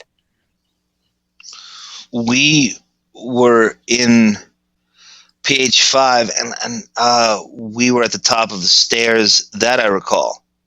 That you agree with? Yes. You had an empty bottle of whiskey in your hand? No, ma'am. As you said, Debbie Lloyd was there too, and you were speaking rather incoherently, or rather like we heard on that tape in Australia before lunch today, and you were denying having an affair, and then, on the other hand, you were saying that Ms. Heard made you do it.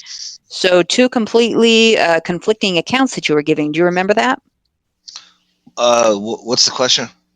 I'm suggesting, again, it's one of these situations, Mr. Depp, where you either accept or you agree with what I say, or you say it did not happen. Then Miss Heard was accusing you of having an affair. Do you remember that or not? I do not recall that argument in particular. Was about that. She did that quite a lot. And this is the occasion where she accused you of having an affair with Rochelle, just for the avoidance of doubt. You do not recall that? No. Okay. You denied having an affair with Rochelle. I did not have an affair with Rochelle. Did you deny having an affair with Rochelle? I deny having an affair with Rochelle. Did you also say in the next breath that it's Ms. Heard who had made you have an affair with Rochelle? I do not recall. I do not recall that. I do not recall ever seeing Rochelle at that time. Miss Heard was on the mezzanine level of the stairs, and she was shouting abuse at you, saying, "Fuck you." And you responded, did you not? I'm pretty sure that her dialogue was a little bit more expressive than just those words. I do not know what else to say. I mean, she was out of control, that's for sure. She was looking for a physical fight. Wait, just 1 second, Sarah. Okay. Do you believe him at all about Rochelle Hathaway? Where do you stand on that? I A lot of people want to know. Every time Rochelle Hathaway comes up, we have to stop it and delve into her and talk about. You know how obsessed I am about her and everything about her. You just everybody knows because nobody else will.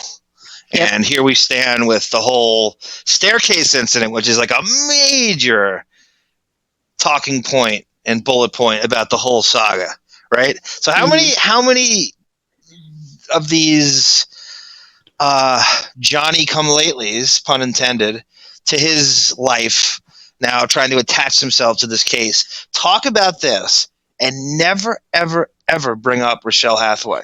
Or Tracy Jacobs.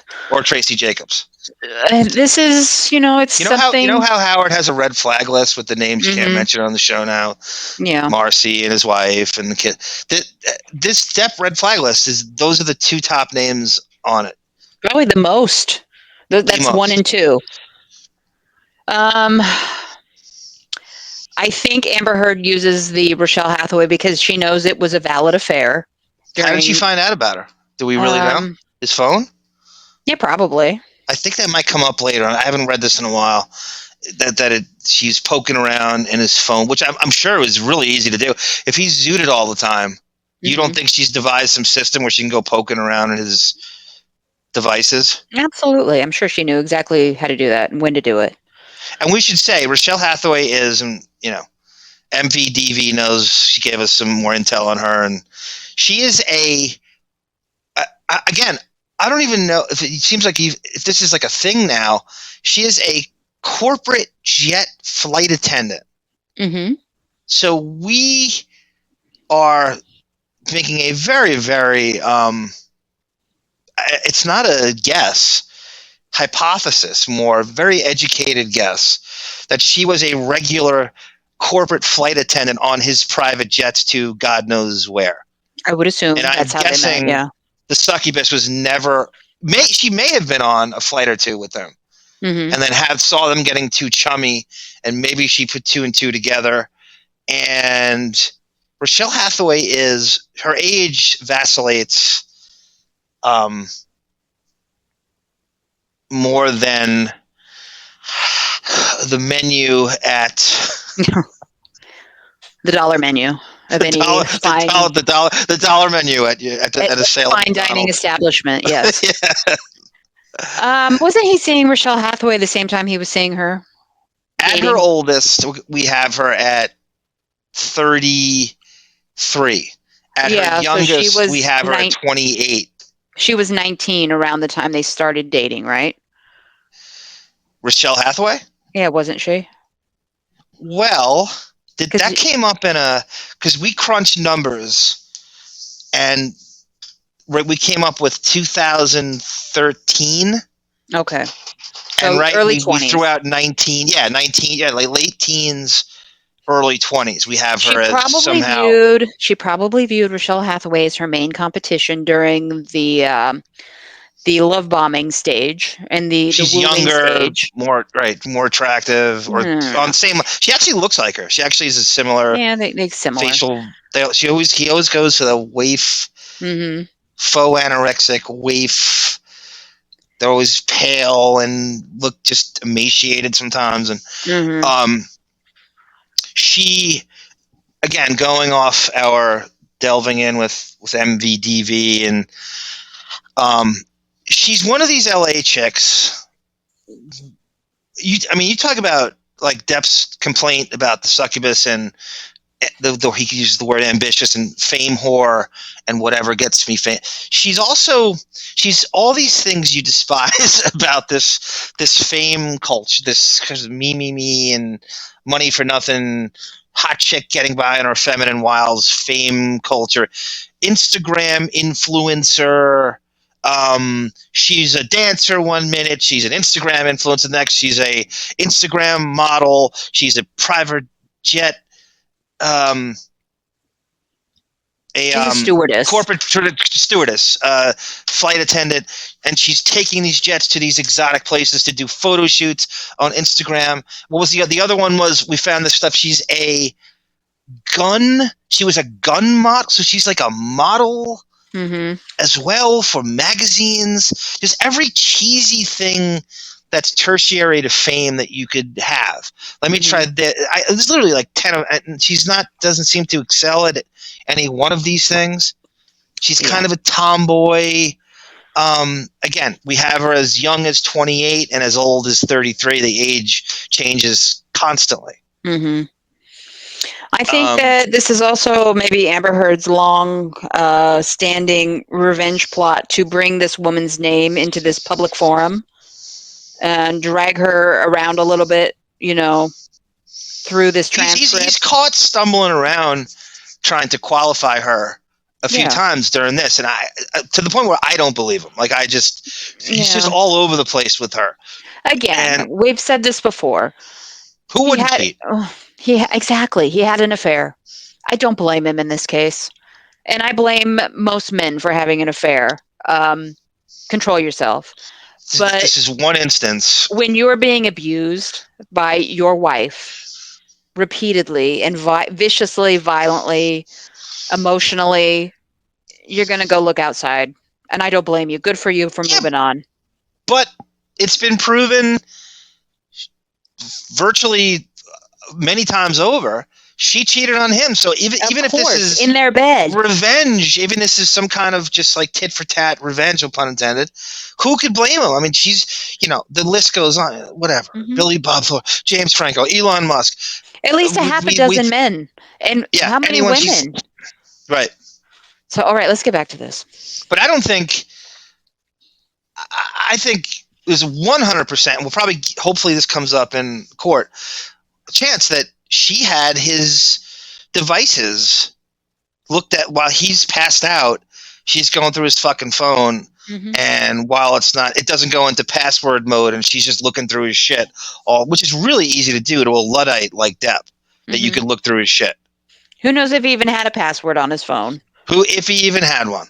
Yeah. And how is she not deposed in all this?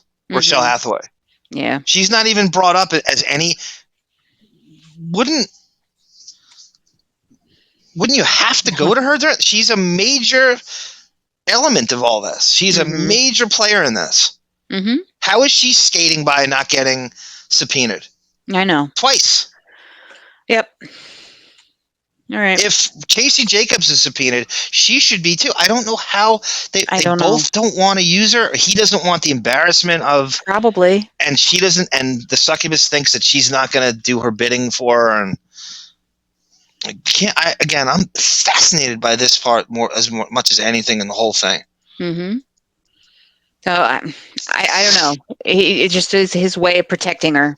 So anyone listening to the show, if you're trying to figure out who we're talking about, Rochelle Hathaway, go on Instagram and look up. We have an episode on it too. Tanned and we're going to have a full one, but just for the time being, look up Tanned and Travel. It tells you what she is at her core. In the first part of our UK trial testimony, there is a segment on Rochelle Hathaway with the photos that we provided in the Instagram. Okay. Yeah. All right. Okay, so I'm on line page 483. He was shouting at you and you were shouting back, calling her a whore and an ugly old cunt. I do not recall using those words. But it does not sound extraordinarily outside of... Whitney came up to the mezzanine level to try and calm her sister down. I remember Whitney there, yes. You were screaming, "Fuck you bitches, you cunts," to both Whitney and Miss Heard? No. You started coming to the staircase, the part of the staircase where Miss Heard and her sister were standing. Whitney was sitting at the edge of the staircase, and you pushed Whitney out of the way so that you could hit Miss Heard. And you struck Whitney in the arm in an attempt to hit Miss Heard? Untrue. Untrue. Miss Heard then shouted, "Don't hit my sister." And then Miss Heard then hit you? Yes. Just a moment. Yes? That was the first time that Miss Heard had ever caused injury to you, a physical injury? That's not true. And Travis McGivern was in the room, as was Miss Lloyd. Travis McGivern, of course, on your payroll? Well, so was Debbie Lloyd, by the way. You've explained when you were in Australia, it would have been it would have been not unusual for you and your security team to decide what you were going to say, as you did with this story about the accordion door and your finger injury. You gave us an account of all of you were putting your heads together and deciding what story to come up with? No. I came up with the story of crushing my finger in the door. Everything else, Jerry Judd suggested that I say I cut my finger off with a knife. Let us move on from the finger. I think we've covered that.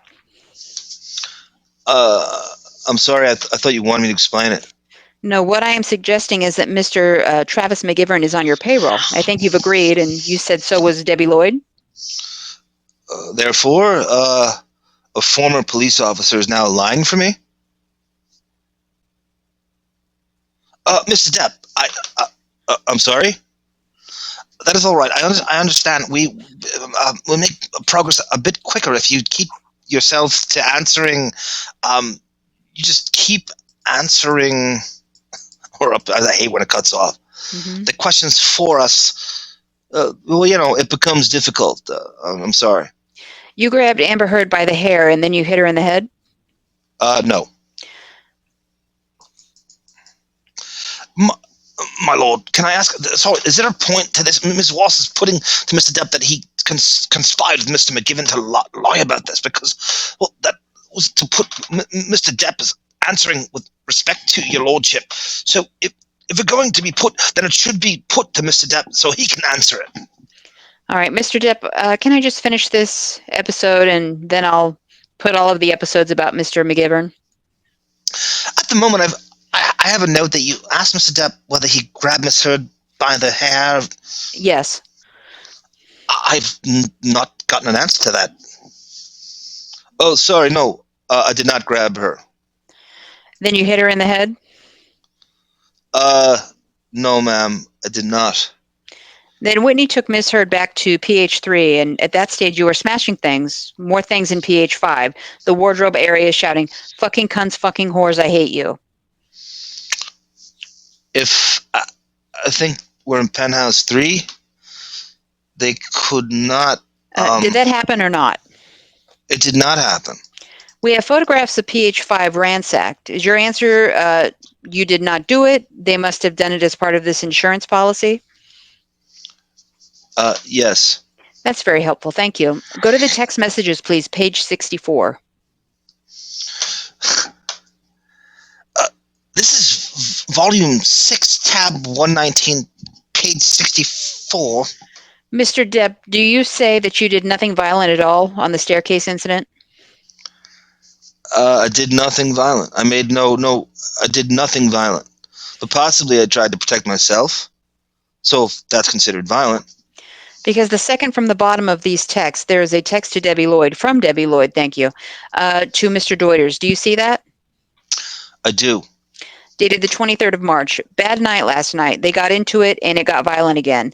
I had to separate them, and we are at 80. That is Sweetser Avenue? Yes. Jerry aware. Jerry.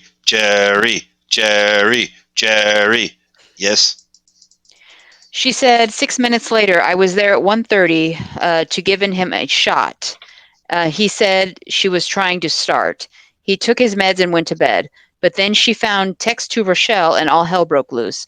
All right. That's what I remembered. He and Travis get me back there around 4. Huh. He and Travis get me. Thank you. He had Travis get me back there around 4. Good thing he called, or they would have hurt each other. We had to physically restrain the both of them. Yes, ma'am. Can you explain why there is any reason you know of that Debbie Lloyd would have suggested that both of you were being violent on that occasion? That would have been an occasion that had escalated to a rather ugly point. There was quite a lot of screaming and throwing of things such as Red Bull, the TV remote, or something. Other things that hit me in the head and in the back, as thrown by Miss Heard. I do not know if that is a convenient moment for the afternoon break. I just raised that. Previously, I've said that we will go throughout without a break, unless, Mr. Depp, you feel in need of one. To be perfectly honest, I would nearly do Snoopy dances to step out of the box for a moment. Does that mean you'd like a break? Or I would love one, sir, if it's possible. We will take one for 10 minutes then. Oh, thank you. Much obliged. Short break. Dances. Depp with his fucking 70s cartoon references.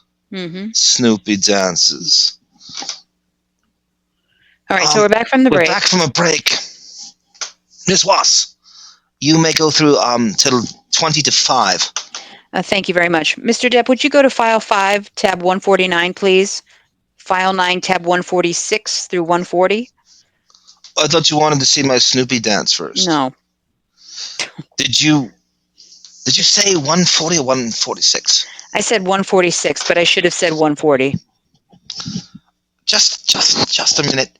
140 appears to be a transcript of an audio recording. Exactly. I'm afraid Mr. Sherborne does not have it. I have the front page, but not the... Mr. Depp, do you have that? I do. It is M1. Okay, this is an audio recording made on the 26th of March, 2015, between yourself and Ms. Heard. Do you agree? I do not know about it, but sure, yeah. You were in the habit of recording discussions that you had with each other. You've told my lord that already. Yes. It's something you did when you were having discussions about your relationship, yes? Well, yeah, when something is going to be have to be discussed later about what was said. So on the 26th of March, you and Ms. Heard have a discussion, and you're discussing on this tape your drug use, all right? Yes. When Ms. Heard says on the first page, the very long answer, second from the bottom, I see someone who is changing always into different versions of a person that I recognize for a brief moment, and then who slips away and he disappears. So it's Adderall junkie. If it's Adderall junkie. Sorry, so if it's Adderall junkie, that's the guy who's on a bunch of fucking speed. So the discussion really is about your drug use, but I would like you to go to M1.13. Yes.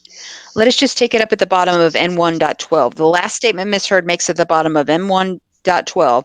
I have never seen you go on a binge without being addicted to somebody. I mean, something. Do you see that answer? Then you said, when? She said the top of page 1.13. quote, I am sorry I have never seen somebody go on a 4-day bender, not even know that their finger was broken. Sorry, but this is shit crazy, end quote. That's a reference to Australia, is it not? Well, no, it seems to be a combination of that, a broken finger. End quote, writing on walls, lampshades, addressing co-stars I have no relationship with, end quote. Well, I was pretty sure that my finger was broken as the tip of it was gone. Do not worry about the niceties. This is a reference to Australia, is it not? I'm terribly sorry, but, this is my life. So I need to explain that my finger was not a broken finger, as referred to by Miss Heard. Mr. Depp, are you trying to drag this out so that it's not possible for me to finish my cross-examination? No, ma'am. That is not what I'm doing at all. Perhaps I can ask you to...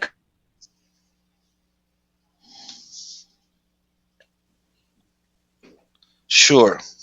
Do you agree that this was about Australia? I agree that Miss Heard is talking about Australia. When she said this to you, you go, quote, yeah, it is. That's your answer. Sorry, but that shit is crazy. Me. Yeah, it is. As April came in 2015, your relationship with Miss Heard improved, did it not, for a while? Well, there were always periods of good and periods of bad. So yeah, You both went back to Australia? Yes. You took the dogs and you did not drink or take recreational drugs for a while. Do you agree? Yes. Okay.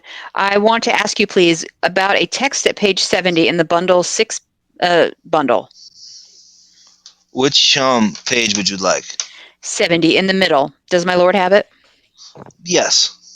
In the middle of that page, there's a text from Jerry Judge to you. Do you have that? Hi, boss, it starts. Jerry. Yes, I do. That's dated April 26th, so this was just after a month after the staircase incident.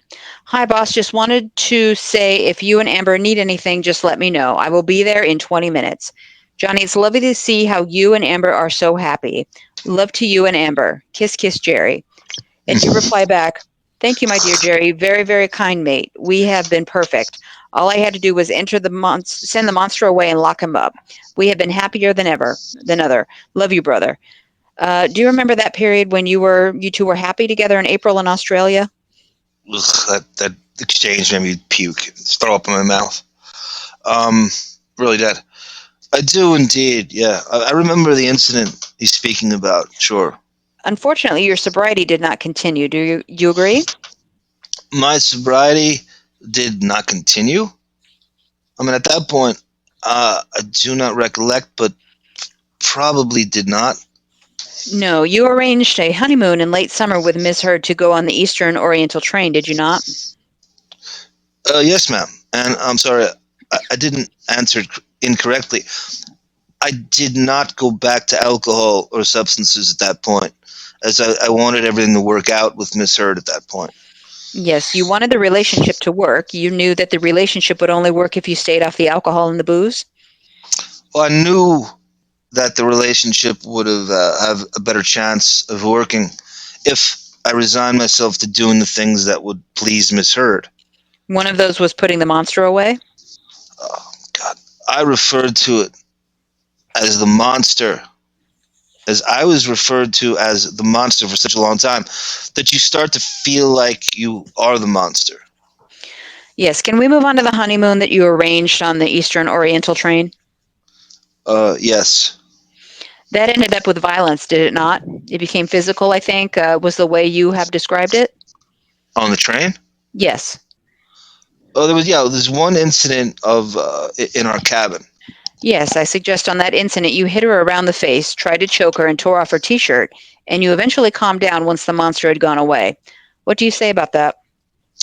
I say it is not at all what happened. Can I move forward then to December 2015? Now, Mr. Depp, by December 2015, you were routinely using violence against Miss Heard when you were intoxicated and when you were angry. What do you say about that? I say that is incorrect. Most of the time, I just try to get away from her. During episodes when you would start by punching walls or destroying property or shattering glass objects, that very quickly escalated into a slap or pushing her over, or worse in some occasions. No, that is incorrect. Most of the time, Ms. Heard's problem was that I would run away from fights, and I was then called a coward and a pussy for trying to avoid an escalation of the fight. I would try to go. I suggested that we'd go to our own corners, as it were, and she had a great deal of anger at that suggestion. On December 15th, 2015, you destroyed property and you hurt Ms. Heard. You were in the Eastern Columbia building downstairs in PH3, and that's the flat that you had shared with Ms. Heard where you lived, and you lost your temper for no reason whatsoever. You threw a decanter at Ms. Heard, you punched the walls, and... Ms. Wass, what I need to know is defendant's responses to your questions. It may be easier if you just give him the chance to do it bit by bit. All right. What I'm going to ask you then, Mr. Depp, is, do you remember this morning I said, could you tell me an answer to each of these questions if you deny or accept it? Do you remember? Yes. We got along swimmingly and we made some progress. Can we try that again? Yes, I actually remember, and I'll do my best. You were in the Eastern Columbia building downstairs in PH3 on December 15th. Well, I recall the argument that you're referring to, and I remember it as beginning in the bedroom upstairs in Penthouse 3. You lost your temper during the course of an argument? I tried to walk away from Ms. Heard, as was my usual pattern, to avoid physical violence. You threw a decanter at Ms. Heard? No, ma'am. You punched the walls? Possibly. You slapped Ms. Heard? No, ma'am. You grabbed her by the hair? No, ma'am. Just a minute. Yes, I...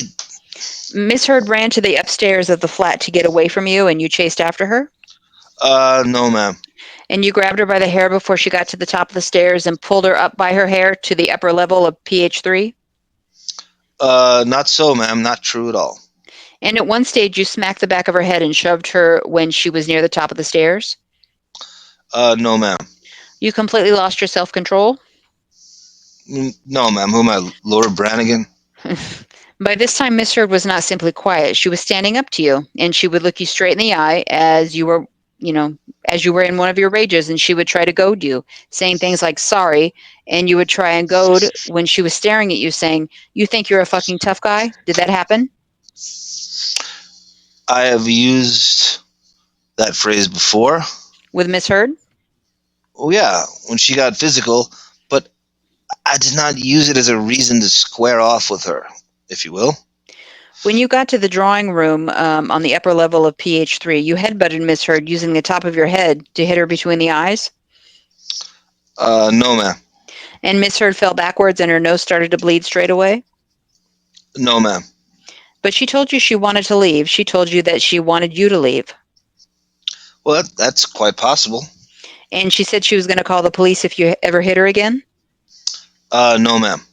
And she went through your office at the top of PH3. You have a little office up there? I rejected the condescending little in your voice, but yes, ma'am, I have an office up there. She went through the interconnecting door to PH4. That's where Whitney used to live, but was not living there at the time? Yes, ma'am. So in the bedroom of PH4, where you chased Ms. Heard, you grabbed her by the throat and pushed her onto the bed? No, ma'am. You slapped her across the face and said you were going to kill her? No, ma'am. You threw her on the bed and threw all of your weight on top of her? No, ma'am. You were in an uncontrollable rage? No, ma'am. You were actually smothering Miss Heard at the time? No, ma'am. So all this time you were screaming at her that you were going to kill her and that you hated her? No, ma'am. And the bed broke. The bed frame broke under the force of your weight? No, ma'am. Why would that happen? Why would the bed frame break? Well, I think you said this very early on in the show. Episodes ago. Mm-hmm. The wealth of these people, him especially. If you look at this bed frame, it's solid wood. It's like blocks of wood. Why would it? Oh, first, what she's talking about breaking, there's a chip taken from the corner of the bed. But there's also in one of the photos that Amber he's Darlene Cates and Gilbert Grape. But in one of the photos that Amber Heard took, there's a handle from a tool laying on the bed. Like somebody took this tool, maybe it's a hammer, and they chipped off a part of the bed frame. But when they went to take a picture, they accidentally got the handle in the shot. Right. So, all right. Anyway. No, it's a good theory. Feel free to stop. You got that's I'm good. Valid question. Like I said, like he's Darlene Cates, Mrs. Grape from, and when he had to brace the basement to the bed would break and she would you'd see the there's absolutely all centrifugal against all physics and science that this would ever, the bed is breaking now. It's so insane. And now you can see just the litany of gaggle of lies accrue, remember, as this goes on. Well, remember, he headbutts her right between the eyes. And as explained in our small little unviewed video on our channel called The Island, not a mark on her face. The Island of Samoa, where headbutts and Amber Heard gets headbutted between the eyes by Alpha and Sika and Rocky Johnson and Jimmy Snuka from Fiji. Headbutts Samoa. By the way, did you get a little aside? I don't know if you caught this. This is slipped in the transcript. This is like 2 episodes ago. Did you recall her sister Whitney Henriquez, another stupid name, Heard, called him Hammer? They had a cute little exchange going when they got along, and I guess he had a special relationship with her sister Whitney, who's married. And Henriquez is, of course, it's some pretentious name. It fits right in with Van and Vanry and Decondene, and she called him Hammer at a certain point. And I thought it was really interesting. She slipped a cute little nickname for him, and he was called Hammer in an episode of 21 Jump Street, season 3. I doubt in the juvenile prison. Remember, he got the hat. Remember, he took over. Maddie with the pillowcase of. The sock of granite from the prison yard. Stolen from the movie Bad Boys. Yeah. And he became the Hammer. And one wonders if she watched 21 Jump Street. I doubt it. And binge watched it. I look, it's possible. Go with me on this. All right, sure. And she said she thought it was cute and humorous that he was called the Hammer in this prison episode and continued to use it. Okay. I just go with me on that. I can't even reach that. I can't rech that far. I doubt the Heard sisters even knew he was on 21 Jump Street. Well, it's funny because she said she never watched his movies. Yeah. So what are the chances they watched 21 Jump Street? Of course. I would love it if that's the only thing they watched. I know you would. All right. So we're on line 5, page 496. All right. Okay. And you pulled out clumps of Miss Heard's hair. No, ma'am. And then you left her on the bed and walked out of the building? No, ma'am. Now, your account of this incident in your witness statement set out, my lord, at paragraph 78 is, I was at the penthouse in which I lived with Miss Heard on December 15th, 2015, but I was not violent toward Miss Heard in any way. In fact, on this date, Miss Heard violently attacked me, leaving me with a number of scratches and swelling around my face. Miss Heard has fabricated these allegations, including falsely claiming that the blonde hair on the floor was hers and had been pulled out by me. That's the account you gave in your witness statement, all right? Yes, but I did not see any hair pulled out or any of that. I did not know anything about that until I read her witness statement. I understand, but you say that... Well, it did not happen. It had not been pulled out by you? It did not happen. Sarah, I feel like this. I just had this vision. When he goes away for months at a time, they sit in those penthouses and mock him by Of course watching they do. 21 Jump Street. By watching No. 21 Jump Street. No, they Yes. All right. They If get that drunk gets us on going his on wine, this, I will and agree. they have these little Jump Street parties. Like, look at him, he looks ridiculous. The fucking 80s is so cheesy. Look at this. How does he handle it? You know, like they're doing. Like she's ever done anything better than 21 Jump Street? Maybe Aquaman, but she didn't really do it. I think that's what they do. I think they mock some stuff like 21 Jump Street when he goes away for months on end. And they have these little drunken parties with their stupid, faux fucking bohemian, poser, Lilith Fair, fucking Coachella friends, and they mock 21 Jump Street. They have little mushroom and ecstasy parties. Yes, exactly. And talk about and order, right, takeout, and exactly right.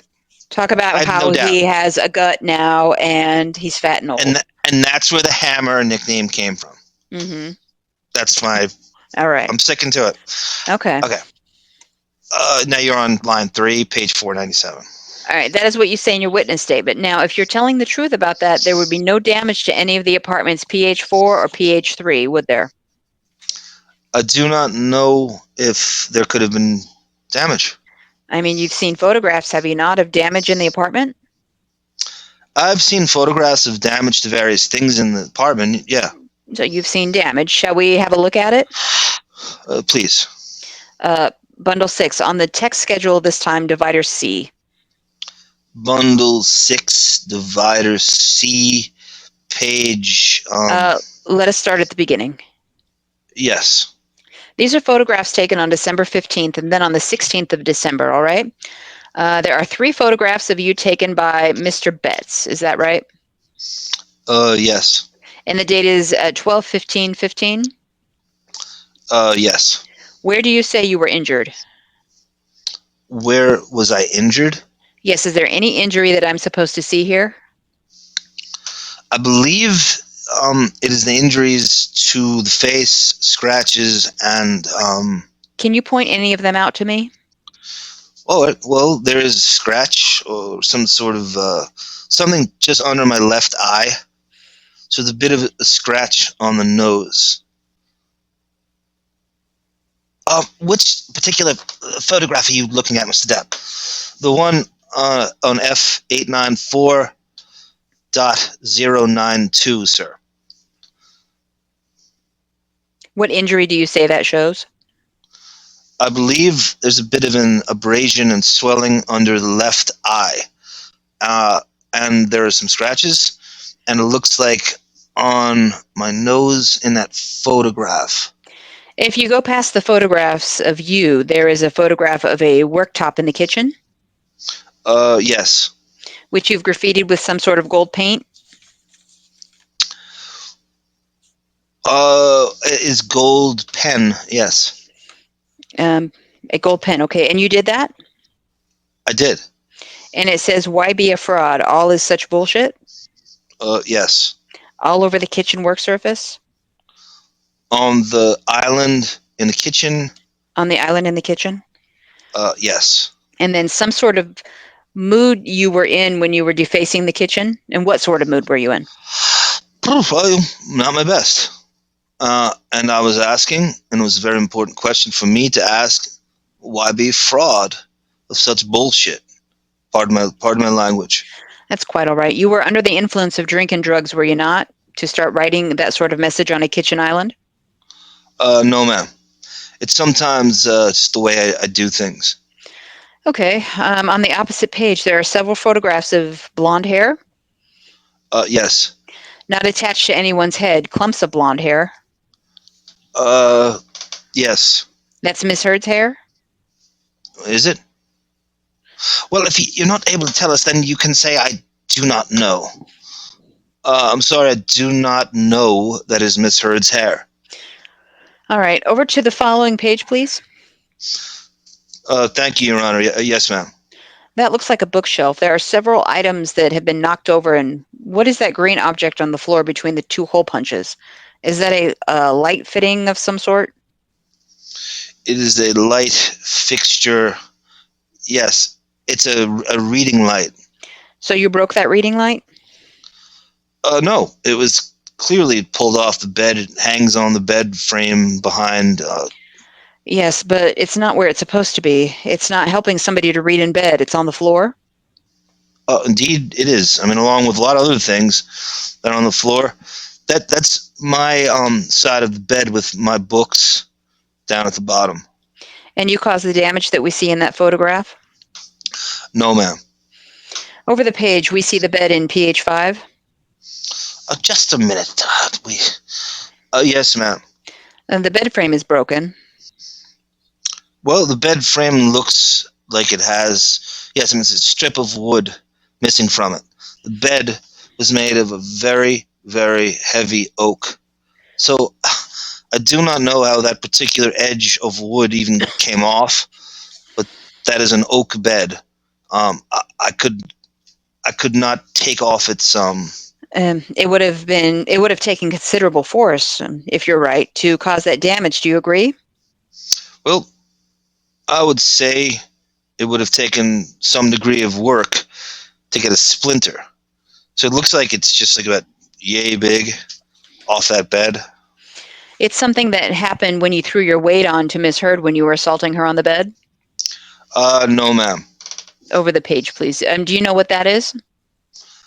It's hard to tell. It looks like it's actually it's a DVD and a candelabra. On the floor? Okay. Is it a light fitting? It is a candelabra, and it looks like it is not A candelabra that has been knocked over on the floor?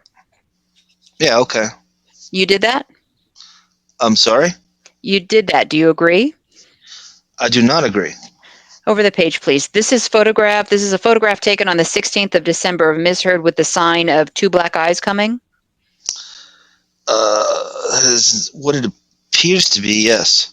And some injuries around her nose and mouth. Do you agree that's what the photograph shows? It is not the greatest quality. I'm having difficulty seeing the injuries on her mouth, to be honest. But you can see the eyes? Yeah, I see the eyes very well. Sorry? The eyes I see very well. Oh, you see the eyes very well? Yes. It's the beginning of two black eyes. You caused that injury? No, ma'am. If you go 2 pages ahead, the eyes are there again. These were taken on the 16th, the following day? Just a minute. I'm sorry. You showed him some photographs on the 16th, and you showed him some more photographs and said that they were taken on the following day, the 16th. The following day from the day on which I suggest you assaulted Miss Heard, all right? They are all on the same day, these photos. I think one of them looks reversed. In other words, on 104, the date appears to be the 16th of December 2015, and similarly on 106. Can you go, Mr. Depp, to slightly ahead to F894.116? Yes, ma'am. Do you see that Miss Heard has an injury to her lip as well? Just a minute. What, 116? Yes. I see a bit of a sort of a cold sore. I see chapped lips, which she often had. Time out. She took Accutane. Yeah, you love this. You love this. I love it because I used to have chapped lips constantly, and my lips would bleed. It's because you're peeling the skin off of your chapped lips.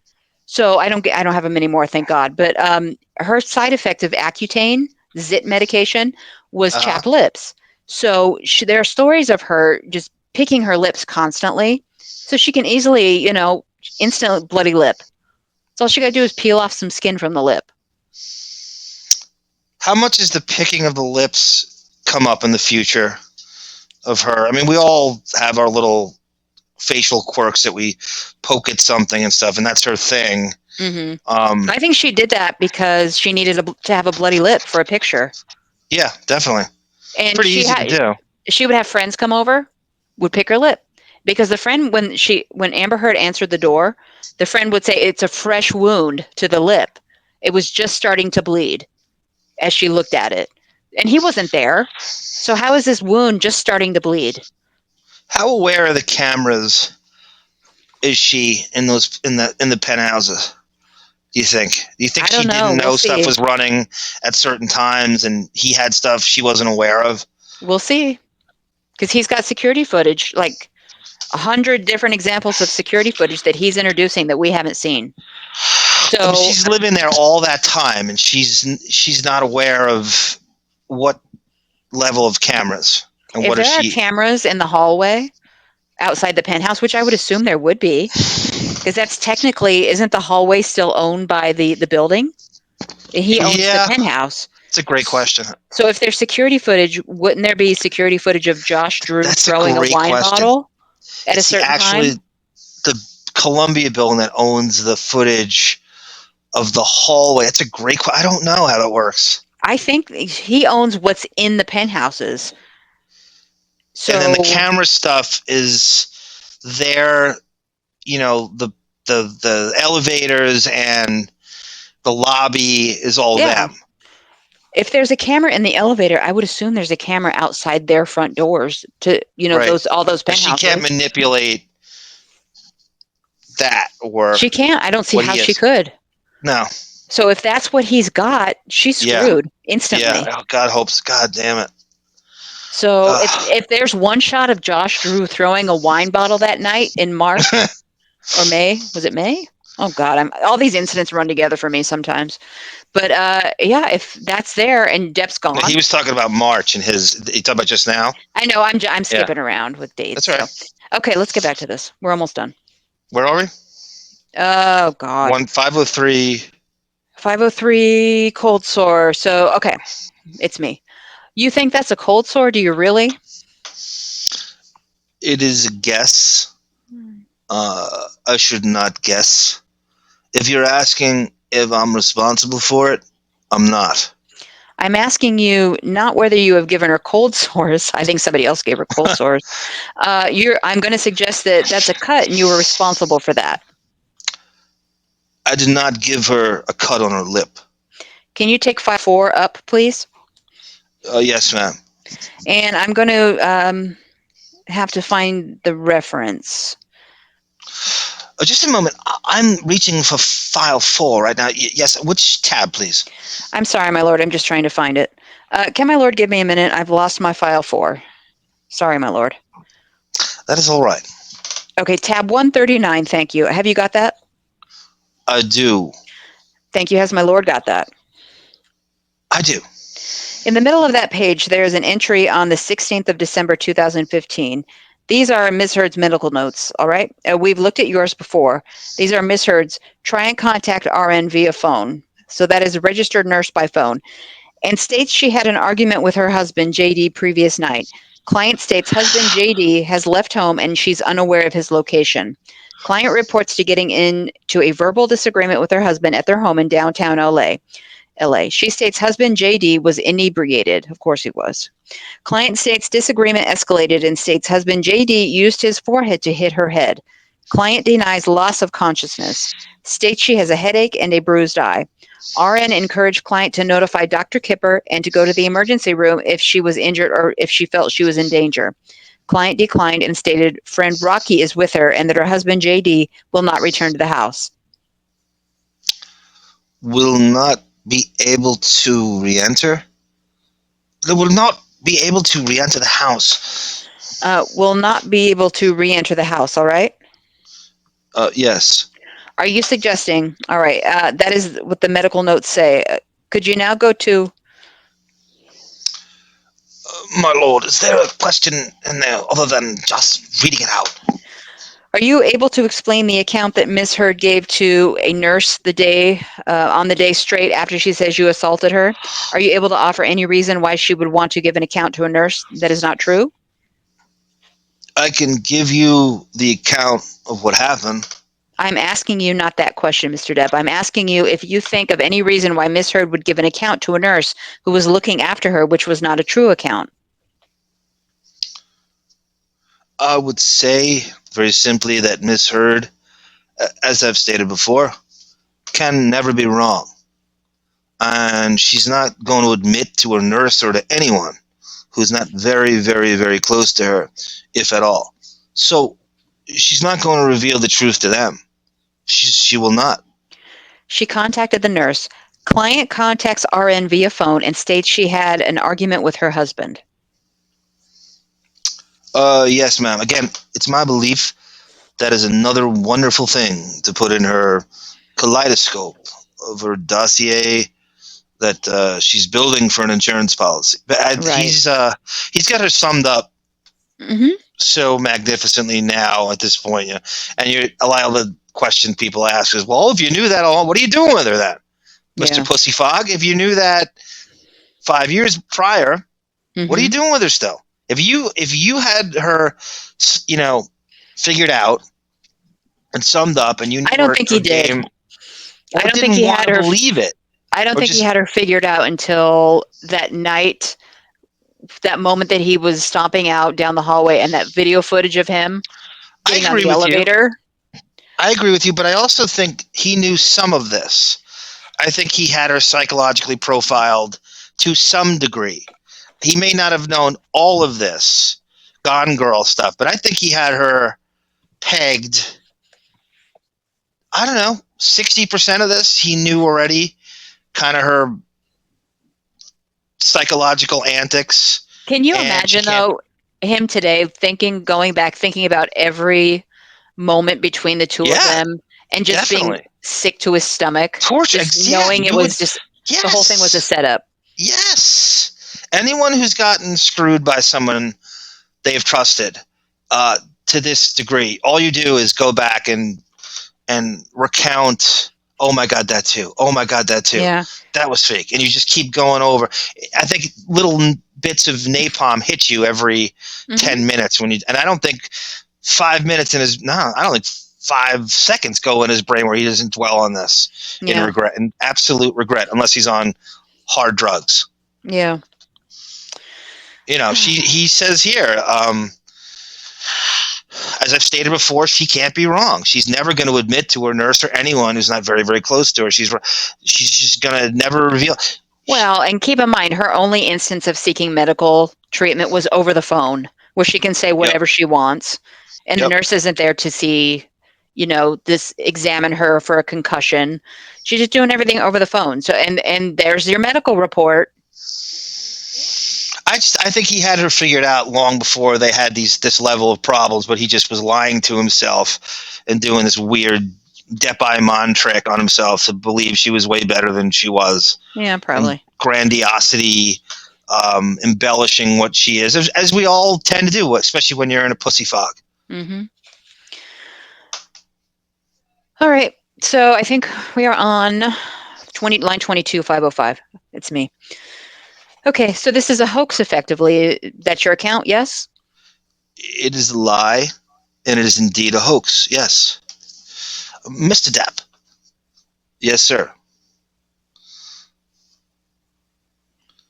And we see from yeah, it looks like he should be talking, and they don't. The judge is so annoying during this, and even his lawyer, Sherborne, they're irrelevant. They're completely innocuous. They have nothing to add. They have nothing to say. And all they do is cause for us to lose our kind of momentum in the back and forth. And they literally have nothing to add. He doesn't clarify anything. It's so stupid. I wish we redacted it all from here. I would have taken forever. This is the judge and Depp. So go ahead. At Q? Yeah. Are you sure that's not you? Yes, the judge says, Mr. Depp, and Johnny Depp says, yes, sir. And then the question is, we see from the nurse. So the judge is talking to Depp. That's not the way they've written. But I believe you. I'm saying that they've just changed the format here. We see from the nurse's report that Miss Heard is reporting to her that she's suffered injuries. Yes, sir.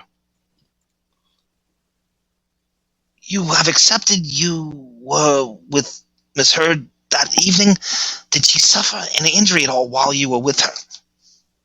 If she suffered injuries, I can explain why, but this injury that she would have suffered is not consistent with the photographs she's given to the court. She was swinging wildly at me and then from behind, and I was walking away from the argument to my office. So now she's hitting me in the neck and the ear and the back and the head and everything. I turned, covering my head, and she's swinging quite wildly. So the only thing I could do in that situation was to either run or try to get my arms around her to stop her from flailing and punching me. So I did so. And when I did so, it seems like that there's like a collision as when you're in close contact. So she's kicking and screaming and moving. It's very, very close contact. So that's the only collision. It's the only potential injury that Miss Heard could have ever had in this situation. There's no way that I did as she claimed and broke her nose. Blood did not start pouring out. She ran immediately to her penthouse 5 to her bathroom. I read out the account that you said in your witness statement. You said, in fact, on this day, Miss Heard violently attacked me, leaving me with a number of scratches. Miss Heard has fabricated these allegations, which including falsely claiming the blonde hair on the floor was her hair that had been pulled out. There was no mention whatsoever that you accidentally headbutted her. She immediately said, "You headbutted me." In that moment, when I tried to grab her around her arms and her body to control the violence, she immediately said, "Oh, you headbutted me," and screamed and ran away. "Oh, you headbutted me, you broke my nose," and she ran off to penthouse 5. From penthouse 4? No, from the entrance way into my office. That is where the So the headbutt took place, the accidental headbutt? Yes. I mean, there's no intentional headbutt. I understand exactly what you're saying. What I would like to help you with, please, is this. You prepared your witness statement, a very detailed witness statement, as a result of seeing Ms. Heard's allegations. Do you agree? My attorneys prepared the witness statements. So I did not write these. I did not put them all together. I gave them the information, and whatever went into them was written by my representatives. They could only have gotten the information from you, could they not? Do they just make stuff? They do not just make stuff up. No, they do not. As you knew, and you knew that Ms. Heard had made an allegation that on December 15th, amongst other things, you headbutted her? She did make the allegation. And yet in your reply, nowhere do you say, actually, I did headbutt her, but it was entirely an accident. I was just trying to calm her down, or anything like that. I cannot account for what is or is not in the witness statement that was prepared. Now, just a minute, Mr. Depp, right at the beginning of the trial, you confirmed to Mr. Sherborne that the witness statements that you had made were true. I appreciate that these statements are drafted by lawyers, but they are statements the witness is making, and you have confirmed that they're true. I do not think I said anything untrue in my witness statement. I'm sure I did not, but if you're saying that I left out an explanation for the collision or the headbutt, if you will, I can only say that this has always been part of my statement.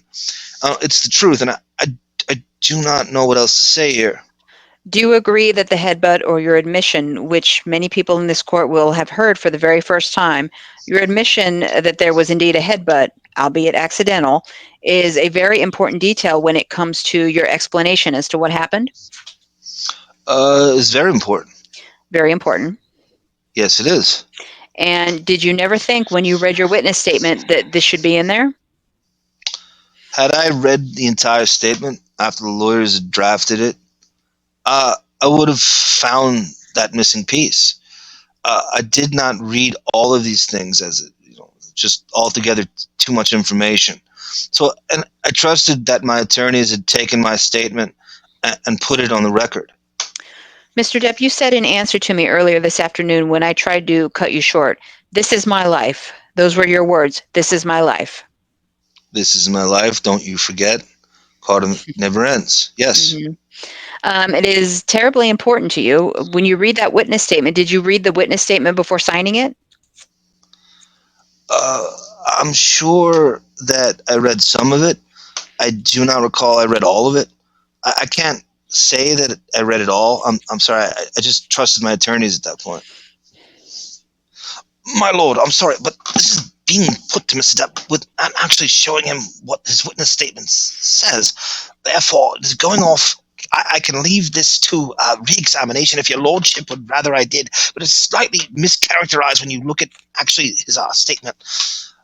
Let us look at the statement, please, Miss Wass. Your lordship will find it in File 2, Mr. Depp.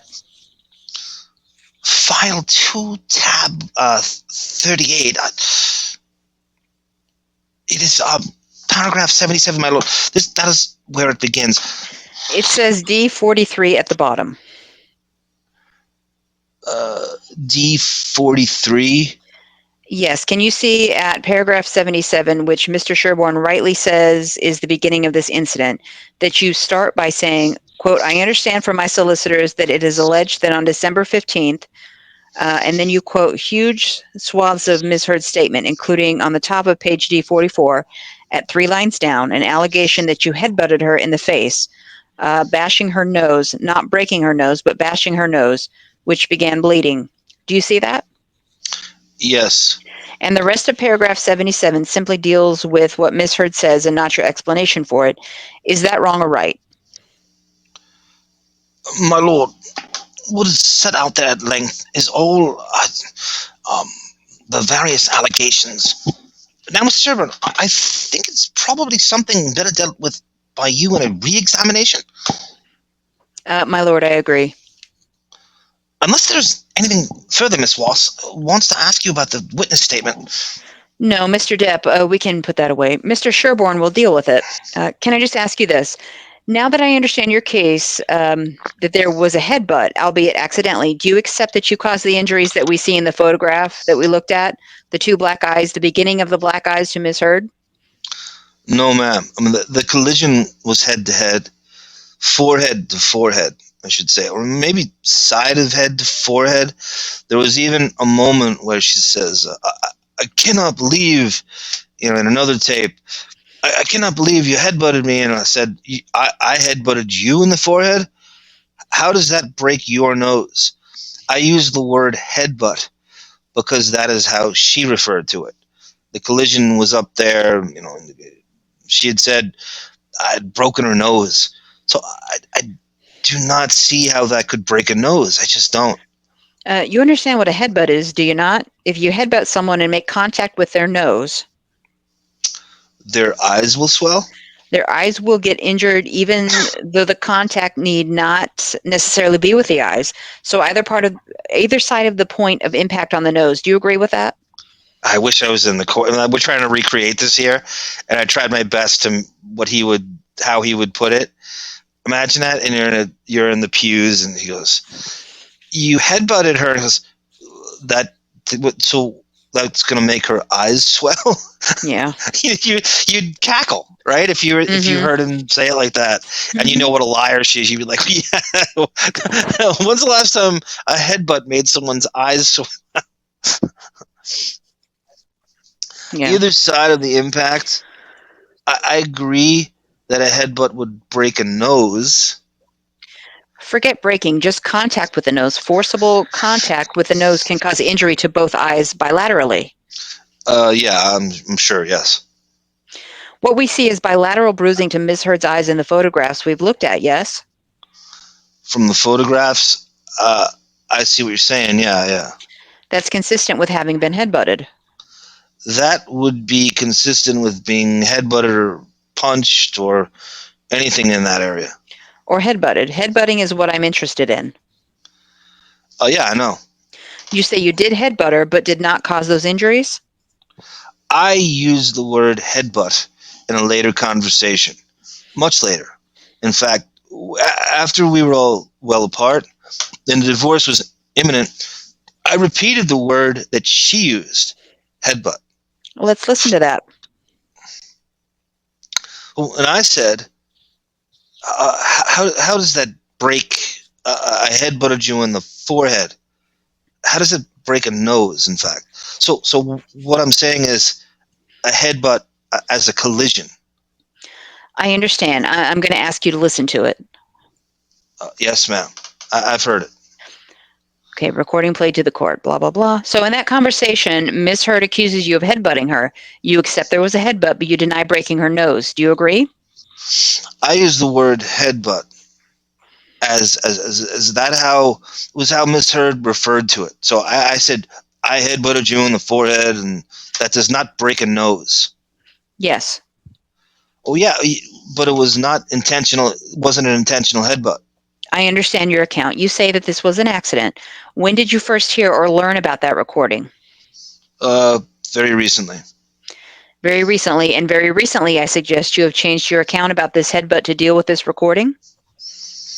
I'm going to say you are wrong, ma'am. Sorry. Mr. Depp, I'm going to try and finish this topic so you can... Could you go to File 7, Tab 17? Yes, ma'am. Tab 17. 17. I think there is 17A and 17. It's just plain 17. Yes. Tab 17. Sarah, 1 second. Stop right there. Line 23. Page 513. We continue it. The headbutt thing is any idiot knows, right? I mean, you could just see this. At its very worst scenario, he got in close with her and accidentally like grazed her with his forehead. And in her mind, she's like, I'm going to turn this into like a Superfly Snuka headbutt off the top rope, where he reared back and was looking to cold cock me for the pin. There is a, Bobby Knight, right? The coach at Indiana throws a chair, total fucking maniac. He had an incident with a kid. I want to say it's the late 80s. And he goes down. The player came out of the game. I can't remember who it was. It wasn't an NBA guy who made the NBA. I think it was someone who didn't quite get there. It wasn't like. And he was screaming instructions at him while he was on the bench. And so Knight rears back, and as he goes in to yell at him, he headbutts the kid in the forehead. It's way more egregious than what he's describing. With Knight denies it. Like, it's very similar to this. Knight denies it. There's a brilliant Bob Costas interview with Knight, and Costas is drilling him on this. And Knight denies headbutting the kid intentionally. When you watch it, it's impossible to think it's not intentional. Yeah.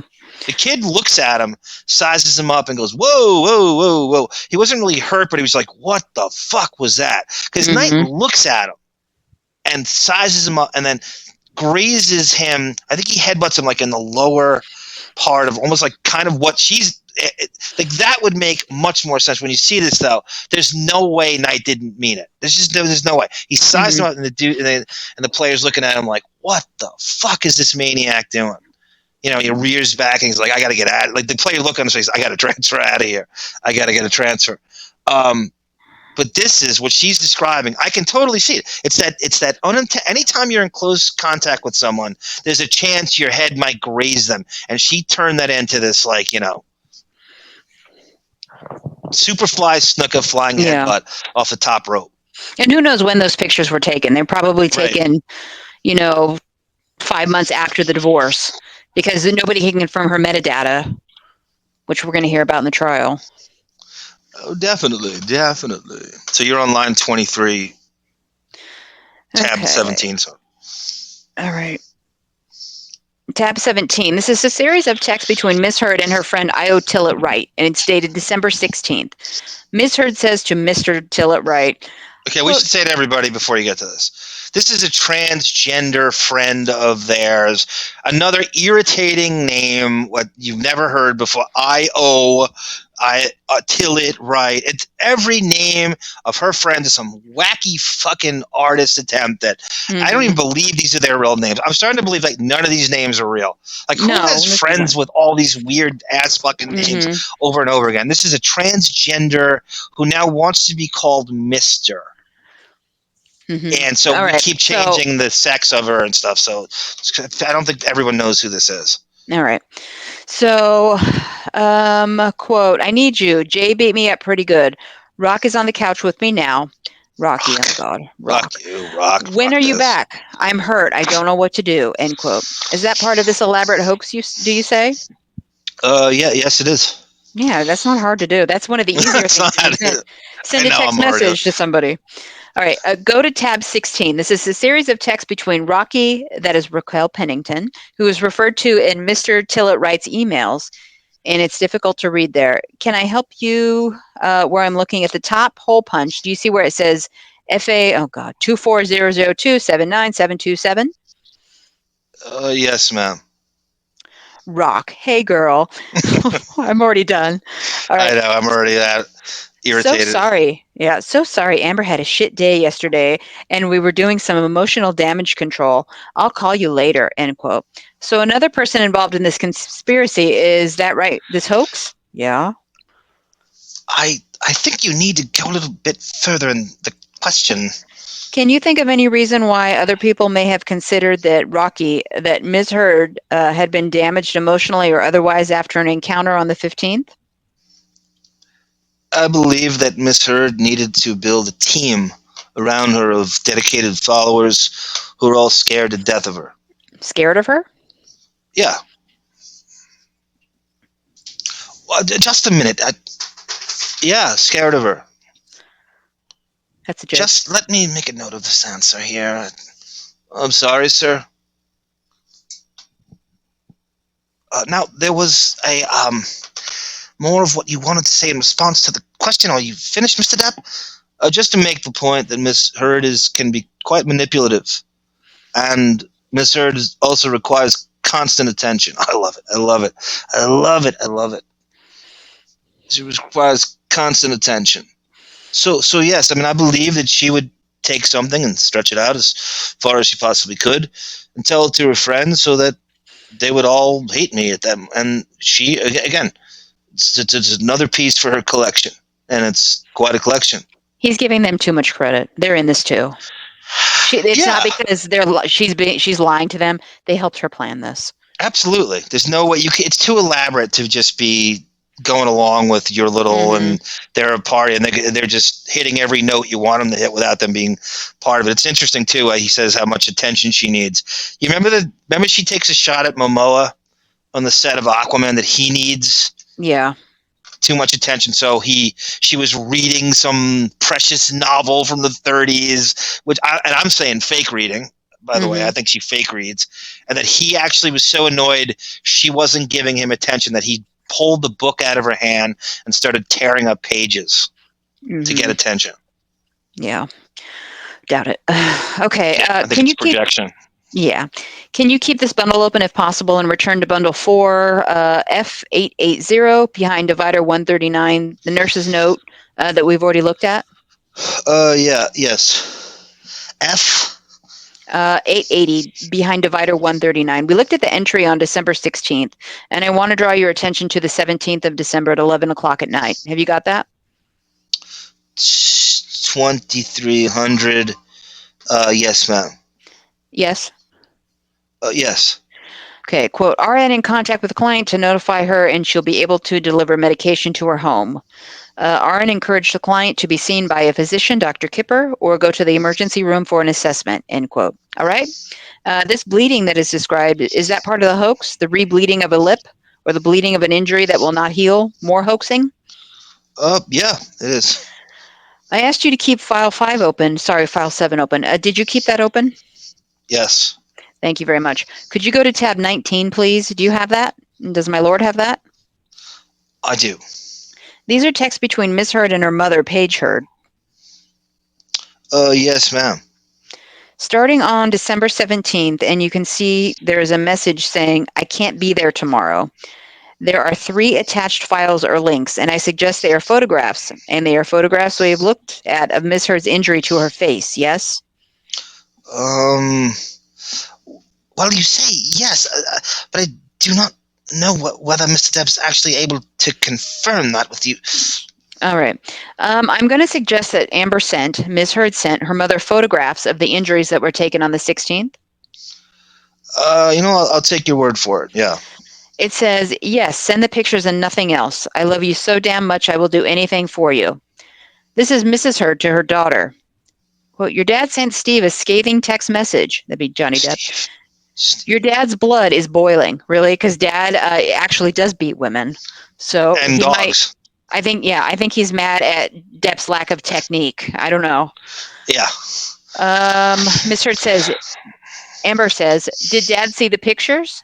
Answer, yes, he went through my messages to you. His email was very good, and I will send it to you as he is on his phone. finishes its update. I have to type on this. It is a good reaction. Jay immediately texted back. All right. Do you remember texting back to David Heard? I do. What do you remember about that text? Well, it's been quite a while. I'd have to see it. If we have the text, perhaps it's easiest to get to it. We have Mr. Heard's text at 126 in the text bundle. It's a few days later, but I will be corrected if I'm wrong. We do not have your text to him. We're going to check that, all right? Because if I'm wrong, I do not want to take that point. But Mr. Heard contacted you, and there was a discussion about you and your relationship with his daughter. Do you remember that? Yeah, yes, that's about as much as I can remember. Have you got the text message schedule? File 6. Where would you like me to turn to? 126, please. This is a few days later. If we can locate the text you sent, we will do so. But this is what he said to you on December 21st. Quote, JD, I understand a little more about what is going on than I did. Even though it is not one-sided, she's not blameless, and I know that. But she's my kid, and I love her unconditionally. And I think that you do too, end quote. Did you tell Mr. Heard Sr. That you had been mixing alcohol and drugs on that occasion on December 15th? No, ma'am. Did you tell David Heard that you would hit Ms. Heard in anger on the 15th? No, ma'am. Did you tell her that Amber had hit you too? Did not give an account of the argument at all? No, I explained to both David and Paige, her parents, that again, it was another situation where it just got out of control and she began to get violent. And it's basically, that was my response to them. Did you tell David Heard at a slightly later date, yes, I fucked up and went too far in our fight? It's very possible. As things would, it's very possible. As things would get heated, very heated, verbally argumentative, just yelling obscenities at one another is horrific. But, I never spoke once to Paige or David where I said, I've hit your daughter and I'm very sorry. Never. I said to them that I'm very sorry that things escalate to the point that they do. Sarah, it's almost like he has to, with them, like he has to get receipts and just like verify, like, this is what she's doing to me. And they're like, yeah, she's crazy. You know what you got. She's a little Spitfire, that one. You know what you got yourself into. Daddy's little girl. She learned from me. I always said, somebody hit you, got to hit him back. And I told her well. And that kind of shit. And so he's got to explain. He's trying to politely say, and they probably text him all the time asking for money and filming some horrible Austin film he's trying to fund. And each time he has to recap this stupid little spat they got into. And almost like to for his own peace of mind to verify that he's not the crazy one. And they like him better than her, which is clear to me. Yeah. And they certainly want, what he can do for them. And they constantly, that's David's the most making a obvious movie. thing. Yeah. He is the ultimate fucking gravy train. Yeah. And they don't want that and their biggest fear is that's going to end. Yeah. Because of her. So I think they're constant in a state of trying to mend, figure out, how to calm her down all the time because she's going to ruin what they have. Of course. All right, so we've now located what must be the immediate text you sent to David Heard. Can you go to bundle 10-0124, text 131? Have you got that, Mr. Depp? Yes, I do. Right, the reason it is a bit complicated, sorry. Mr. Sherborne, were you asking for help in locating the document? Yes, but I had heard two different numbers come from two different directions. I'm sorry. I think it's volume 10. Yes, 124 0124. 0124 and the tab is 147A? Yes. And text 131 was that 30th of December? Yes, and I will explain why Mr. Sherborne is raising an eyebrow at that. What have you done, Mr. Depp, you have done, Mr. Depp, you have sent a text on December 30th to David Heard. Do you agree, looking at text 131?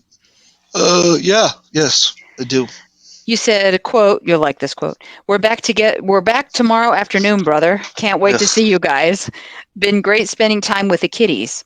Also below is a text that I never hit send on from a week or so. Again, it's in response to you, end quote.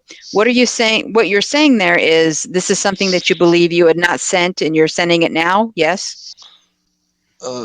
Yes. And imagine New Year's Eve with the Herds. That's what he's describing. Well, you saw Thanksgiving with the Herds. I know. I want to see footage of this.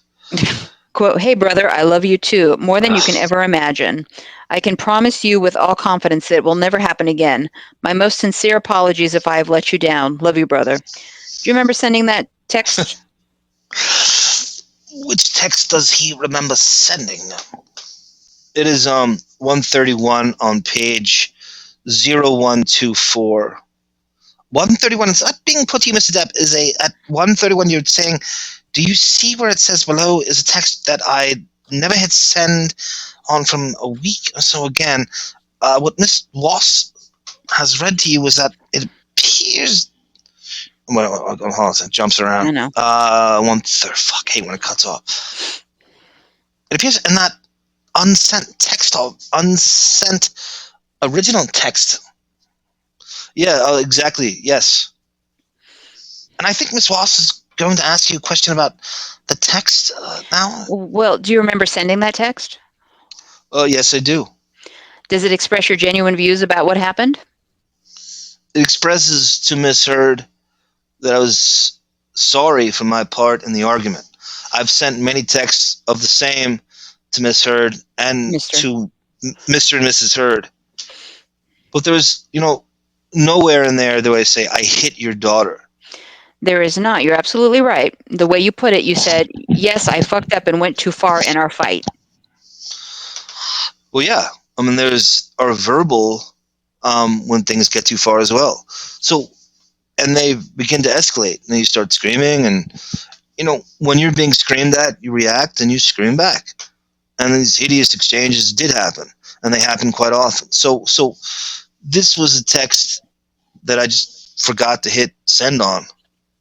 And that's what you said. That's why we could not find the date. You understand that, yes? That's why Mr. Sherborne may have got the wrong text?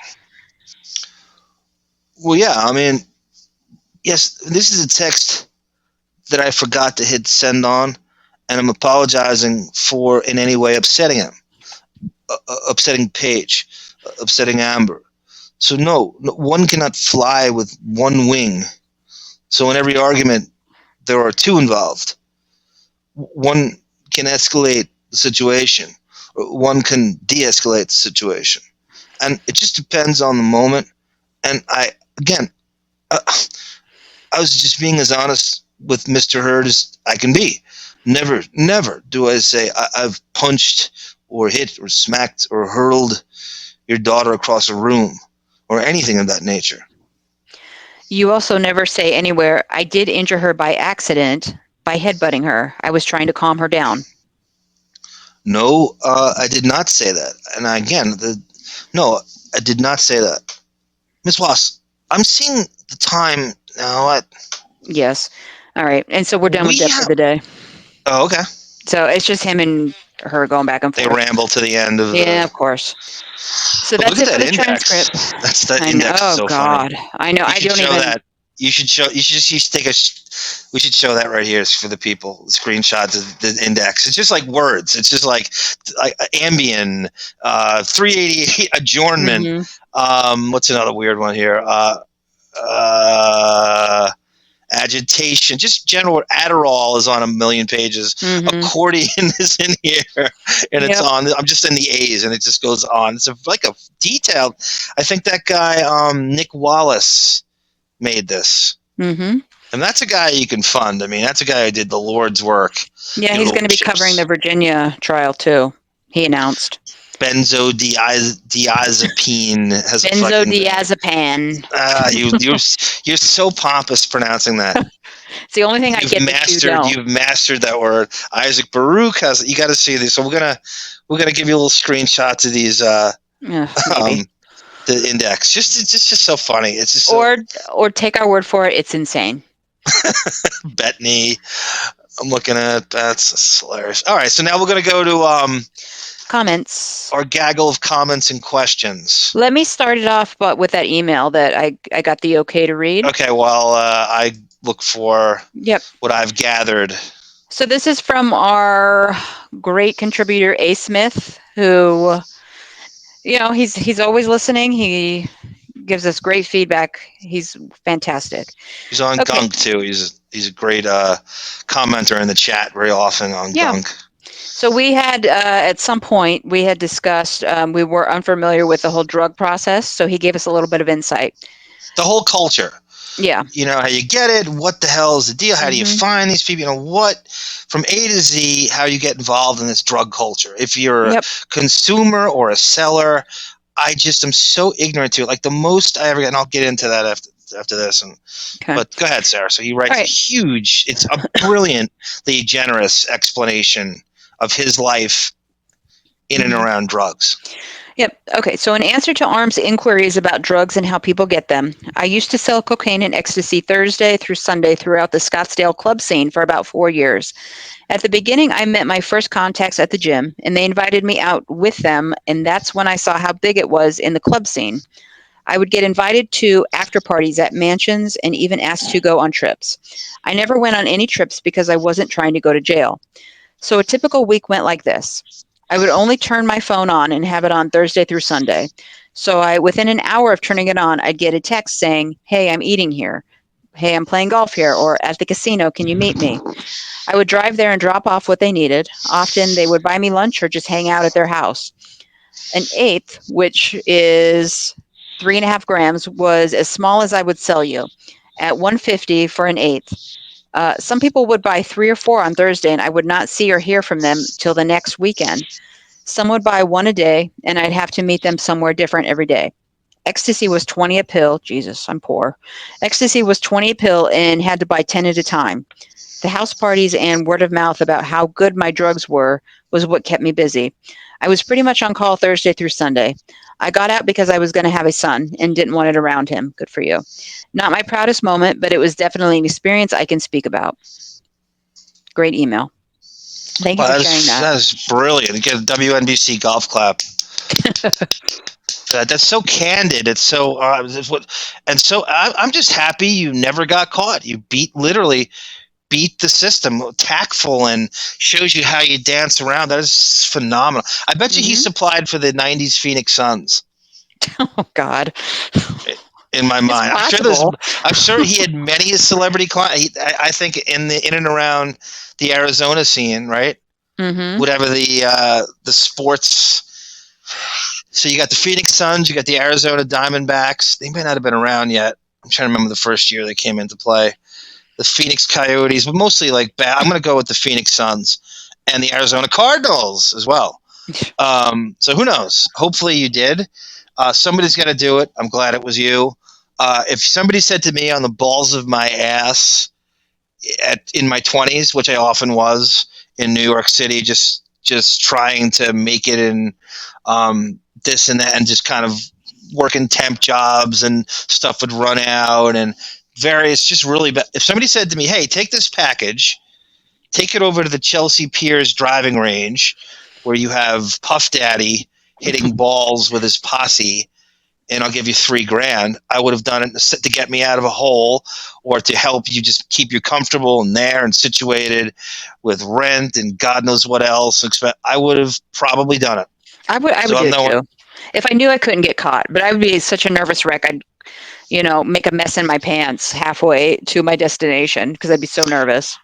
I wonder now with technology if it's easier to get caught or harder to get caught because you can communicate in much more avant-garde ways than you used to be able to before. Mm-hmm. I'm imagining it again. A. Smith, if you can give a follow-up, what kind of the years where was technology at when you were doing this? Was computers involved? Was there cell phones involved? Well, he had a cell phone. Burner phones, right? Yeah, I don't know if it's a burner phone, but I assume because he only had it on Thursday through Sunday. Yeah, I wonder if it was like the Breaking Bad, right, mastered the term burner phone. Mm-hmm. Where you do that. Was George Young? He could have been linked to the George Young cocaine. If you 6 degrees of George Young, Mm-hmm. you know, and he had I guess like a little. It's fascinating system. I've never heard anybody. All the stuff I've read or watched on the drug culture portrayed, I don't think I've ever heard it that like just drug dealing for dummies. Explained so succinctly and clearly, with that level of detail. Mm-hmm. To a civilian, like, well, how does this shit go down? And I guess it's just the word of mouth thing, and then you're covering your own ass. And he's very tactful, it sounds like, where he just and the argument that's pro drugs in these situations, well, they're going to get it from somewhere. Might as well be me. Yeah. I'm not making the stuff. I'm not forcing them to take it. I'm just don't shoot the messenger. You can, it's like anything else that someone's has a habit for. You're just doing your job. Mm-hmm. There's toxic things all over the place that aren't drug related that you could say shoot the messenger. Yeah. I mean, like the argument is they're gonna get it from somewhere, and I'm just kind of there's a demand, and I'm meeting the demand. It's no different than like I said. There are times in my life where I've just been on the balls of my ass, and if somebody said to me, take this package, walk it over to Chelsea Piers, where Puff Daddy is hitting balls with Mace and his posse, and I will give you $4,000 to get you out of this hole, I would have done it.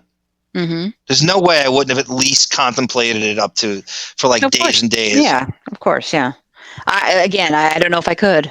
The money is great. I would do something to mess up and get caught the second I stepped out my door. Yeah, I guess the more time goes on, the more you have fail-safe preventative measures of what to do and what not to do. Every time somebody gets arrested and caught, it's somebody's learning from that. Mm-hmm. So like the people who aren't caught go, oh, that's what we did wrong. So let's cover our own ass here, and we're not going to make that mistake again. So you just keep correcting the things that got you caught in the first place, or the stories that you've heard. Like, well, we're not going to go here because that could be a narc. Mm-hmm. And that could be, well, we leave a paper trail. We don't want to use this kind of phone because they can trace it, or we don't want to go here. We want to wear clothing that doesn't look, you don't want to look like fucking, less like Artie Lang and look like Ed Norton in Primal Fear or something. Who's going to suspect that? Right? I mean, whatever. However you keep, doing all these preventative measures from having any suspicions on you or getting caught. I'm sure as time goes on, but then the authorities get wiser too to the tricks. But I would think it's always in favor of the dealer. I think so. The wrong side of the law. Not me, but yeah, your average dealer. And then, again, we'll move on from this, but I thank you again for that candid, brilliantly placed email of that culture, because I just had no idea. You couldn't have laid it out any better. And it's now marijuana is legal in a lot of ways in a lot of states, right? All the arrests that have been made over the years and the sneaking around of people in jail for something now that's legal and they think of as innocuous. Lives that were ruined over these arrests, right? And the guy is sitting in jail right now going, oh, wait a minute. I've served, 15 years and it's legal now? Yeah, that's so shitty. My life was ruined. My family fell apart. It's not only illegal. There's like superstores set up on every corner selling weed. Yeah. It's got to drive him crazy. The dude who spent 15 years in jail for marijuana possession in 1984. Well, can you imagine, like, your father goes to prison for selling weed and gets killed in prison? And now... Easily. I'm sure that's happened several times. Yeah, I'm sure. It led to, there's a gateway crime to getting you into something because you had no choices at that point. You got out of jail and then you were just typecasted as you are unemployable, and so you had to keep doing the crime because there was no breaking that cycle. You know, and they say like the worst thing about people getting out of jail is no one's going to give you a chance again unless you're a huge celebrity or whatever, and there's exceptions to it, but civilians don't get another. You're going to be just, and there are so few options that you're going to have to go back to that same life because you don't have a choice. What else do we got? We got a lot of comments this week. All right, so I kind of collected some from past videos. Okay. And I put them on one thing. So one of our black fans, and he gives us David C, and he gives us, and that's for the news. So we reserved it for the news, but he gave us that brilliant recollection of Tupac Shakur's feud with the Hughes brothers. Yeah. Who directed From Hell. So David's here as well. We went over that, and he said, and I don't know if this is because you know more about this guy than I do. So he writes here, I can't tell if he's kidding or not. Hey, I'm quite fond of Tommy Lee's video of him calling a security guard the N-word. Motley Crue loves some N-bombs. I'm being sarcastic, by the way. Is that true? Has Tommy Lee gotten caught screaming the N-word out? I don't doubt it. Yeah, it seems like I'm sure he was wasted and just was trying to be shocking like they usually were trying to do back in the late 80s. I believe it. He says he's being sarcastic, but I feel like that's true. No, I think it is. I think there is video of him doing that. I feel like I heard that. Keep talking. I'll look it up. All right. And David writes again. This is directed at you. If you can ingest this while you're looking this up, it's very hard to multitask in these things. He writes. David writes, Sara, I'm actually very interested in your story. You met Trent Reznor? Not a lot of people can say that. I'm curious about that stuff too. I had never met a famous person in my life, except Anna Gasteyer. She liked a tweet of mine, but I lost that account. Aw, David. So that's Anna Gasteyer's pleasure. She's telling the story about meeting you. Very quick story. I'll tell you how that happened. Okay. Can I tell you my favorite Trent Reznor story real briefly? This is such a I don't know. It was an event. It feels like I dreamed it. Okay, so he was recording with Teeth in 2004 in Los Angeles on Cahuenga. His studio was in a building there was not even a sign out front. But it was 18 years ago. 2004, yeah. What's Cahuenga? What is Cahuenga that? Boulevard is a street in Los Angeles. Look at you with your LA knowledge. Okay. Look at you. All right, let me get through this. It's very short. The building was next to a Jack in the Box. Oh God. Anyway, so I was able to obtain Trent Reznor's cell phone number. I will not say how, but I was with a friend who was obsessed with him. So as a lark, I had the number, so I called it, and I knew he was in Los Angeles. I don't even know how I knew this, but I called it, and I left a voice message, and I lied and said I was a friend of somebody I knew he knew, and I got a phone call back like 24 hours later from just like somebody who worked at the studio and said, hey, why don't you come down, bring your friend to the studio. So we go down there the next day. We're so nervous because we were so in love with Trent Reznor. So we dress like we're straight out of Hot Topic. And we show up. There's shag carpet everywhere in this building. There's a spiral staircase that has shag carpet. We go upstairs to wait in this lounge with this weird two-way mirror. On the television they're playing I Love the 90s, 1994. And it's the same year that the Downward Spiral came out. So 1994. I want to say 90. No, it was 94. So They're anyway, playing like a VHS tape of it, or it's on television. No, it was just playing. I don't know if it was on VHS or not. They probably. I'm sure they had it like in a loop. I don't know. Yeah, gosh, that's creepy. And there was that mirror.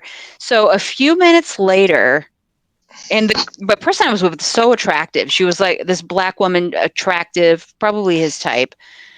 He comes out with a friend. He's very short. And at the time, this is when he was still kind of bulking up. They came out. They want to know how I got. It was all a setup to get me there to find out how I had the phone number. So I kept the lie up. I kept the lie up. You got Hal Sparks on the TV while you're talking. Yeah, exactly. I kept the lie up. I didn't deviate from the lie. So they eventually said, yeah, okay, thanks for stopping by. You can go. The interesting thing was I knew Dave Grohl somehow was also in the building, and you can hear him drumming from downstairs. Really? Yeah, because he had a part on With Teeth. You could hear him drumming. It was so cool. But anyway, we were thrown out of Trent Reznor's studio. I have a feeling if I wasn't there, because I'm the less attractive of the two of us, she would have gotten to spend the evening with Trent Reznor. But yeah, they kicked us out. We drove back home to our, not home, but back to our hotel by Disneyland. 9-inch fails. I know. 12-inch fails. It was more than 9. It was such a fail. It was so the moral is that's a great story. That's because he's a very tricky bird, right? He's prickly. He's tough to get at. You don't see him interviewed much. Well, I don't know a lot about him. It was all a setup just to get us to the studio to find out how I had the phone number. And I never revealed how I have the phone number. So it's fascinating. Like I said, he's very prickly, and I rarely see that guy interviewed. I know he's very difficult to get in long form interview. I don't know if he's a nice guy or he's married. I mean, you know, right? He's married now. He's got kids now. Yeah, he's very domesticated and good for him. Has an Oscar too. So yeah. He looks normal. Like when you see him, he just looks like some. He got in shape and got married. He denounced Marilyn Manson during all the abuse stuff pretty mightily. Said basically he's a piece of shit, and that it doesn't surprise me. And I have nothing to do with the guy, and I don't have his back. And I was surprised. He came out immediately and was like, "Yeah, he's a piece of shit." Okay, so real quick, I have the Tommy Lee Nikki Sixx thing about the N-word. Oh wow! So it's a video that's 1:47. The transcript, or somebody transcribed it. Okay, Nikki Sixx says, "You know what, mother effer, you're a big effing black man." Tommy Lee then comes out from behind his drum set, pours beer on the man, and throws his cup at him. And Nikki Sixx says, "How's that feel, you a-hole, you effing N-word?" Nikki Sixx. So apparently that was a security guard. And the Greensboro man claims band members urged the audience to assault him.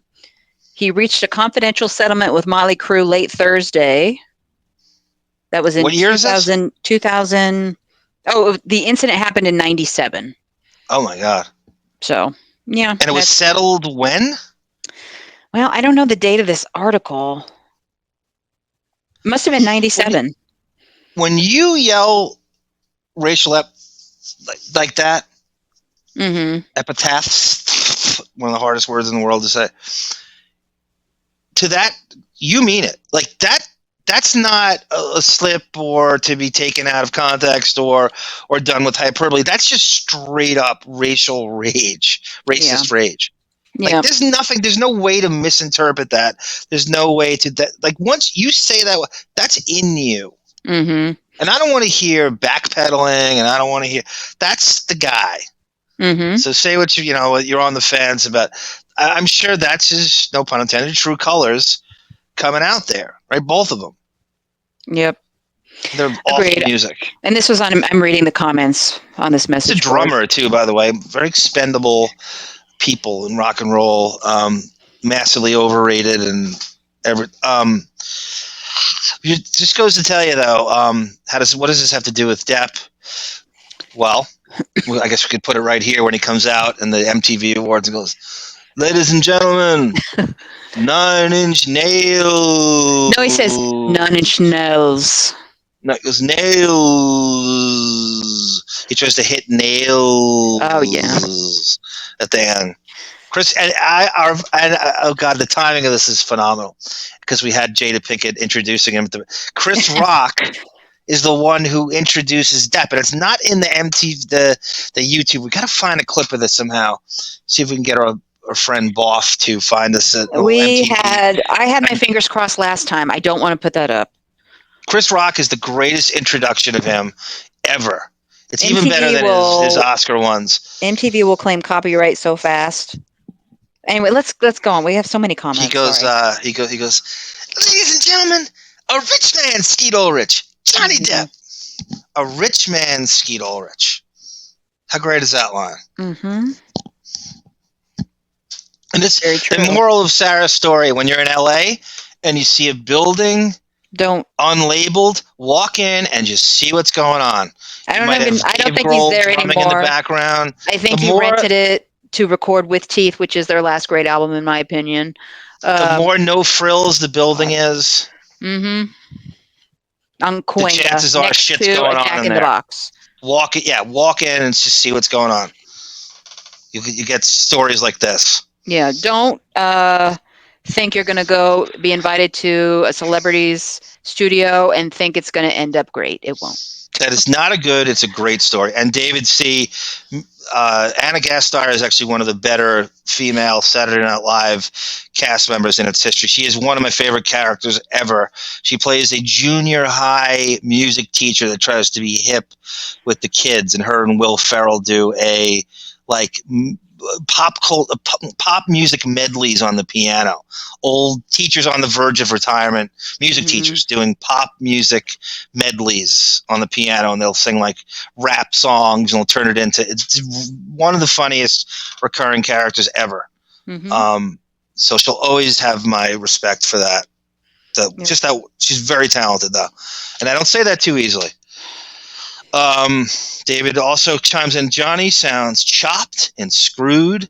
Does he sip syrup like a rapper from Houston? And he writes again here, when it comes to Queensryche, their golden stuff, their albums of Rage for Order and Mind Crimes, that's the shit, bro. Yeah, Queensryche actually was the very, very genesis of the grunge movement because they're from Seattle in the late 80s, and I think that begat, I don't know, the Pearl Jam and Soundgarden and Screaming have a relationship with them. I can never tell. I don't think so. Kevin Cowie chimes in here. Hey, guys, cocaine is perfectly safe. 4 out of 5 doctors would recommend it. Except for the Demi brothers doctor. Right. Kevin Cowie writes, definitely a really good episode.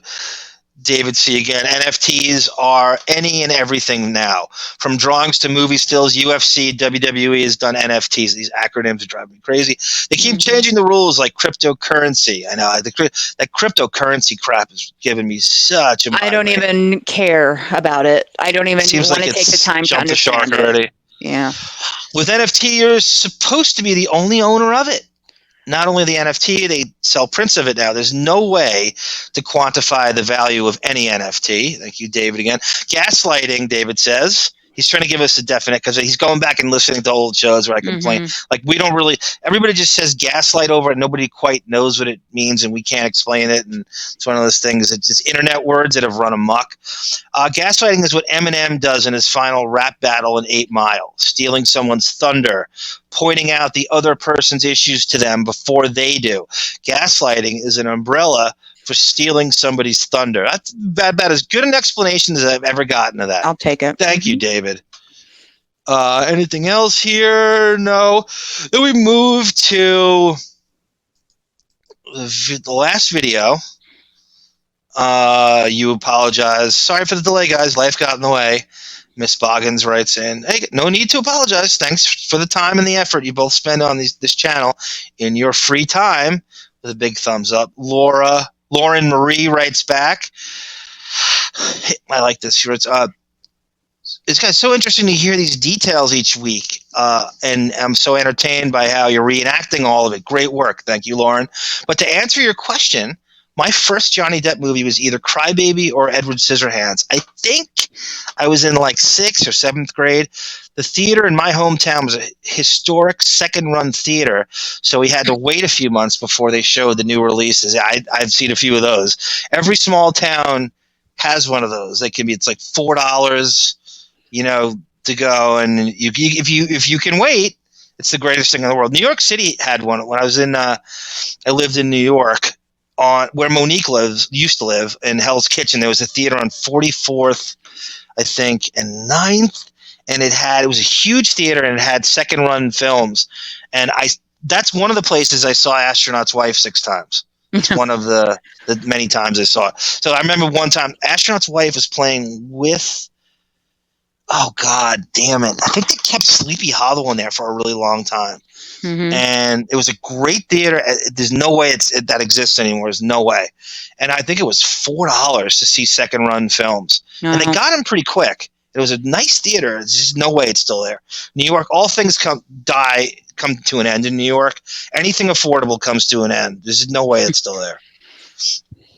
So my favorite Depp movie, probably The Ninth Gate. That's a crazy. I've never heard anyone say that. I don't even think Roman Polanski thinks it's his favorite Depp movie. This is such an avant-garde, original choices by her. You don't see people say this. So she loves The Ninth Gate first. Like I said, Roman Polanski's not even saying that's his favorite movie. Very unique choice that is. I also love Secret Window, which you like, right? I saw that in the theater. It's like Depp doing a one-act play in a way. I wonder what the budget of that movie was. Like, I didn't think I would know how it ended. I was a little disappointed with how it ended. It's okay. I almost was looking at it like I didn't even care about the story. I wanted to see him in a cabin solo act, for 2 hours. And John Turturro's going to say Timothy Hutton's in that movie. It's an interesting, quirky. It's directed by the director of the writer of Spider-Man, David Koepp. Okay. The original Sam Raimi Spider-Man movies. He went on to direct Mordecai. So they have a relationship, and he directed Secret Window. Which I need to watch that again. She likes Sweeney Todd. Yeah, Depp does an amazing David Bowie impression in that movie, and it's really like a Batman villain meets David Bowie. He was nominated for an Academy Award for that, I should say, as well. He killed it with. I love when Depp sings, by the way. Ed Wood, of course. Sleepy Hollow. She likes all the Burton movies. These are a string of these in a row. Ed Wood, Sleepy Hollow, Edward Scissorhands, Dead Man. Very unique choice. Dead Man came out right after her. She started watching it, so it's like a fourth movie she saw. What's Eating Gilbert Grape and Black Mass. And I really love the movie Tusk and get a kick out of the over-the-top cameo in that movie. That's interesting. You don't like... Do you like Yoga Hosers, but you love Tusk, but you don't like Yoga Hosers? Because Yoga Hosers, Depp's in the whole movie with Lily Rose, who's Kevin Smith's daughter's best friend. And Kevin Smith directed Tusk and Yoga Hosers. They're like sequels of one another. Lily Rose plays a convenience store clerk, which is completely the opposite of her life. And Jack Depp... she's a natural. Yeah. I don't even think she's been to a convenience store. And Jack Depp plays he comes in as a customer, quirky customer. He's in it. And Vanessa has a cameo too as a French teacher in the movie, and she's good. Really? I totally right. Yeah, she's very good at it. And at the end, Depp plays guitar to the Canadian national anthem, in which Lily Rose sings it out. And does a good job singing it too, I might add. Totally worth seeing it just for all the Deppness of it all, the Deppetism and Kevin Smith. His nepotism's off the charts, but so it's combined those two worlds. And I wonder if Lily and Harley Quinn are still friends, best friends. I don't know. I haven't heard much about either one of them lately. So Lauren Marie, just in closing, I know because you missed it technically, or didn't maybe. Have you gone back and watched 21 Jump Street and Private Resort? I want to know your opinion. Have you seen 21 Jump Street? And if you haven't, will you binge watch it and get back to us your thoughts? Please do.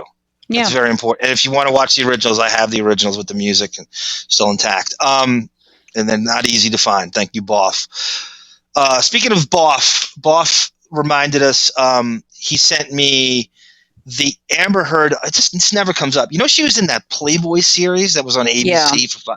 It was like, how many episodes? Like, was it even a season? I don't even know how many episodes. I want to go watch that.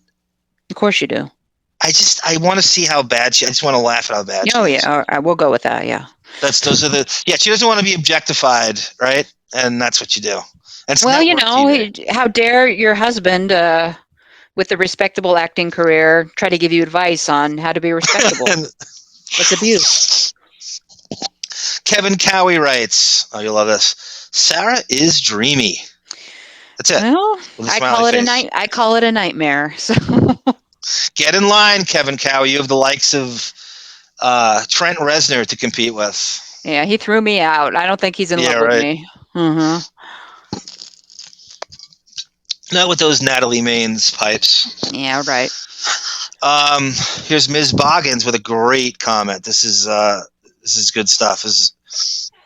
I think Winona Ryder does not want to be a witness for JD because she's smart enough to know. Oh, I never thought of this angle.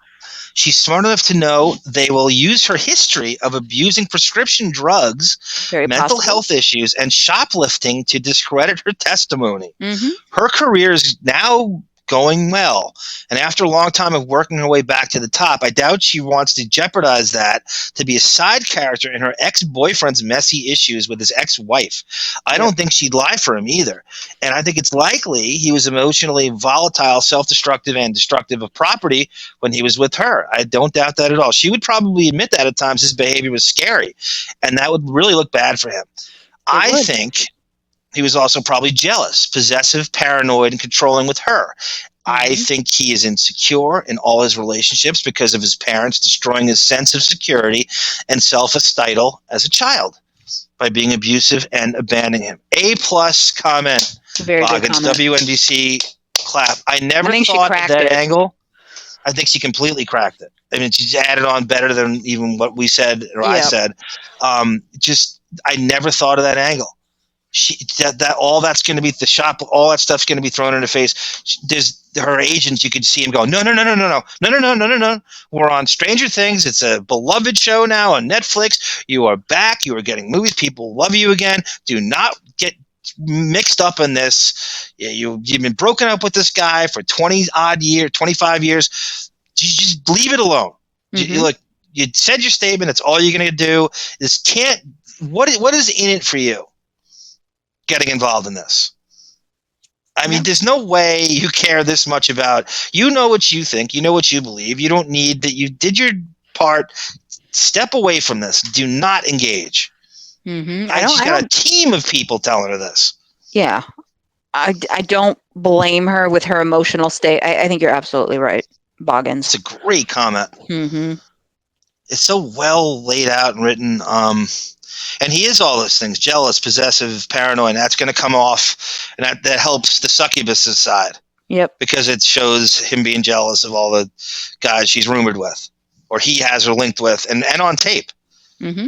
That's phenomenal. There's your answer. So Greenpoint, with a classic Greenpoint harangue, writes, "Hey guys, thank you very much for a great show. Firstly, I'd like to discuss the subway talk. Sorry in advance, Sarah. I know you don't care about subway. The G train, from what I know, is one of the newest subways lines built. It wasn't new when I saw it. Maybe they restructured it, because when I saw it, it was a train you just couldn't do much with. It never went to Manhattan, and it only went through. It begins under the big city bank building in Long Island City. That's where they film all the shows, Sarah. You know, like Silver Cup Studios, private parts are shot there, and Oz, and it's become a big thing now. It wasn't when I was there in the early 2000s. It was getting bigger. And then I think Cosby was shot there. Oh, yeah, they had help me out, Green. Yeah, the Cosby Show. Little walk-up house, yeah. Almost positive. A row house, right? Well, I think in the studio, because that was done on a set. That brownstone was not on the street. But I think that's where they shot. I think that's where they shot. They had outside shots, though, didn't they? You remind me of Elvin from the Cosby Show. Just go with this. All right. And then, speaking of snakes, and then snakes its way through Lisa Bonet, Greenpoint, and Williamsburg, and then deeper into Brooklyn. That's where Brasco is shot and set. Deeper into Brooklyn, and eventually the G train turns into an elevated line, the famous station being Smith 9th Street. Yeah, I got off there all the time, Greenpoint. That was a famous stop for me. When I didn't feel like transferring, I took the F train to Smith and 9th. It was an orange line, and I got off there. That's where you would tell me about the housewives, the Van Kempens. So I was telling you about housewives? Yeah, that's where they like that crazy Simon. That's where they live. Oh, yeah.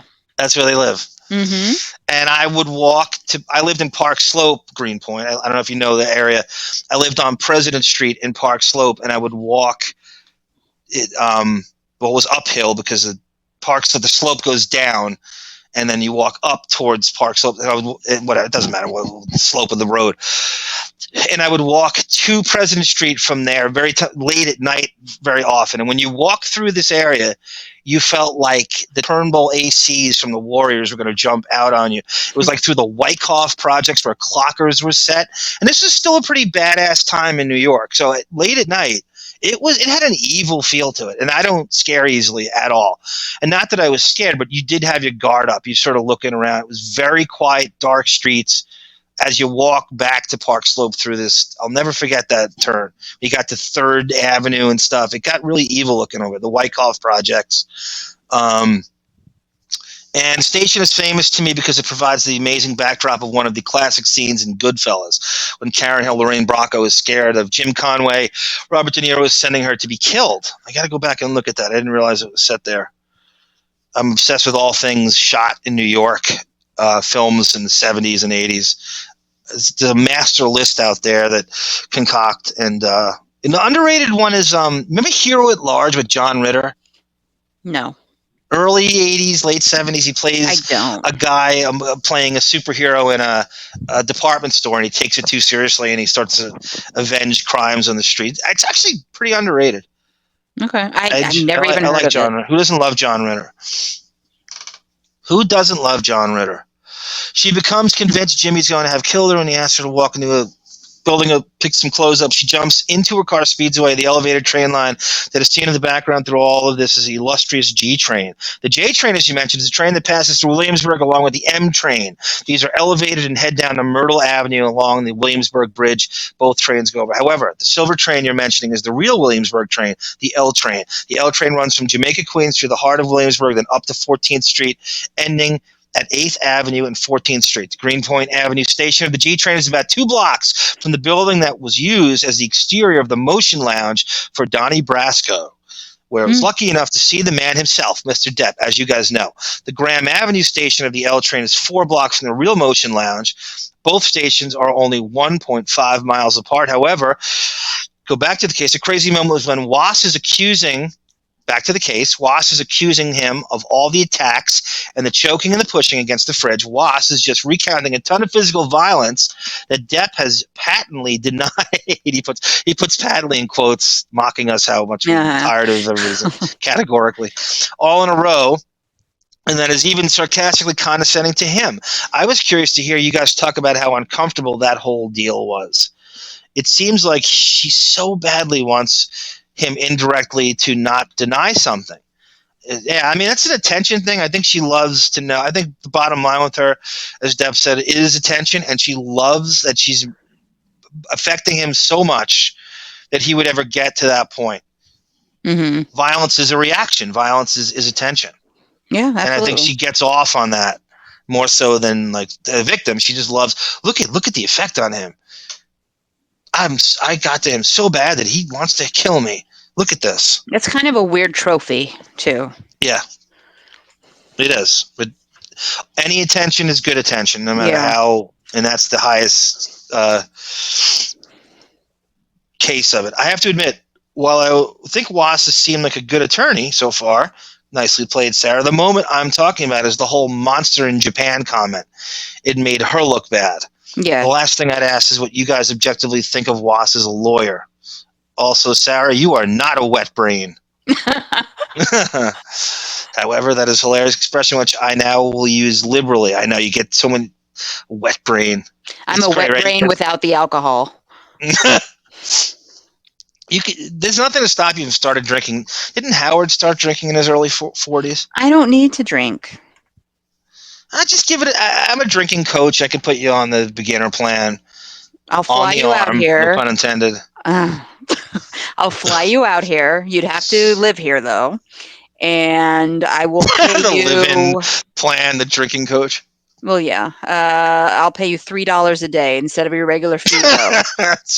So I'll put you up here, free rent, and you just coach me on life. You get the WAS rate. Yeah. And those Fear and Loathing videos sound very interesting indeed. Great show, guys. Thank you. Thank you. God bless. Thank you, Greenpoint. And you will see them. We throw them together. Did you think Was did a good job? I thought so. I don't know. I don't like her style, but that's her job. You know, the British sarcasm. I think she did. I think one of the tricks she did is that she harped on. She used his own terminology against him, the Southern gentleman, over and over again. Right? I mean, you could see her. She keeps callback to certain buzzwords, and she keeps throwing it in his face over and over again. And she plays in the fact that he is proud to be compared to his idols, you know, Thompson and Keith Richards and Brando and all these people, and he will go back to that all the time. He can't help but be backwardly proud of these things, and he doesn't deny it. He has trained himself to be this counterculture, hellion kind of outlaw and really own it.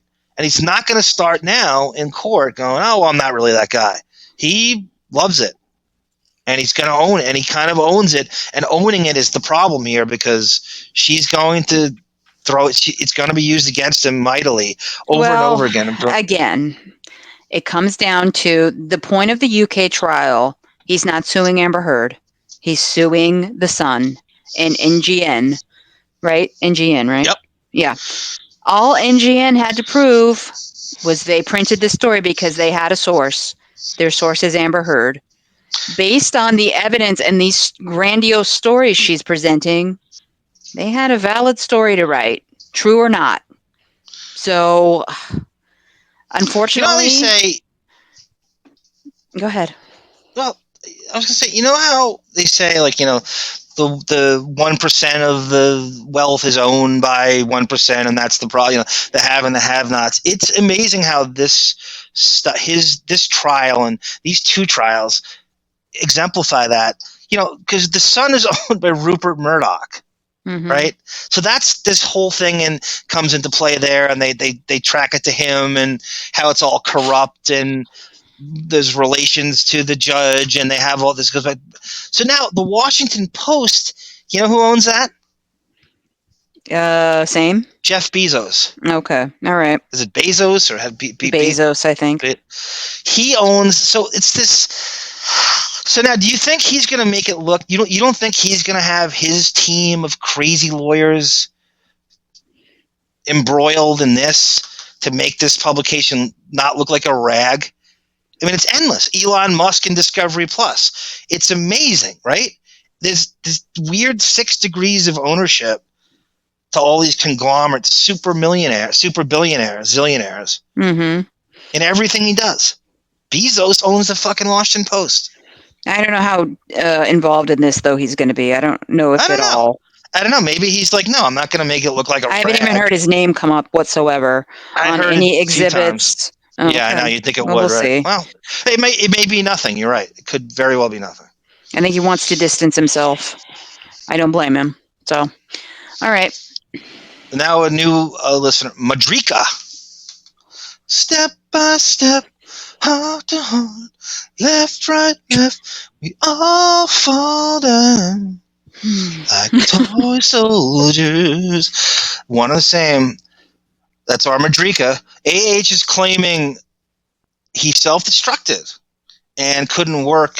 Had nothing to do with her. I'm sorry. Let me read this again. AH is claiming he self-destructed and couldn't work. Had nothing to do with her. Will backfire on her.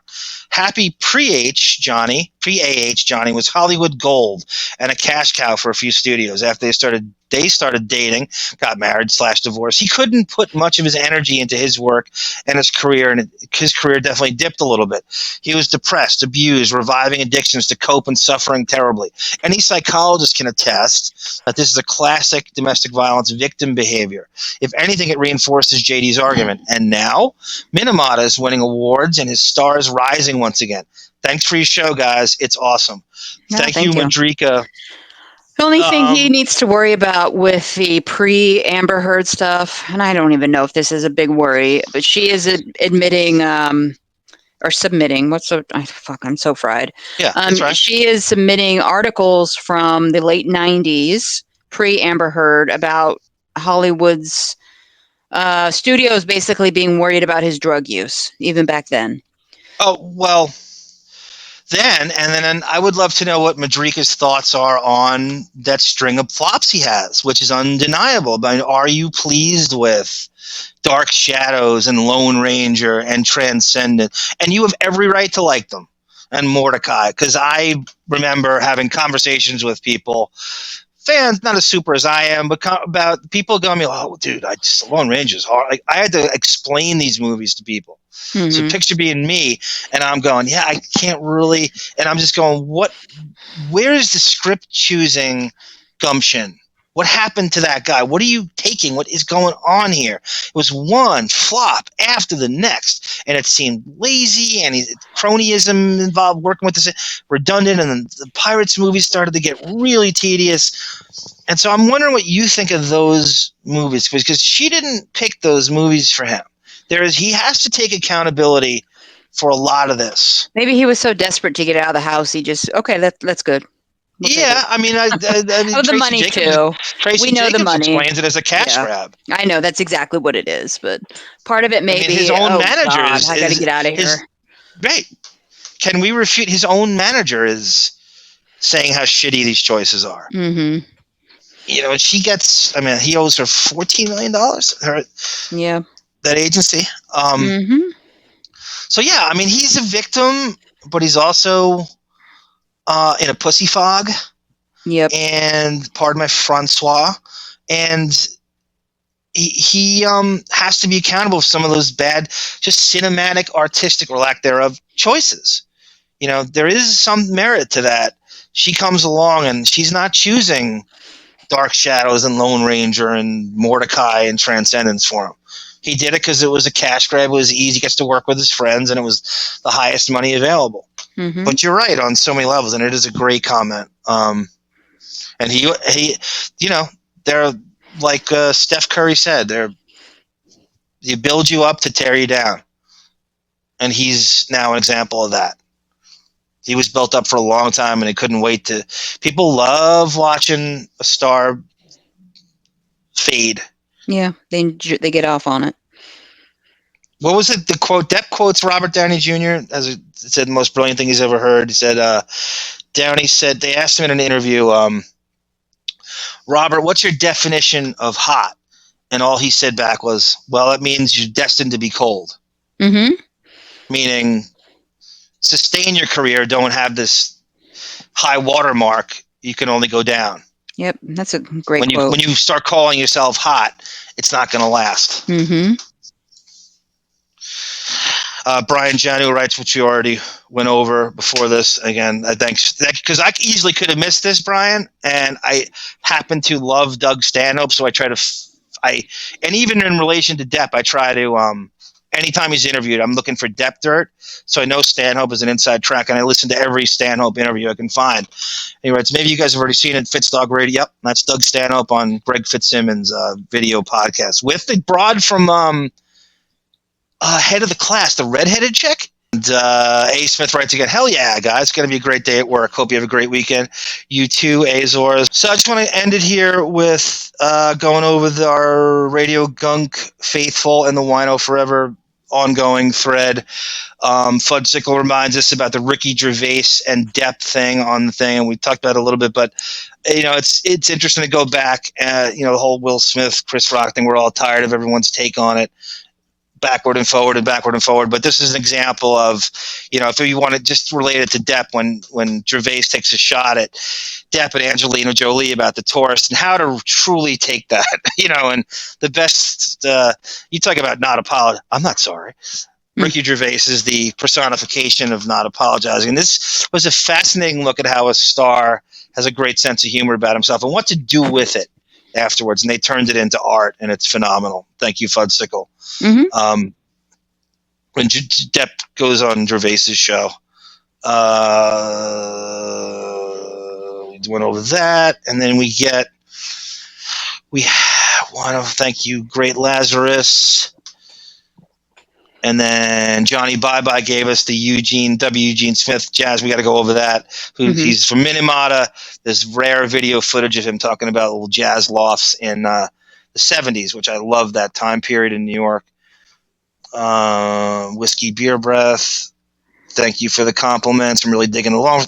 I spend Saturday and Sunday listening. Wow. That's the ultimate compliment. And I go down. Judy Tenunu. Okay. Our friend Judy Tenunu is like, ARM, I was thinking with all these comic book movies and comic book TV shows that have been coming out over the last 15 years, it is a shame Depp hasn't been in any one of them. Mm-hmm. And he may never be now. Oh, God, I couldn't agree more. I've been saying that for I still think he can be. Oh, I do too. I still think there's a way. Most of my favorite performances of his is when he's in costume makeup. I was trying to think of what Marvel DC characters he could play, hero or villain. But by the way, yeah, I think we designated a show for that. Didn't we talk about doing all the stuff with him and Marvel, what could have been? And yeah, you mentioned that, yeah. Yeah, like a what if show. Mm-hmm. And years he was rumored as so many different things, from the original Robin in the Tim Burton movies, and then suddenly he's Spider-Man after that. I mean, Bruce Banner, Ghost Rider, over and over again. All those things were very feasible back then. And I think he could have played all those things. The movies, the comic book films had not gotten off the ground. This is like before the explosion. Like I'd say the first Blade started it all, and then X-Men and Spider-Man came out, and then the Marvel Cinematic Universe followed that, and there was some DC sprinkled in there, but he was rumored for so many things, and it never came to fruition. He would have been a great Bruce Banner. I was trying to think of what so in DC I have Animal Man, Tenunu writes this, Mr. Miracle, Hal Jordan, and Sinestro. Wow, imagine playing Green Lantern and Sinestro in the same movie. I would love the Sinestro. Sinestro is a great idea. He could have played Green Lantern years ago. Mm-hmm. If you look at him in Astronaut's Wife, there's a little Hal Jordan in there. Yeah. You know, I mean, he's not a perfect dead ringer for what I would think a right stuff Hal, but Sinestro, that's a great idea. The little cheesy mustache, that's really good. Boy, I think you just had a brilliant casting stroke there. You know, Mr. Miracle is Sarah. He's in the New Gods in Dark Side Enemy with Orion and stuff. Yeah, he's kind of like a Houdini. Depp was supposed to play Houdini, and they killed it. Mm-hmm. That was supposed to be a Bruckheimer thing, and that got killed. Tracy Jacobs goes into that. I don't know if we went in the transcript yet. We did a little bit, yeah. I don't know what Mr. Miracle's face looks like. And then with the mask and the whole costume over, it's a real garish. If you don't know what his red, face looks like, it doesn't matter. No, I guess it doesn't. I mean, he could easily. And then in Marvel, he has Mr. Fantastic, which is supposed to be. They never completely cast that with what's his name from The Office.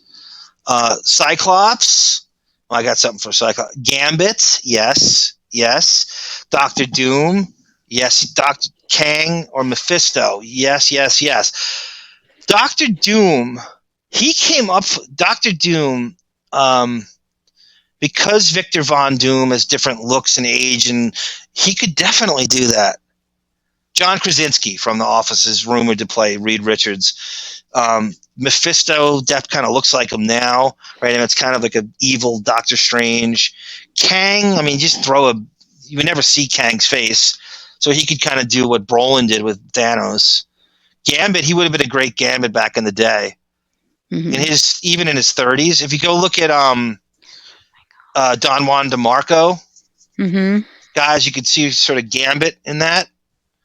Some of the gypsies he plays, like Man Who Cried and stuff. Yeah, there's a lot of Remy LeBeau in some of those long-haired gypsy characters he plays. Totally could have done it. It's too old for that now.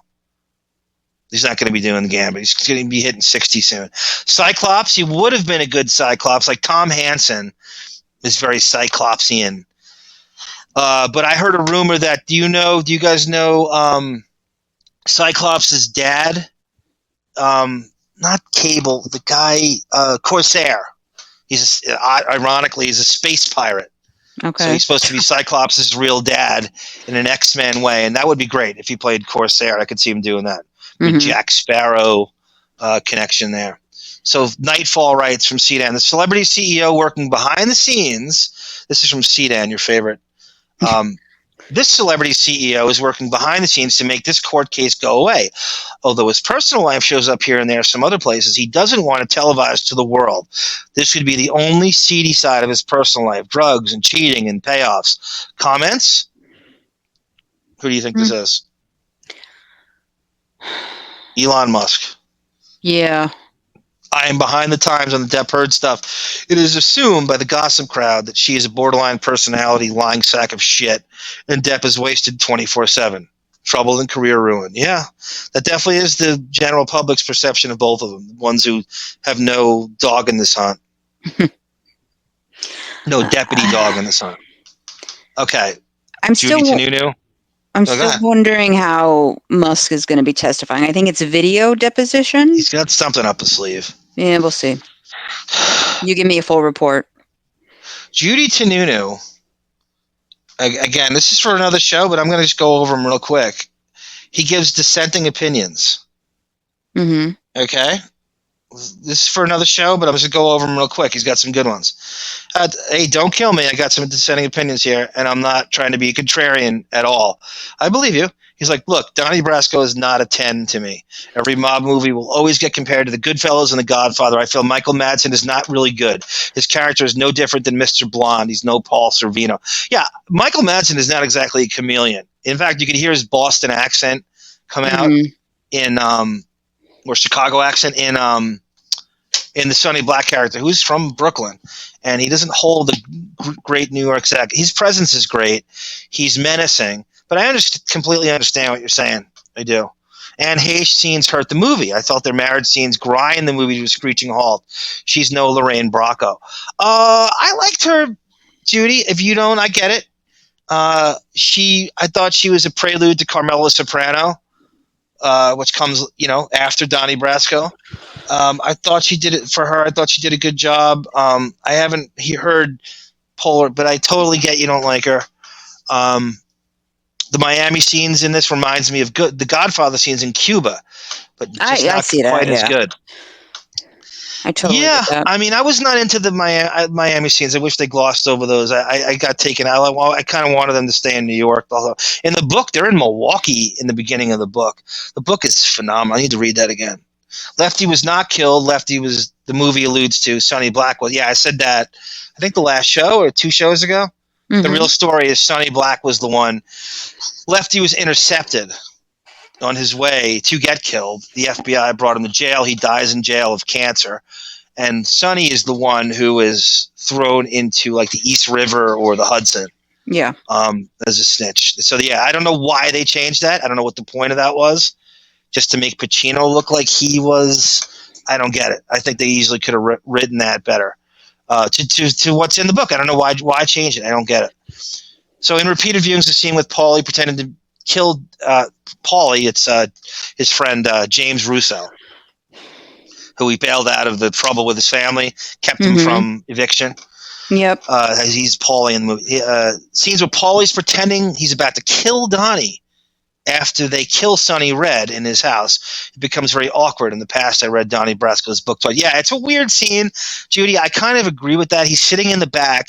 He pulls a gun on his part. They're in the crew. So why is he going to pull a gun on Donnie in the front seat? And he's like, "Is everything all right? Is everything all right?" And he goes, "What?" And then he takes him out at gunpoint to take him to the basement so they can destroy the evidence. I don't understand why Joe Pistone didn't get brought into it in the beginning anyway. Why wouldn't they want more manpower in the basement? So somehow Joe waits in the car, and then Paulie comes out and he pulls a gun on him for no reason. It is an awkward scene. I completely agree with that.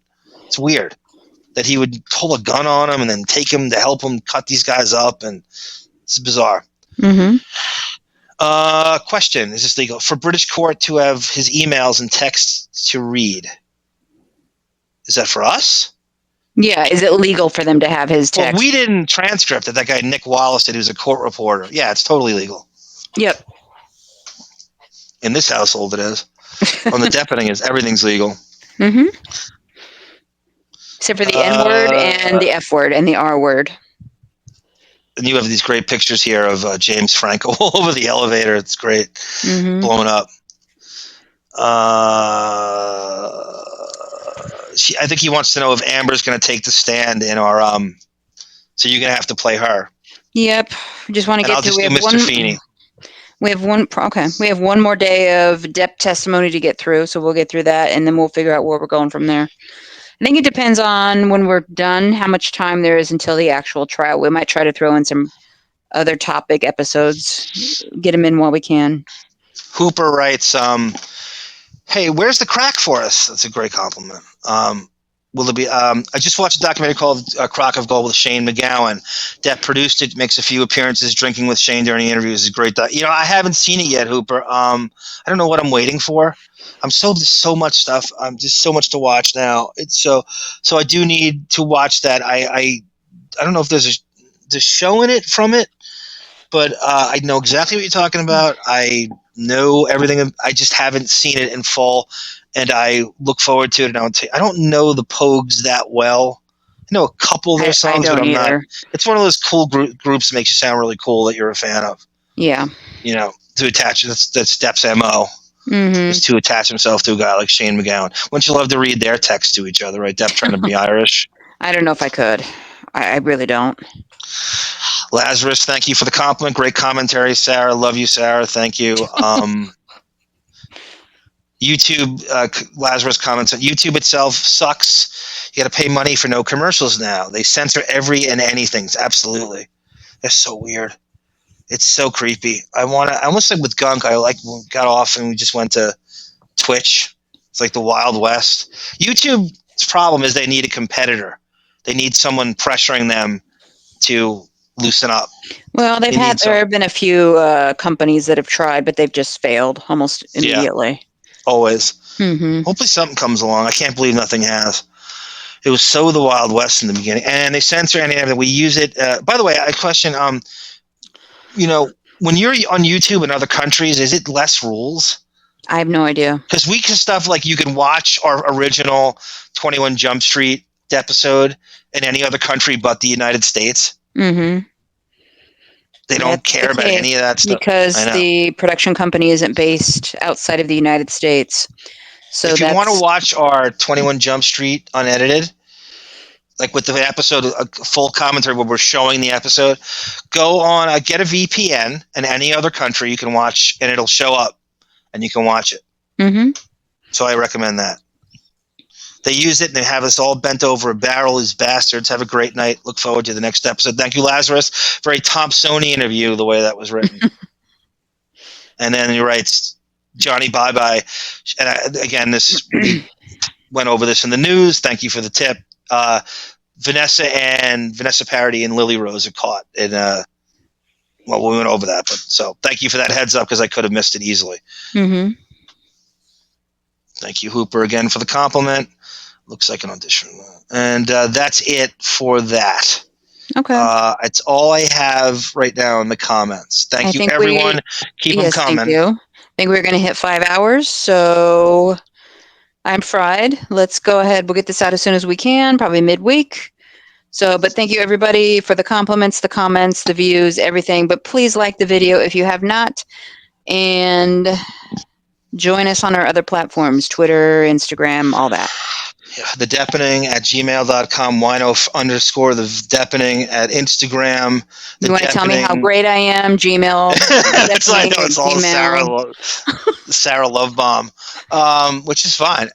At the Deppening on Twitter. And that's all I have. And Sara, now for your great ending. I can't wait. Forearm. This is Sara saying no time is a good time for goodbye.